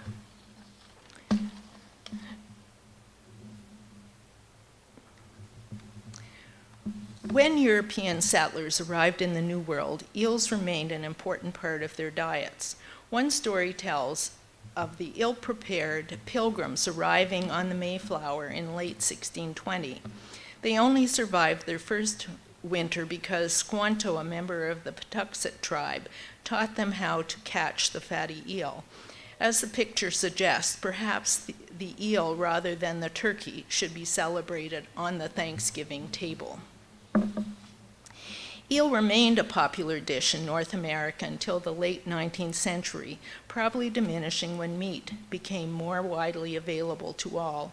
Schweid suggests that nowadays North Americans might prefer to skip a meal rather than eat eel.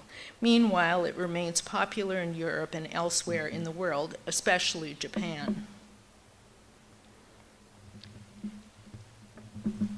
Since the eel has disappeared from the North American culinary landscape, the eel population itself has declined precipitously. The Pelusi is kept alive in Aboriginal traditional knowledge and art. I took this photo in Ottawa of the amazing swirling eel sculpture by Indigenous artist Nadia Meyer. According to documents on bridging the gap between scientific and Aboriginal traditional knowledge, the eel has long been important to Algonquins and other Indigenous peoples as a source of food, medicine, and leather, as well as being considered a sacred being. With a severe decline in Kitchissippi-Pimisi, only the elders can remember their abundant presence, and the Algonquin people lament that they are close to losing their connection to this sacred animal. Despite never having encountered an American eel in the wild, I have developed a profound appreciation for this remarkable and now threatened creature. I started depicting eels as a subject in my art in 2021 with this small dry point of an imagined meeting of 4 eels in the Ottawa River. In early 2022, I used eels as a subject for some monotype prints. Eels caught up refers to eels captured in a net or basket, which makes a striking image in black and white. My yellow eels diptych comprises 2 monotype prints imagining yellow eels swimming freely. I used stencils, found materials, and various colored inks in making these prints. In 2017, the American eel was classified as endangered by the International Union for Conservation of Nature because of a sharp drop in the adult eel population. Although both Canada and Ontario already recognize the American eel as threatened and endangered respectively, no global treaties or conventions are in place to protect them. Making it to the Red List triptych uses my original dry point plate, recycling, printed in 3 strong colors to portray the IUCN Red List of threatened species categories. Least concern in green, threatened in yellow, and endangered in red.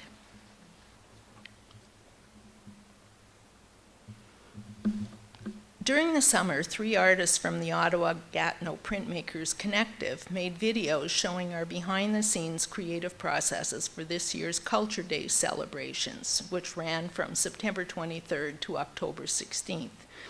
In our project called Migration in Print, we wanted to highlight the often overlooked disruptions to natural migratory patterns of many species resulting from habitat loss, climate change, and other anthropogenic factors. I prepared a video about my process for making a large hanging panel I call Flow, Recruitment and Escapement. This may be found on my website at bethsheperd.ca. An exhibition of our work remains on display at the Carleton University Book Arts Lab until the end of the year. Flow, Recruitment and Escapement is a calligraphic 8 by 3 foot hanging print on Japanese shoji paper. It imagines a multitude of young adult yellow eels making their way upstream in a process called recruitment. There they will remain until they reach sexual maturity, often decades later. They are crossing paths with large sexually mature females, now black and silvery, as they head downstream toward the ocean in a process called escapement. This winter, I'll work on Elegy for the American Eel. This is a mock-up, focusing on the harm to eels caused by hydroelectric dams. Elegy for the Eel will be a mixed media artwork drawing on the notion of palimpsest as a metaphor for memory and loss. My plan is to construct this work in layers. The first layer will be Google Earth images of the over 50 hydroelectric facilities in the Ottawa River watershed. Next, I'll screen print the text of my poem, Elegy for the Silver Eel, and on top I'll put layers of Shumanagashi paper to signify the ever-flowing waters. I'll conclude my talk with reading of my haiku-esque poem, Elegy for the Silver Eel. Swirling silently, the autumn moon signaling the Sargasso calls, lithe yellow bodies fighting flow from dam to here, a lifetime ago. Hunt, eat, sleep, watch, wait. Grow, crawl, escape, hibernate. Survive decades more. The breeding clock sounds, journey from river to sea. Cut short, turbine blades. No deeper meeting, no larvae, elvers, glass eels. Coitus interruptus. Human predation, ecospheric disruption. What next? Extinction? Thank you, Miigwech. Merci.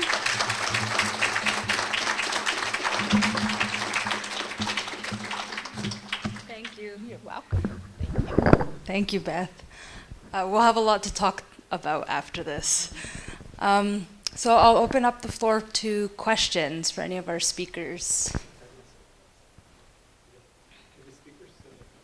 Oh, yeah, and if the speakers can come sit in the front.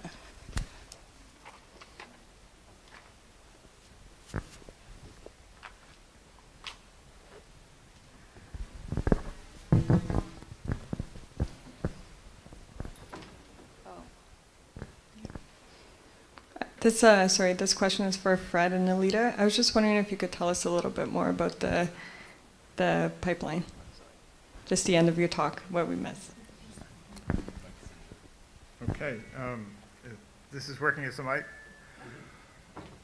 Well, the Energy East pipeline was a proposal to take the bitumen from the tar sands and sluice it across the prairies in Ontario and Quebec and New Brunswick, and then put it on ships and sent it overseas. And it was sort of pseudo-whooped as a source of oil for Eastern Canada, but it was it was going to displace half of the natural gas pipeline that brings natural gas to Eastern Canada from the prairies, and so, I mean, the whole tar sands thing is totally inappropriate, and you know, any infrastructure to increase investment in fossil fuels is totally inappropriate, and so. So we started raising money, and we raised $7,000 for gas, and we first went east and then went west. And every place that we came to where the pipeline would be crossing a river, we stopped and we did a survey of whatever we could find, wrote journal, database, and painted, and then moved on. So it was, as we started, how many months did that take us? Well, we started in March at Hoople Creek and wound up in November. We gave a talk to the Ontario Rivers Alliance in North Bay on, was it Halloween or the day after Halloween? Halloween, yeah. And then we had a lot of stuff to do in the winter, but didn't do it because we got carried away by other stuff. We went right out to Fort McMurray, and I even did a fairly large painting of the Athabasca. One of those paintings that went by was painted under what's called the Bridge to Nowhere, which is the bridge across the Athabasca River, which leads to the newer tar sands. Athabasca is very Orwellian the way it's, I mean, Fort McMurray area is very Orwellian the way all the tar sands operations are hidden from the public highways. So we had to kind of go in stealth. You know, we left our trailer behind and we slept in the back of our truck. And they even woke us up one night asking whether we were with Greenpeace. And luckily we could say no.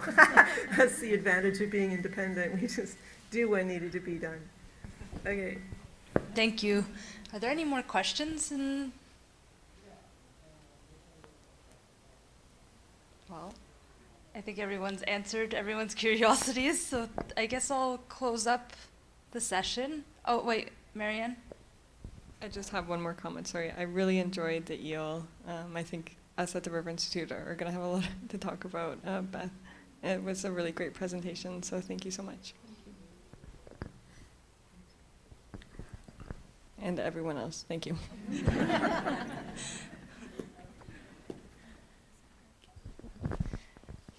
I have not had the pleasure of interacting with any of you yet, and I was really excited to be here for this session, and I hope that with all of you we'll be able to make more of a connection at the River Institute so that we can continue to share nature narratives alongside the science that we do, because I think that everything that you guys are doing is very important.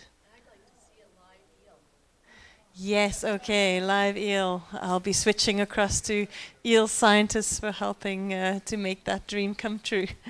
So thank you, everyone. We're going to take a break now. We'll be back for At the Cutting Edge at 10 after 3. So you have a little bit more of a break this time. Again, if you go to the booths, that would be great. So you can interact with some of our partners that have come out. And otherwise, we welcome you all back here in 18 minutes. Thank you.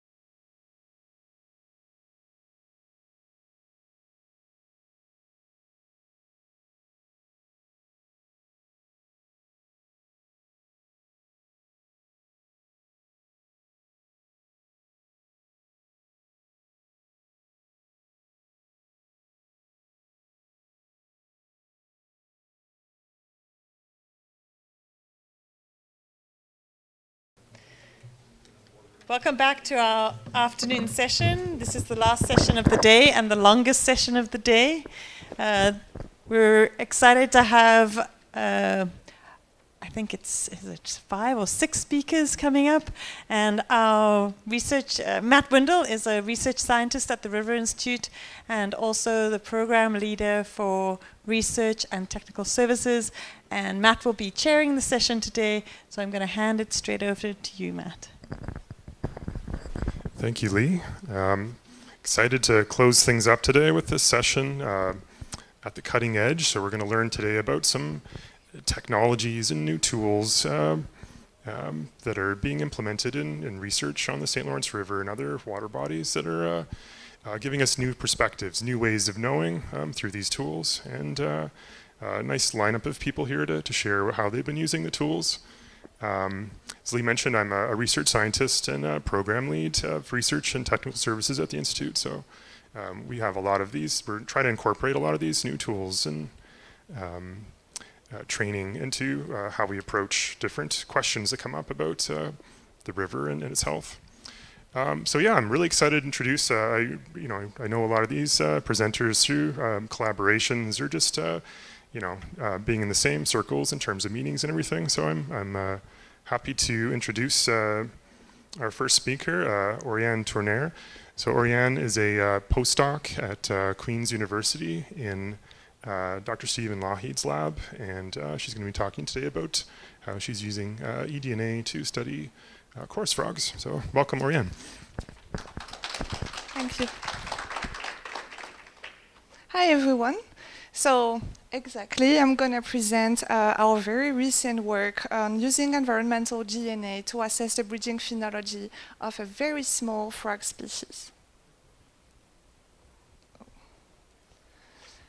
So there are 2 species of chorus frog in Canada, the boreal chorus frog, Pseudacrus maculata, and the western chorus frog, Pseudacrus traseriata.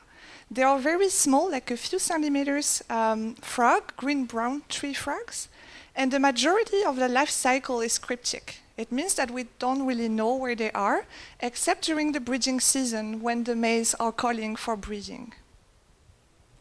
And the populations are declining in Ontario, Quebec, and New York due to habitat loss. But climate change could also have an effect on the population by creating shift in phenology. The phenology is just the timing of major life events like breeding. And those phenological shifts can, for example, create temporal mismatch between the offspring and their access to their prey, so they cannot develop well enough to survive. And currently, chorus frogs are monitored either by passive acoustic monitoring or by capture, which can be time-consuming and also quite invasive. But for a decade now, new approaches have been developed, such environmental DNA-based approach that Stafford has presented this morning. And just as a reminder, because Stafford explained that, environmental DNA is just a DNA left in the environment, such as water, by the organism when they are swimming or drinking. So by just taking a sample of water, we are able to describe all the species that have been in contact with the water, which is quite amazing. And there are many different approaches to detect target species. The most recent one is droplet digital PCR. It's just based on fluorescence, and the fluorescence dye will bind to the DNA, and so if we have fluorescence signal, we know that the species is present, and it's very sensitive. Everts and colleagues have shown recently that it's possible using ddPCR, so droplet digital PCR, to get an accurate detection and quantification of seasonal abundance of the American bullfrog and through over years. But the American bullfrog is very different from chorus frog, just by the size, for example. So it's not because we can use that on this species that it can be used for chorus frog.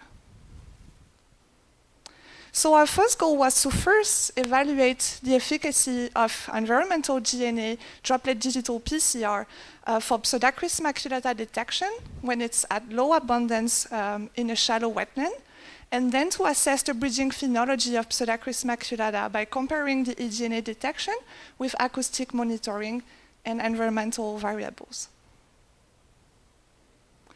So we first had to design a probe assay, so with this fluorescence dye, and we focused on the specificity. We just want to amplify Pseudacris maculata, no other frog species, and the sensitivity. We wanted to work even if frogs are at very low abundance in the environment.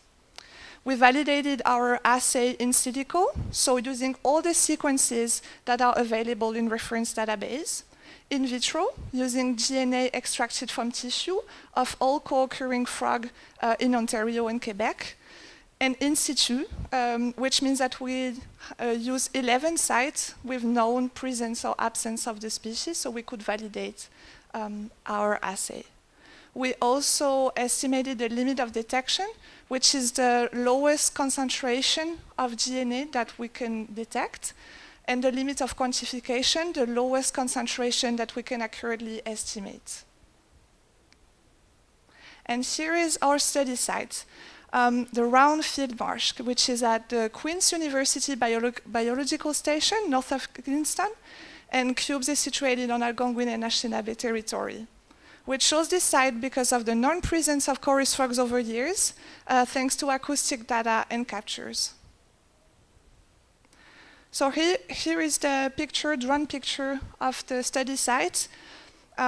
We first set 3 acoustic recorders, A, B, and C, represented with the yellow frame. And we recorded 3 minutes every hour from March 8th, the beginning of the study, to April 12th, 2022, the end of the study. We also recorded environmental data, air and water temperatures using loggers that are shown here with the cross and the blue frame. And we also use a local weather station to get precipitation and humidity data. Every 2 days, we sampled water at 9 locales within the marsh, so 1 liter each time. And we also took drone pictures to follow the ice and snow cover of the marsh. And here are the results. So on the first graph on the top, you have the number of calling males every day. I only represented for March 31st because like nothing happened before. So for more clarity, March 31st. The stars up there represent the positive eDNA detection, and the minus symbol represent the absence of eDNA detection. And below, daily air and water temperature. The first calls were detected on March 31st, 1 male calling very briefly, and then April 2nd, 1 to 2 male calling again very briefly, which is not surprising because the marsh was still frozen. We found a positive effect of temperature on calling activity.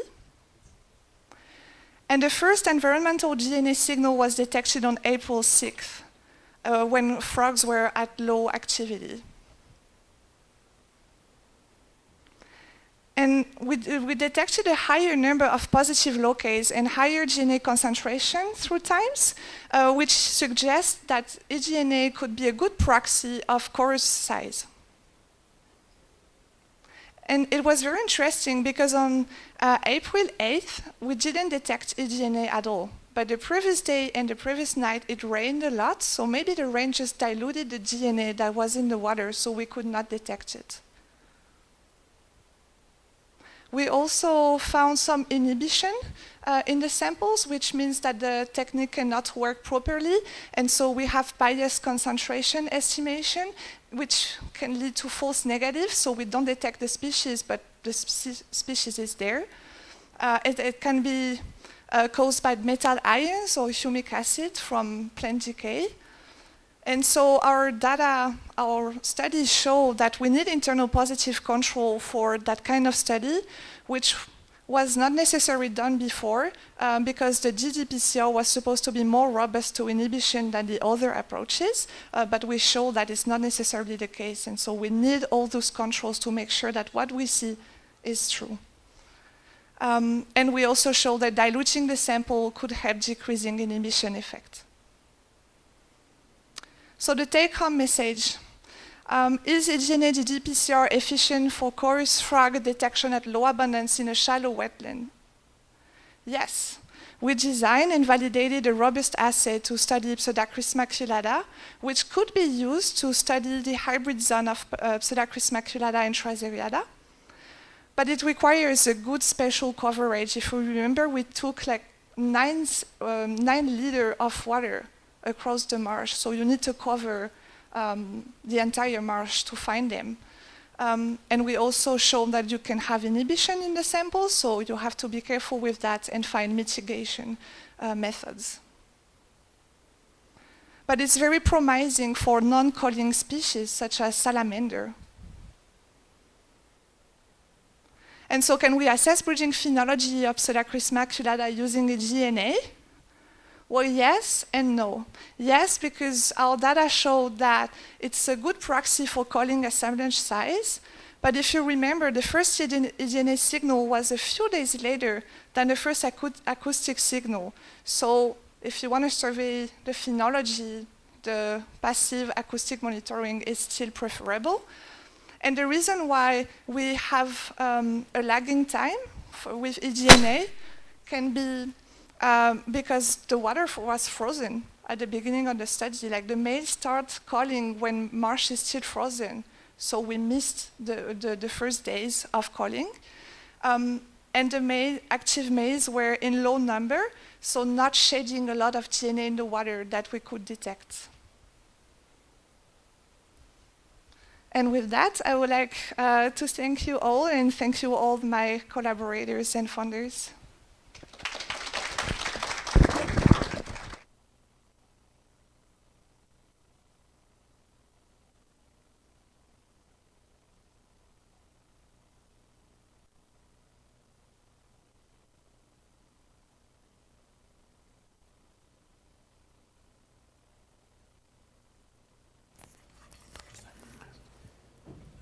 That's okay. Yeah, I'll hold it out here. Thank you, Orianne, for that talk, and really neat to see that pairing of the eDNA with the traditional methods of detection for the frogs. That's really cool.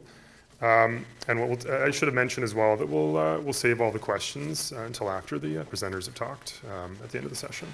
So our next presenter is Alan Tian. He's a PhD candidate at Queen's University, also in Dr. Stephen Lahid's, or associated with Dr. Stephen Lahid, and he'll be talking about molecular tools that can be used to detect invasive species. In a second, we're just changing the mic real quick. Out of batteries. Cutting edge microphone technology here. Here we go. It's been over 2 years since my last talk, Oh. so please forgive my performance anxiety. Should I clip that on?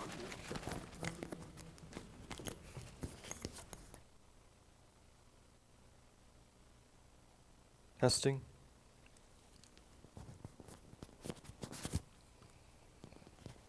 So thank you, Matt, for that introduction.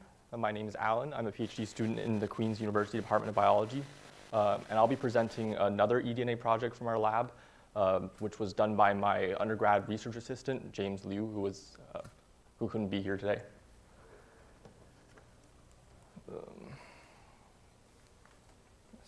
So I'm very certain that all of you in the audience know the impact of invasive species in the St. Lawrence watershed and the Great Lakes. Over 180 invasive species have been introduced in the last 200 years, many with major economic and environmental impact. And invasives are characterized by fast growth and reproduction, a lack of natural predators, and being generalist pioneer species. They're second only to habitat loss as a threat to biodiversity, and they've decimated many native species, such as the mighty lake sturgeon. Impacts include harming native species through competition or predation or parasitism, degrading the environment, and affecting food webs. So as you can see, since the 1830s, over 180 species have been introduced. Some sources have been through the various canals that have been constructed, especially the Wayland Canal. Others have been purposefully introduced, such as the 4 Asian carps, which were introduced to the southern United States as a means of curbing algal blooms, but nowadays decimate our populations. In healthcare, there's a concept called point-of-care testing, and it's where diagnostics are applied by the patient's bedside. This reduces turnaround time and it improves patient outcomes. This includes things like rapid COVID tests, which have really taken off in the last 2 years, glucometers, which measure the blood glucose of diabetics, and heart rate monitors, and also blood pressure monitors. And we in conservation and ecological monitoring can capitalize on this concept and steal advances in this field. So in point-of-healthcare testing, by the patient, you would collect a small sample, and then using microfluidics, using small assays that can be done with a cell phone as a sensor, and provide personalized therapy almost immediately. And in conservation, with tools like eDNA, we can collect a water sample, and then if we design our assays with this mindset, we can do rapid immunoassays for toxins, microfluidic nucleic acid detections for invasives, use water quality sensors, and create a fast custom conservation plan, and also create assays that are suitable for citizen science. So I'm going to go over this very quickly because Orianne and Stafford already did, but our lab specializes in eDNA these days. And this basically involves collecting a small environmental sample, usually 1 to 2 liters.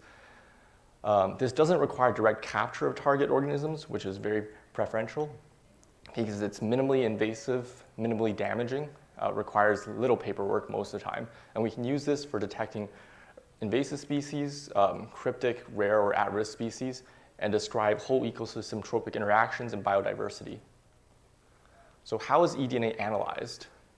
We have 3 main methods right now: traditional PCR, followed by a gel or Sanger sequencing, quantitative PCR or digital PCR, which Orianne just explained, or metabarcoding.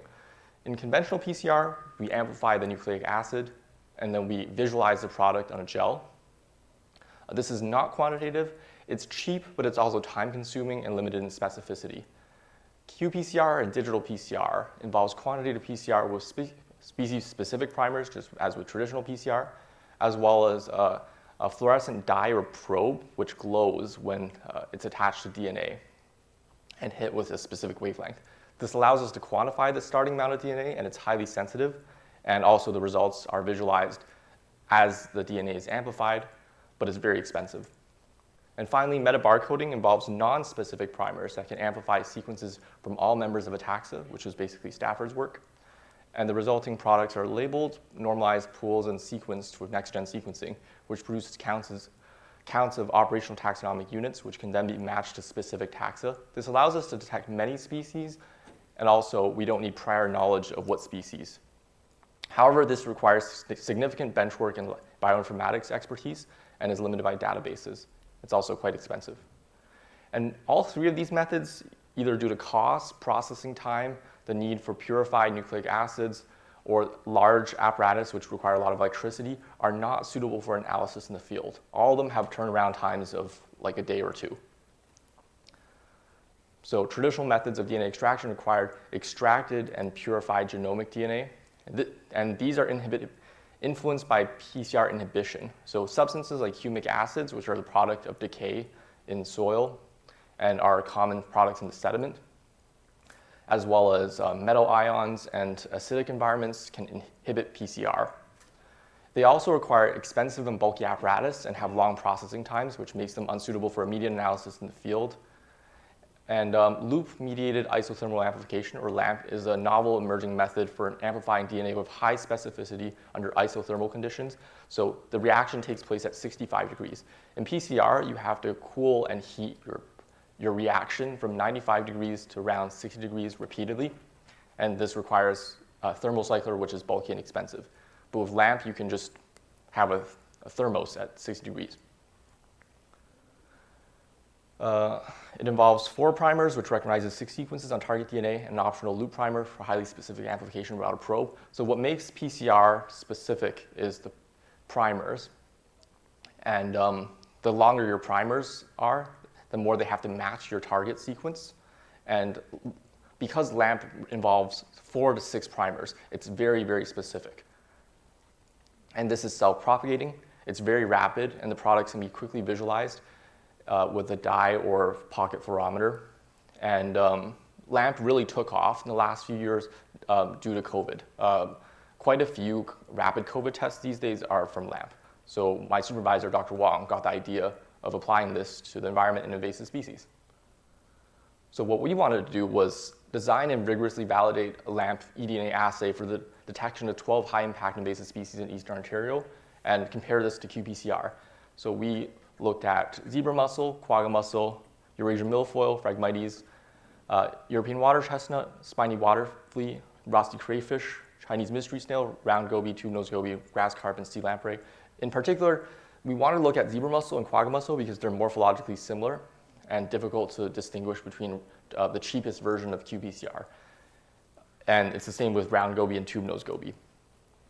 We also wanted to test the assays in conditions challenging the qPCR metabarcoding, and then finally produce a proof of concept for field-ready, citizen science-friendly LAMP assays. So essentially, we wanted to steal the idea of the rapid COVID test where you have a microfluidic strip and then apply that to eDNA and invasive species. So similar to Orianne's presentation, we designed 12 primers for LAMP and qPCR and BLAST, which is a primer design tool using barcoding sequences from databases. We validated them in silico against the Biodiversity of Life database. For qPCR specifically, you have to optimize the annealing temperature, so we did that. And then we tested for specificity in vitro on related co-occurring species. So we used synthetic DNA and extracted DNA to test if they were specific to our target. And we also tested how sensitive they were with synthetic DNA. So this is the qPCR annealing temperatures, not very important for this presentation. For specificity, all of our assays were specific when we tested them in silico against all known sequences. However, reality never matches expectations. So in vitro, our qPCR assay, only 2 out of 12 assays were specific, that for quagga mussel and for zebra mussel, which was surprising because we didn't expect them to be specific. For LAMP, it was much, much better for specificity. Again, all 12 assays were specific, but 10 out of 12 assays in vitro on actual testing and live samples were specific. So right off the bat, LAMP was much more specific. However, in terms of sensitivity, we found that the limit of detection, the number of copies of DNA that our assays could detect, LAMP was much worse. And also, it varied quite a lot. For Chinese mystery snail, the best assay, we could detect 2 copies of DNA in 1 microliter. For the worst samples, Phragmites, spiny water flea, and so on, we could only detect, we had to reach at least 20 to 200 before we could detect anything. Meanwhile, qPCR could universally detect 0.2 to 2 copies per microliter of DNA, of sample. For time to detection, LAMP was also very variable. So the fastest LAMP assay was faster than the fastest qPCR assay. So in 12 minutes, we could detect quagga mussel. However, the slowest ones, common reed and tube-nosed goby, took over 30 minutes for detection. Otherwise, the fastest times were comparable between the 2 assays.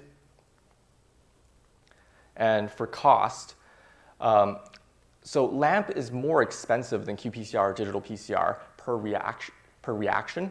However, you don't require an expensive qPCR machine. So for qPCR, you require a $30,000 qPCR machine. For LAMP, all you need is a dry block heater or a warm water bath. Additionally, sample processing costs are much lower for LAMP. We think that just homogenizing and centrifuging a sample is sufficient. Meanwhile, the most difficult and inhibited samples for qPCR require a very expensive kit, which is $12 per sample.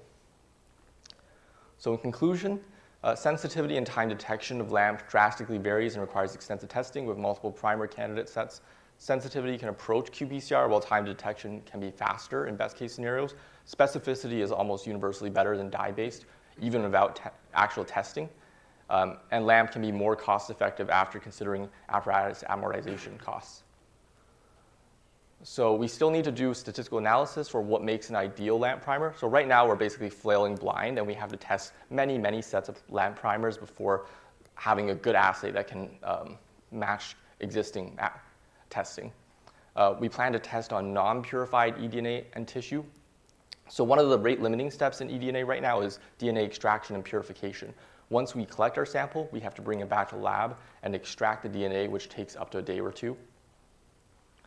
We plan to test it in inhibited conditions, which are difficult for qPCR. And finally, we want to produce and test a field protocol for invasive species LAMP assay, basically producing something similar to COVID test. And thank you to all my collaborators. Thank you, Alan. Thank you, Alan.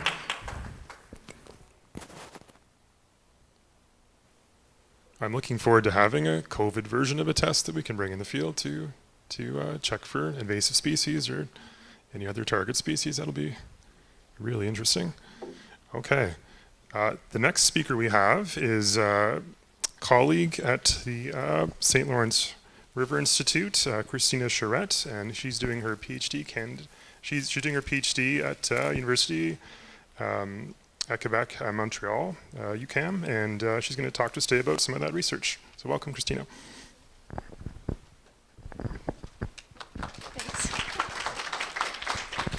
Thank you, everyone. It's really great to be here today to share with you some of my first results of my PhD research on an aquatic invader. So I'll start with just some general ecology theory. So intraspecific trait variation can be described as phenotypic diversity found within or among populations, and it can play a significant role in regulating ecological processes, but it's often overlooked. So it's important to understand and incorporate ITV into research. So ITV can be driven by many factors, including changes in environmental conditions, either in time or in space. And environmental changes can lead differences in resources availability and change food web energy pathway from, example, a more benthic pathway to a more pelagic pathway. And this can change species diet, species interaction, and overall influence the food web dynamics. So it's really important to understand how environmental conditions can influence ITV.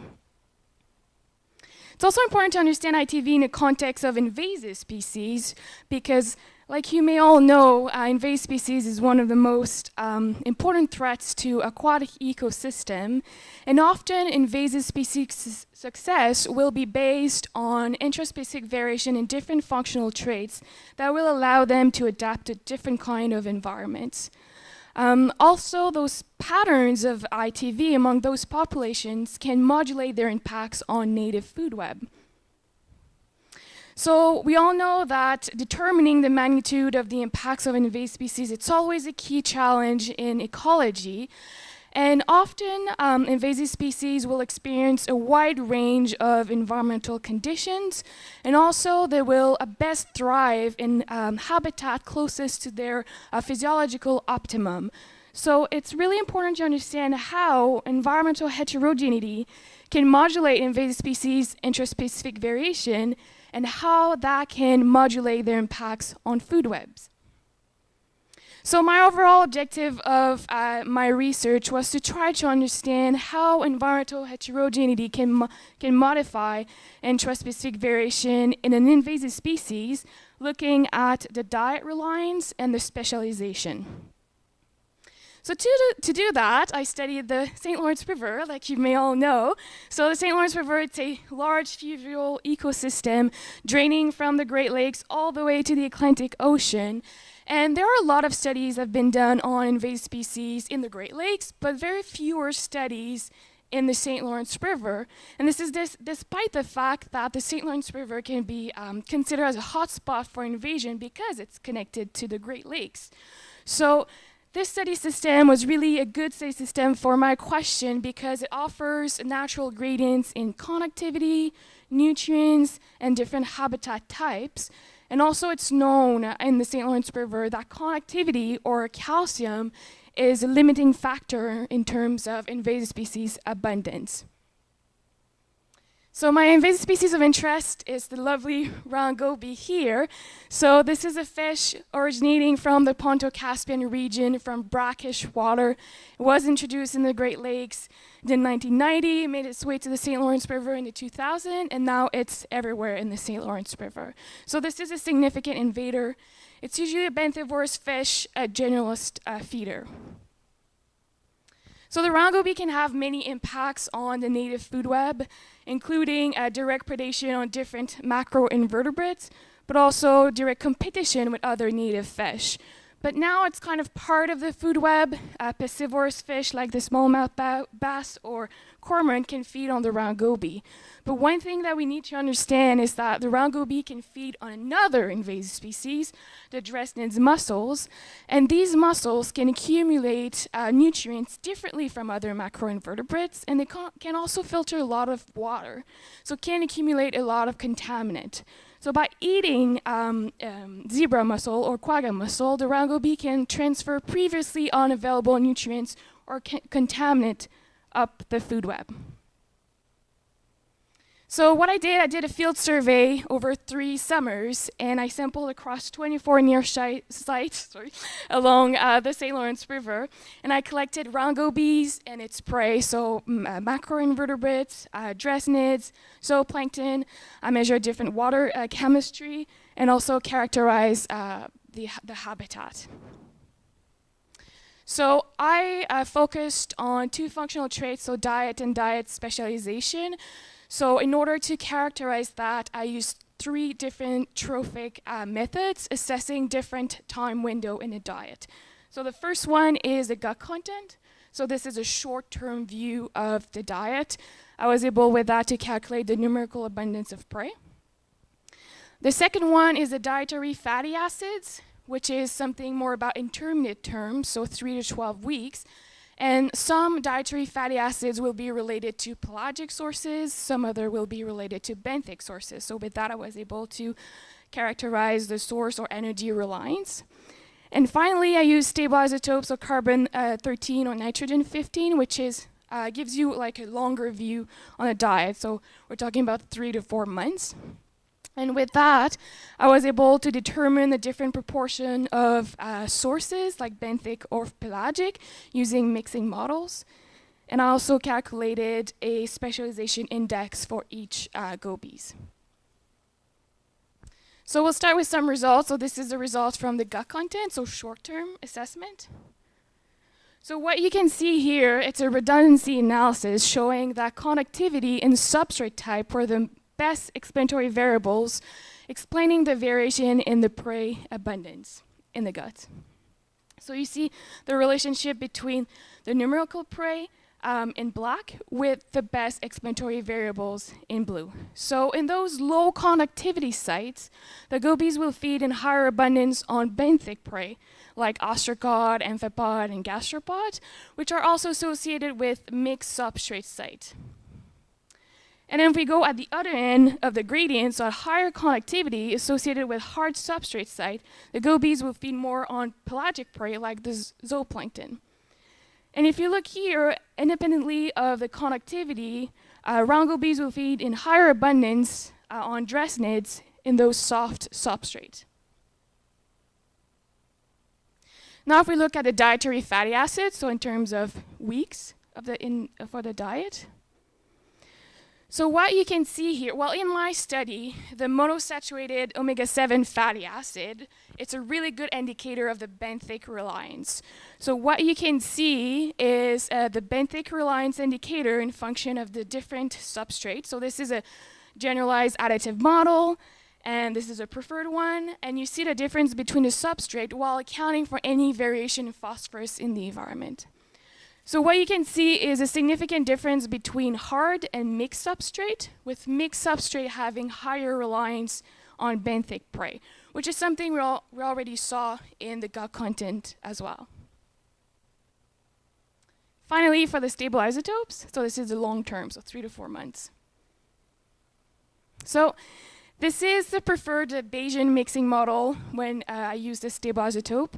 And what you can see here is the proportion of the pelagic diet in function of the conductivity. And all the points you see are the posterior median for each site, so there's 24 sites, and the gray zone are the 90% credible interval. So what you can see is that as the conductivity increases, their reliance on pelagic sources increases as well. Although there are some sites where the goby was still a benthic feeder at those high connectivity, but overall there's this increasing trend, and we see that at low connectivity sites, the round gobies are more a benthic feeder. Now in terms of the specialization index, so this is a calculation that goes from 0 to 1, with 0 being ultra generalist. So the goby, well, the fish can feed on all resources evenly, and you have 1, which is ultra specialist. So this is the relationship between the specialization index with connectivity. And you see that those like lower connectivity sites, the fish are more specialist. So they're benthic feeder, specialist. And if you look at higher connectivity, well, they're more generalist. So they'll rely a little bit more on pelagic sources, but they'll be feeding on multiple resources. Well, to summarize, my study shows that there is intraspecific variation in the diet and specialization in the round goby, and this is largely due from the connectivity variation in a substrate type. So the connectivity effect is probably related to the physiological optimum of the round goby. So the round goby has an evolutionary history from living in brackish water, so it will thrive best at higher connectivity. So that's why you see that it's kind of a generalist feeder. It will feed on all resources. And the substrate type, well, it's probably related to the prey composition at each of those sites. And so environment can have an impact on the round goby and modulate its impact on the food web, with being generalists in those high connectivity sites. So that's where the round goby could compete with other native species. And at those soft habitat, well, that's where the link with the Dresden's mussels is more important. So that's where the round goby could potentially transfer those contaminants up the food web. So this is really significant finding. It adds to other studies that I found that connectivity is a limiting factor in terms of the round goby abundance, but I think this is the first one showing that it also affects the diet and specialization.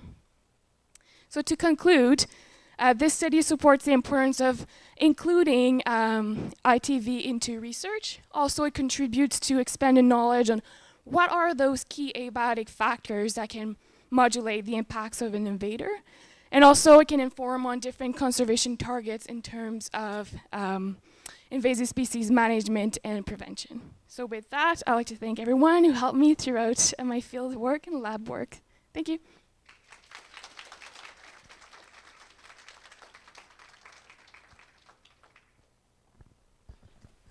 Thank you, Cristina. That's really interesting results there.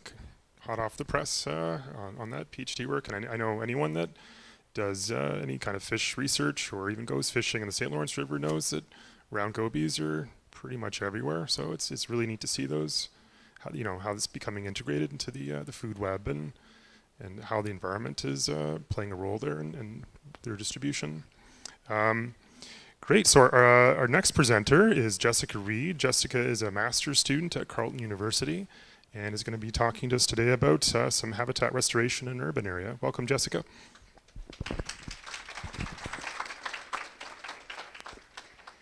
Hi everyone, thanks so much for having me, and thank you earlier to Henry for opening the space for us all today. As Matt said, I'm Jess. I'm doing my master's at Carleton with Dr. Steve Cook, and here's my clicker. I want to start with thank yous. I work and live on the territories of the Algonquin and Anishinaabe people, and I'm working hard every day to be a better treaty member, so I thank them for stewarding the land since time immemorial. My supervisors, my collaborators, my funding sources, and they don't get this enough, so thank you to the field techs that make this possible. Sam and Jillian were superstars this summer. When we picture a river, I think a lot of us think of something like this: some clear open water, some beautiful shoreline and trees and different layers of vegetation. If you look even closer, there's areas of shade creating different microstructure and microhabitat. And I think this is kind of, one of the best things we can picture when we think of especially urban rivers and urban waterways. But we are striking a difficult balance in our societies every day now between what we need as humans in terms of development and infrastructure and housing, and what we need as people and as humans and that natural connection. And so unfortunately in our urban areas, a lot of our shoreline is being impacted by construction and development, and us kind of throwing that weight off balance because of what we need and to keep up with all of that. So there are other aspects to consider, especially when we think about urban areas and how to manage those water resources even more carefully. So we have anthropogenic and artificially created water resources like stormwater ponds, which are artificial versions of what naturally exists there, like floodplains. And then we can think about all the impacts we have on the other waterways and rivers that exist and just happen to flow through our urban centers, and how much we modify and change them for our needs without really thinking about what nature needs in return from us. There are, some positives to all this like urban construction and aquatic ecosystems. There are small restoration projects or compensation or offset projects that need to happen by law. So in our Fisheries Act, we do, which is a national act, it is protecting fish and fish habitat is a key component of that. And they talk about specifically offsetting measures where, if you impact a river, if you impact wetlands, floodplain, anything to do with water, fish, and fish habitat, there needs to be some sort of counterbalance to your impacts, and you should create positive change elsewhere, and kind of, whatever you impact, you should restore elsewhere. And so here's a quick schematic behind that of what some of the work like that goes into, all this planning and digging and dredging to refill, to replant trees and vegetation. And it's a lot of work between developers and conservation authorities. But the issue here is that there's this assumption that if you build it, they will use it, they being aquatic wildlife and fish species. And that's not exactly the case, and you definitely can't prove that if you do no follow-up monitoring. And so a lot of these projects get designed and then, kind of move on to the next one, and they fall through the cracks. And so we have no idea if they're effective restoration or compensation habitats, and are they reaching the needs for target species and other targets in that area. And this is what something like that could look like in an urban area, a little pond or off-channel wetland. And so that's where I come in, and I'm introducing now the context of my master's project, which we're moving away from the St. Lawrence, and I'm taking you up north to Ottawa. I work on a river called the Jock River. It is a tributary of probably the more popular known Rideau and Ottawa rivers. And it's a really interesting watershed here because we have headwaters in this really small town, Franktown, Stapleton, Ontario, and then it connects with the grand, amazing Rideau River. But in the south, you have agriculture or kind of more naturalized, a little more forested areas. But then, where's this laser? When you come into here, you get to big, urban, suburban Ottawa, and honestly, there's like a Costco plaza right beside the river. So it's really crazy to think about the different impacts of the shoreline and what that river really looks like after urban sprawl. If you zoom in further, we get to the key player of my talk today, Foster Pond. This is one of those compensation or offset habitats that I was mentioning earlier. There was development in this area back in 2010, 2013. This is, I think, an old Google Earth photo. And this was originally one of those stormwater ponds. It was artificially constructed to help manage water resources in a suburban area, but then it was decommissioned. And so then it became enhanced and restored for fish and wildlife habitat, and then no one did anything with it. It just sat there, and they were like, we made fish habitat, it's great. But no one knows if fish go in it or use it or what's really going on in there. And so I put on my little detective hat when I started my master's, and I said, I have some goals because, conservation isn't effective or efficient if we have no idea if it's working. So we should always follow up and do monitoring on our projects to confirm that we're actually being helpful, and if not, how do we improve things? And so I came in and I wanted to ask, what fish species, if any, are even in this area in Foster Pond? what is the level of connectivity and their movements in between the Jock River and Foster Pond? And then one of the targets of creating that area was to improve spawning habitat for muskellunge or muskie and pike in the area that are in the Jock River. And so I wanted to follow up and see if this habitat was actually providing that or not, because it was one of the stated goals, but then no one checked if it was working. So I'll just go through and talk about the fieldwork that I did this summer that is helping me answer some of these questions. So first, to find out what fish were going in there, my main method was pulling seine nets, which a lot of people have talked about today, so I'm really glad that I don't have to explain it too much, but I can at least show you what it looks like for people who have no idea what we were talking about. You pull this giant net through the water, and there's a purse in the middle, and you can catch so many fish like that.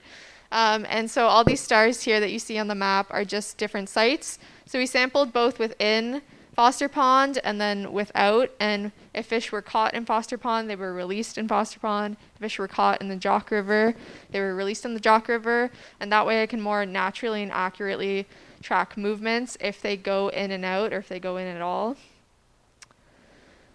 And then in order to track fish movements, probably been sitting here the whole time wondering how does someone do that. I use something called passive integrative transponders. It's an animal tracking, animal telemetry method. It involves the surgical implantation of small tracking tags into, well, any animal, but in this case, fish. And it works, the tag works alongside an antenna that you would put, in this case, underwater.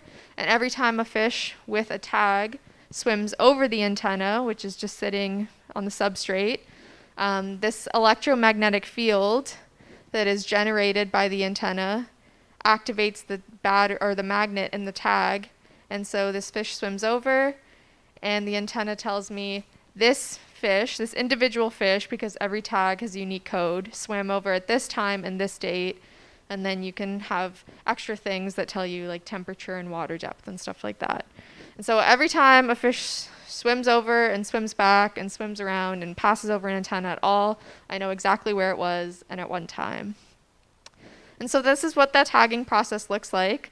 Again, impossible without field text. You've got someone taking notes, you've got someone activating tags and passing me fish, and then this is a yellow perch here, and this is how small the incisions can be. The tags are only a few millimeters, and so it's really the fastest, most efficient process. You don't even, it's not even like a full surgery with like sutures and sewing them up or anything. It's the smallest incision you can make. And then they're released and get to live their fishy lives. And then the other aspect to that, again, that was the tag process. And then this is what it looks like to deploy an antenna. It's a very fancy process of dragging it into the water and trying to look as humbled as possible in a wetsuit when it's 32 degrees out. You simply sink the unit down to the bottom. You put a really fancy sandbag that you shoveled earlier that day on top of it to keep it in place. And then because, as you can see in Foster Pond, there's a lot of vegetation growth, especially on the surface, I had buoys so that I knew exactly where to go after the plants came in and covered them all. This is the really fun stuff. So I worked for a month straight between May and June, and I caught in the seines over 860 fish and tagged every single one of them. And I got really cool diversity between spot-tail shiners and little catfish and even a baby northern pike.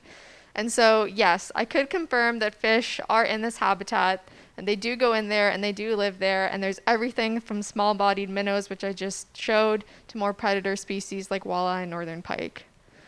These next couple things I cannot answer yet because I just finished fieldwork in September, and so maybe I'll come back here next year and talk about how they move around or not. The last thing I quickly wanted to go over was this like spawning component to my project. Back in May, I went out one night and tried to creep around and see if fish were, getting busy at night. And so the pictures are really bad, but it was an iPhone, it was midnight, I'm sorry. But we did confirm that muskie and northern pike do go in the wetland at the time that spawning would occur, but we didn't find them in groups of 2 or more, so we didn't actually see spawning. But we know it happened because when I was doing my seine nets later, we would find little juvenile pike. And so, like, we didn't observe it, and I would love to next spring if we could get out more, but we know it's happening in there. And so really quickly, from just a couple months of work, it seems that you can really quickly and effectively assess whether a habitat is working or not. It really just takes the time, the effort, and the funding. And we saw great diversity.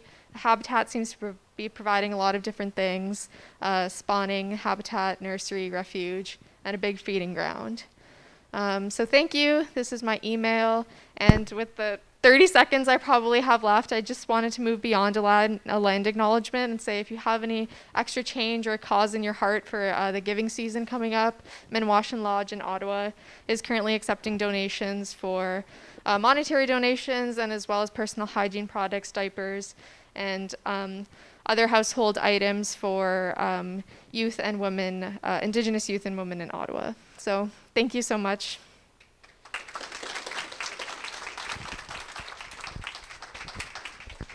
Thank you, Jess. It's really, really neat to see you confirm that that habitat that was created actually is being used quite heavily by fish. So yeah, again, we'll wait for questions until the end of this session. The last speaker, I know this person quite well. It's me, and I'll wrap. I have the honor of the last presentation of the symposium, so I'll try to keep it brief here. Because I know people are probably eager to get out and stretch their legs. It's apparently beautiful outside too, so we're just loading. There's a lot of videos in this presentation, so I'm hoping it works properly.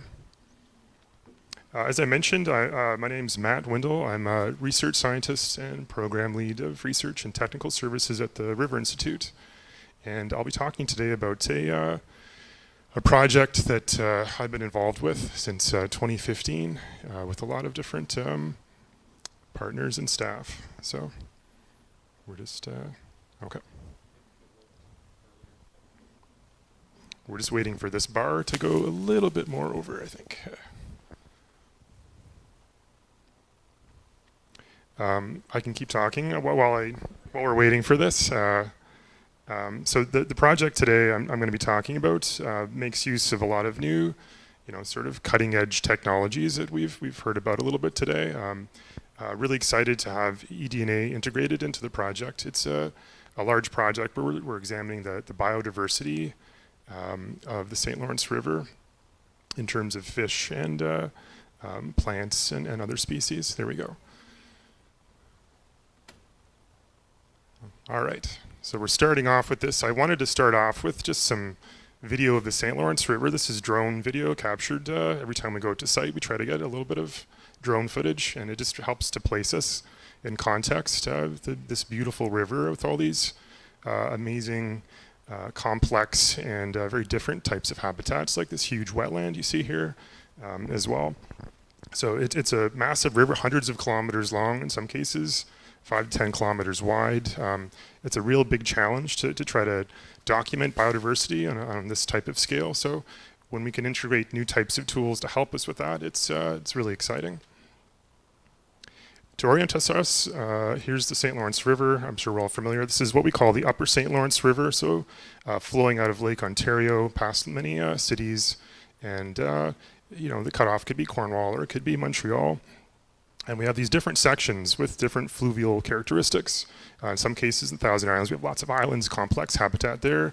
Between Brockville and Iroquois, it's more of a narrow corridor. And then you get into Lake St. Francis up here, and it's much, much wider habitat. Each one of these sections has unique characteristics in terms of habitat and water masses, and in some cases, maybe biodiversity as well. The project I'm talking about is FINS. It was conceived and it is carried out in joint partnership between the River Institute and the environment staff at the Mohawk Council of Akwesasne, so from the very beginning. And it started with a simple question: how are small fish populations, minnows, doing in the area? There was no data. There's a knowledge gap in that, and That actually came out of conversations with Henry Lickers as well. So thank you, Henry, for that heads up. And so we've developed this project. It's carried out. We have teams from both organizations that go out, and it's come a long way since that initial question. The project focuses on these nearshore environments of the St. Lawrence River, the shallow habitats, really high productivity, lots of type of biodiversity. Most fish species that inhabit the river live in these nearshore environments at some point in their life cycle, over 90% of them. The way we study it is we do fish surveys. So we've seen in Jess's presentation too, the use of the seine net. So we have a standardized way of using a seine at each site, and we document all the species we catch, take some measurements, and then we put them back. So this is a very traditional method of doing nearshore work that's been used for decades, and it works quite effectively. And then you get some metrics out of that, like diversity, and we also take length measurements as well. At each one of the sites, we also document habitat. So we look at the substrate. So in Christina's presentation, she was talking about the importance of substrate, potentially to direct food uptake of invasive species. So species have this strong association with different types of substrates, as well as aquatic vegetation. One of my favorite examples is long-nosed gar. We tend to find them in Vallisneria beds with different types of lily pads overhead because they're perfectly camouflaged and blended in. So once we see that combo, we usually know we're going to find one. We're likely to find one. So we do these vegetation surveys as well because vegetation is really important for understanding fish habitats, and it does change. We've also seen some presentations on invasive species of vegetation that are moving into various water bodies. So we have Dr. Marianne Perron here helping with some of these vegetation surveys. So since 2015, up until we just finished a large survey again this year, over 4 months of survey work. It's very intensive. We've built up this massive data set now, over 200 sites in the river. We're close to 160,000 fish documented from almost 70 species. And we cover all kinds of habitats, from wetlands to beaches to exposed shorelines. And this is where I'm going to talk a little bit about today, the eDNA and drone component. These are new tools that we've added since 2020. This research, I just want to mention, we were working with 6 to 7 different universities at this point and researchers, and we've heard some from Queen's University as well that I'll talk about. So just to highlight today, I just wanted to highlight some of these new types of tools, these cutting edge tools and technologies that we've incorporated into this project.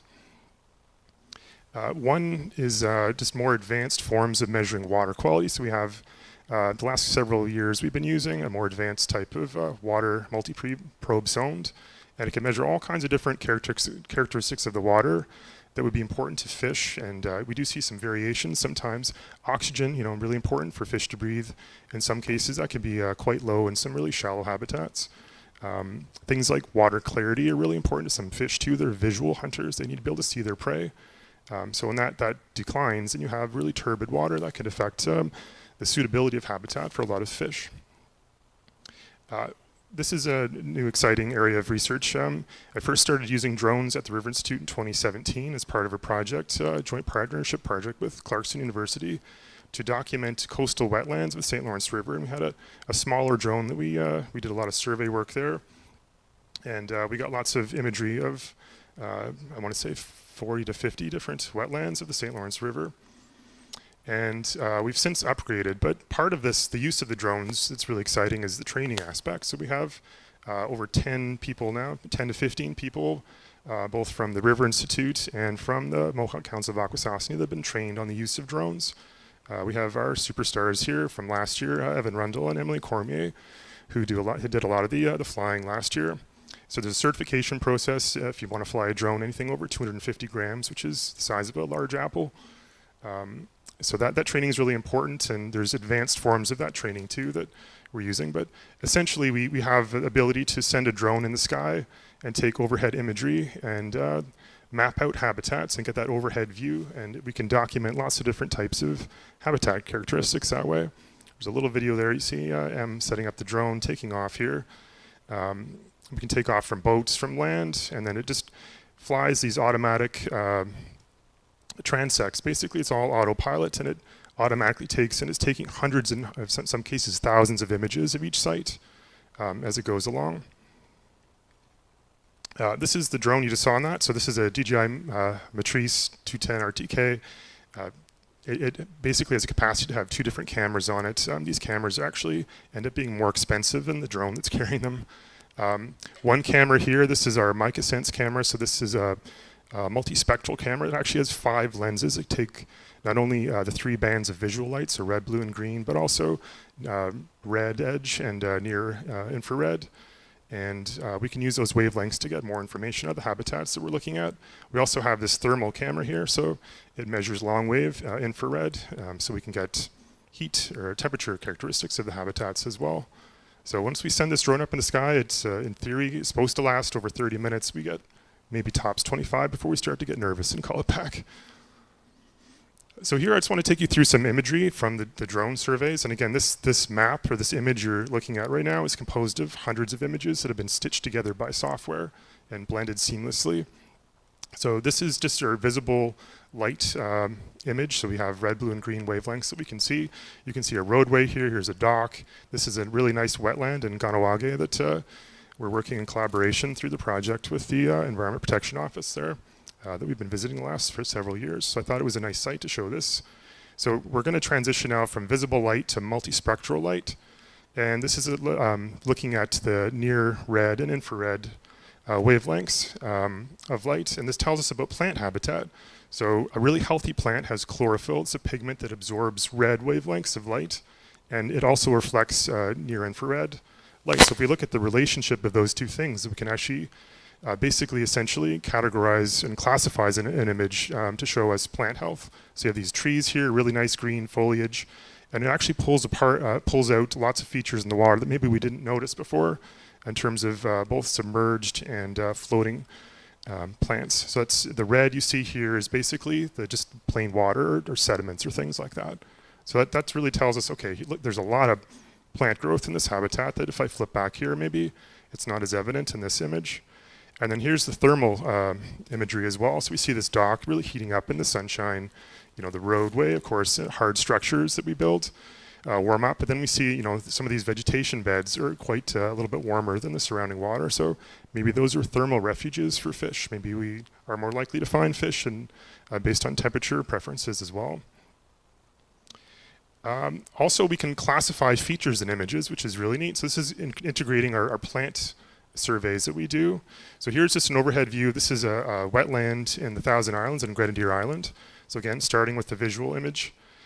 Each one of those squares is one of those plant quadrats that you can see in this image here that we go out in. To do a plant survey, 2 transects takes us about half an hour to an hour. And all the species within that quadrat are measured. And we can overlay those locations on an image like this. Then we can classify how much of each one of those quadrats, the types of plants that were found in each one. And we can build a training data set to tell the software, okay, this color here, this green, that's actually this chara species. And these floating lily pads are yellow pond lily. So we can tell the software that, and then it can actually do some classification, and you get this type of image here, which is really neat. So now we have, you know, we don't have to manually go through all these transects, which are very time consuming. We can actually classify all the plants in that image. And there is some errors. I mean, we have some yellow here that's clearly not lily pads, but you know, it's a project in development that way. We can revisit sites as well. So this is an island along Sioux Parkway. We visited in June last year. We visited again this year. People might be hearing that there's lots more plant growth in the river this year. We definitely documented that with this type of survey. You can see lots more vegetation compared to last year for the exact same location. Also using drones to document fish distributions and behavior in some cases, which is really cool. You can see some test people's fish identification skills here. Carp, yes, very good. And then anyone know what these are? These are long-nosed gar. So they're just hanging out together. I don't know if they're friends or if they're just, but you can also see all these different features here. These are little nests dug out by different centrarchid species for spawning as well. I'm going to speed through this a little bit. So we have, you know, this traditional way of using the seine net. You can see lots and lots. It works effectively. This is about 30 feet wide, but we're missing lots of habitat every time we do that, right? So there's a risk that we're missing things when we use a standardized way of assessing fish habitat. This is where environmental DNA comes into play as another additional new tool that we can use to look at the occurrence of different species. We collect water samples, they're filtered on site, and we store the filters. And this is where this great collaboration with Queen's University comes through. So we have Queen's University collaborators here. We had staff from the Institute attend a environmental DNA workshop at Queen's this summer, which is fantastic. We also had one of our crew members aboard the Lampsilus research vessel this summer as well to collect environmental DNA samples along the main stem of the river. So it was a big year for eDNA for the Institute, and really grateful for the lab collaboration with Stafford, who we've heard from, and Orianne and Alan as well. Really quickly, eDNA gives us these glimpses into potentially species that we'd like to learn more about, environmental eDNA, so things like species of risk or invasive species. This is a really neat map. I just made this week, and it's showing us, you can see green stars here showing where we located the species of risk, the pug-nosed shiner, which is a target of our funding. About 10 sites out of 50. Look at the red squares for environmental DNA. The detections are much, much better. We don't know how many were there based on that, but it's really neat to see that. This is a really neat one too. This is a new invasive species in the river, the tube-nosed goby. Again, we're noticing this progression from about 2011, and then it's moving downstream throughout the river. And you can see right here in Cornwall last year, this is the last location we found them, but environmental DNA is showing that they're actually much further downstream. So again, it's giving us these new insights. So just to wrap things up here, we're trying to incorporate the use of eDNA much more into the River Institute. We're building our own molecular lab with lots of help and support from Queen's University and some staff there, and from some great donations that we've been able to work with people to purchase our own qPCR unit. So we'll be able to do a lot of this type of work in-house, and also just continue to use drones and make some advancements in terms of classifying imagery we get from drones. If you'd like to learn more about the project, we also do a lot of story maps for the project, where you can visit those online and get more image. So thank you very much. Again, this is a huge team effort for this project. Involves pretty much everyone at the River Institute at this point.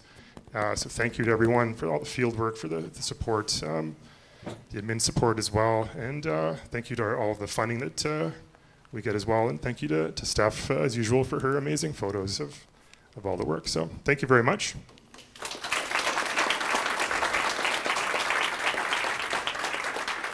So now I've gone a little over, but we'll take some time for questions. Okay, panel over there. Oh. Thank you, ma'am. So maybe we'll start with the audience. Yeah, Jérôme.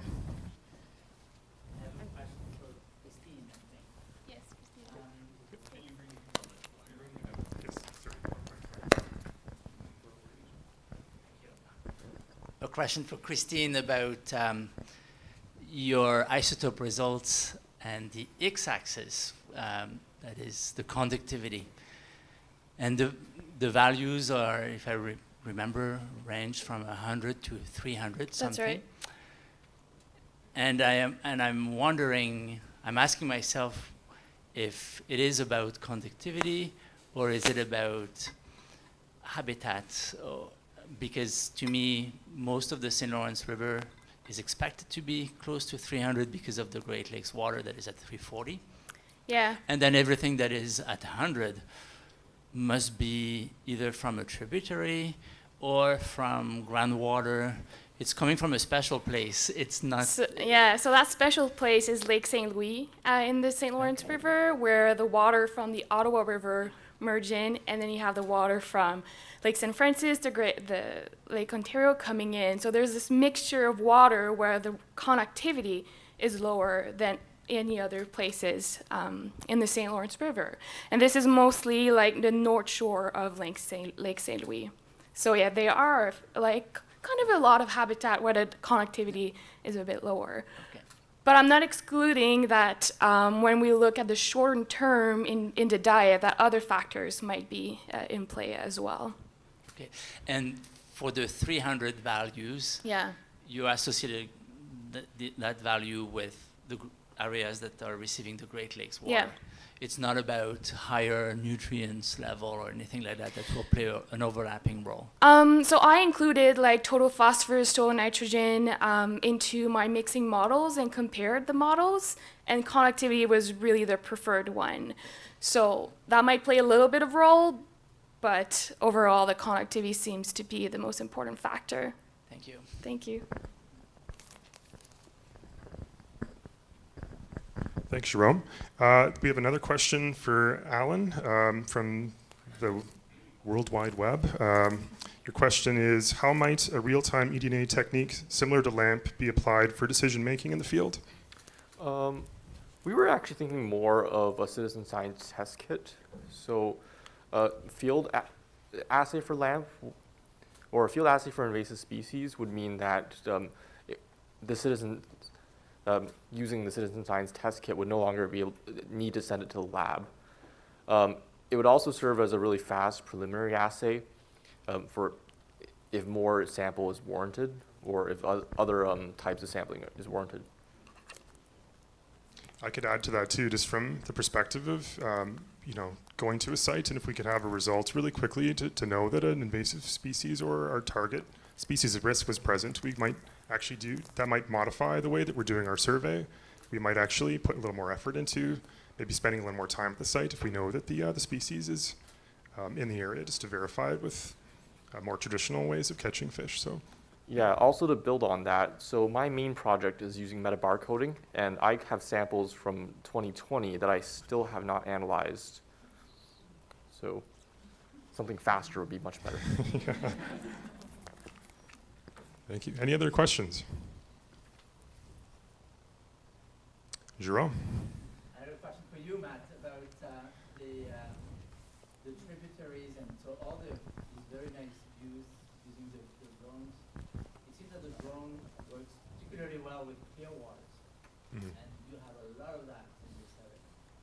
And are they people using them with brown waters? And then how can we do imagery in more colored waters and tributaries of this water? Yeah, so like what's that? Sorry, so yes, so the question was from Jérôme, how can we use drone technology or imagery to study waters that are a little more brown, more turbid, less visibility? That's a good question. We're a little bit spoiled in the St. Lawrence River with our water quality. You fly over habitat and you can see, in some cases, 10 feet or more down to the bottom. Something like the Ottawa River, that's not going to happen. So you'd be able to see surface features for sure. But most of the types of sensors, image sensors we have, there's no real way to get around that. I mean, we could use thermal. So I know there's some interest for some collaborating with some researchers in the Ottawa River to use the thermal camera to study sources of groundwater inputs into the water body as well. So you'd be able to actually see inflows with the thermal image that you wouldn't be able to see. But it's a challenge, yeah. The water clarity is a big limiting factor. It's why we do the drone survey before anyone gets in the water too, because we're going to stir up the sediments. So things have to happen in a certain sequence with the survey to make sure that we get what we need. I don't know. There's LiDAR that's being used in drones as well now, so that could be a way to get around that a little bit. Yeah, we're spoiled in the St. Lawrence River. All right, I'll pass it off to Lee. Thanks.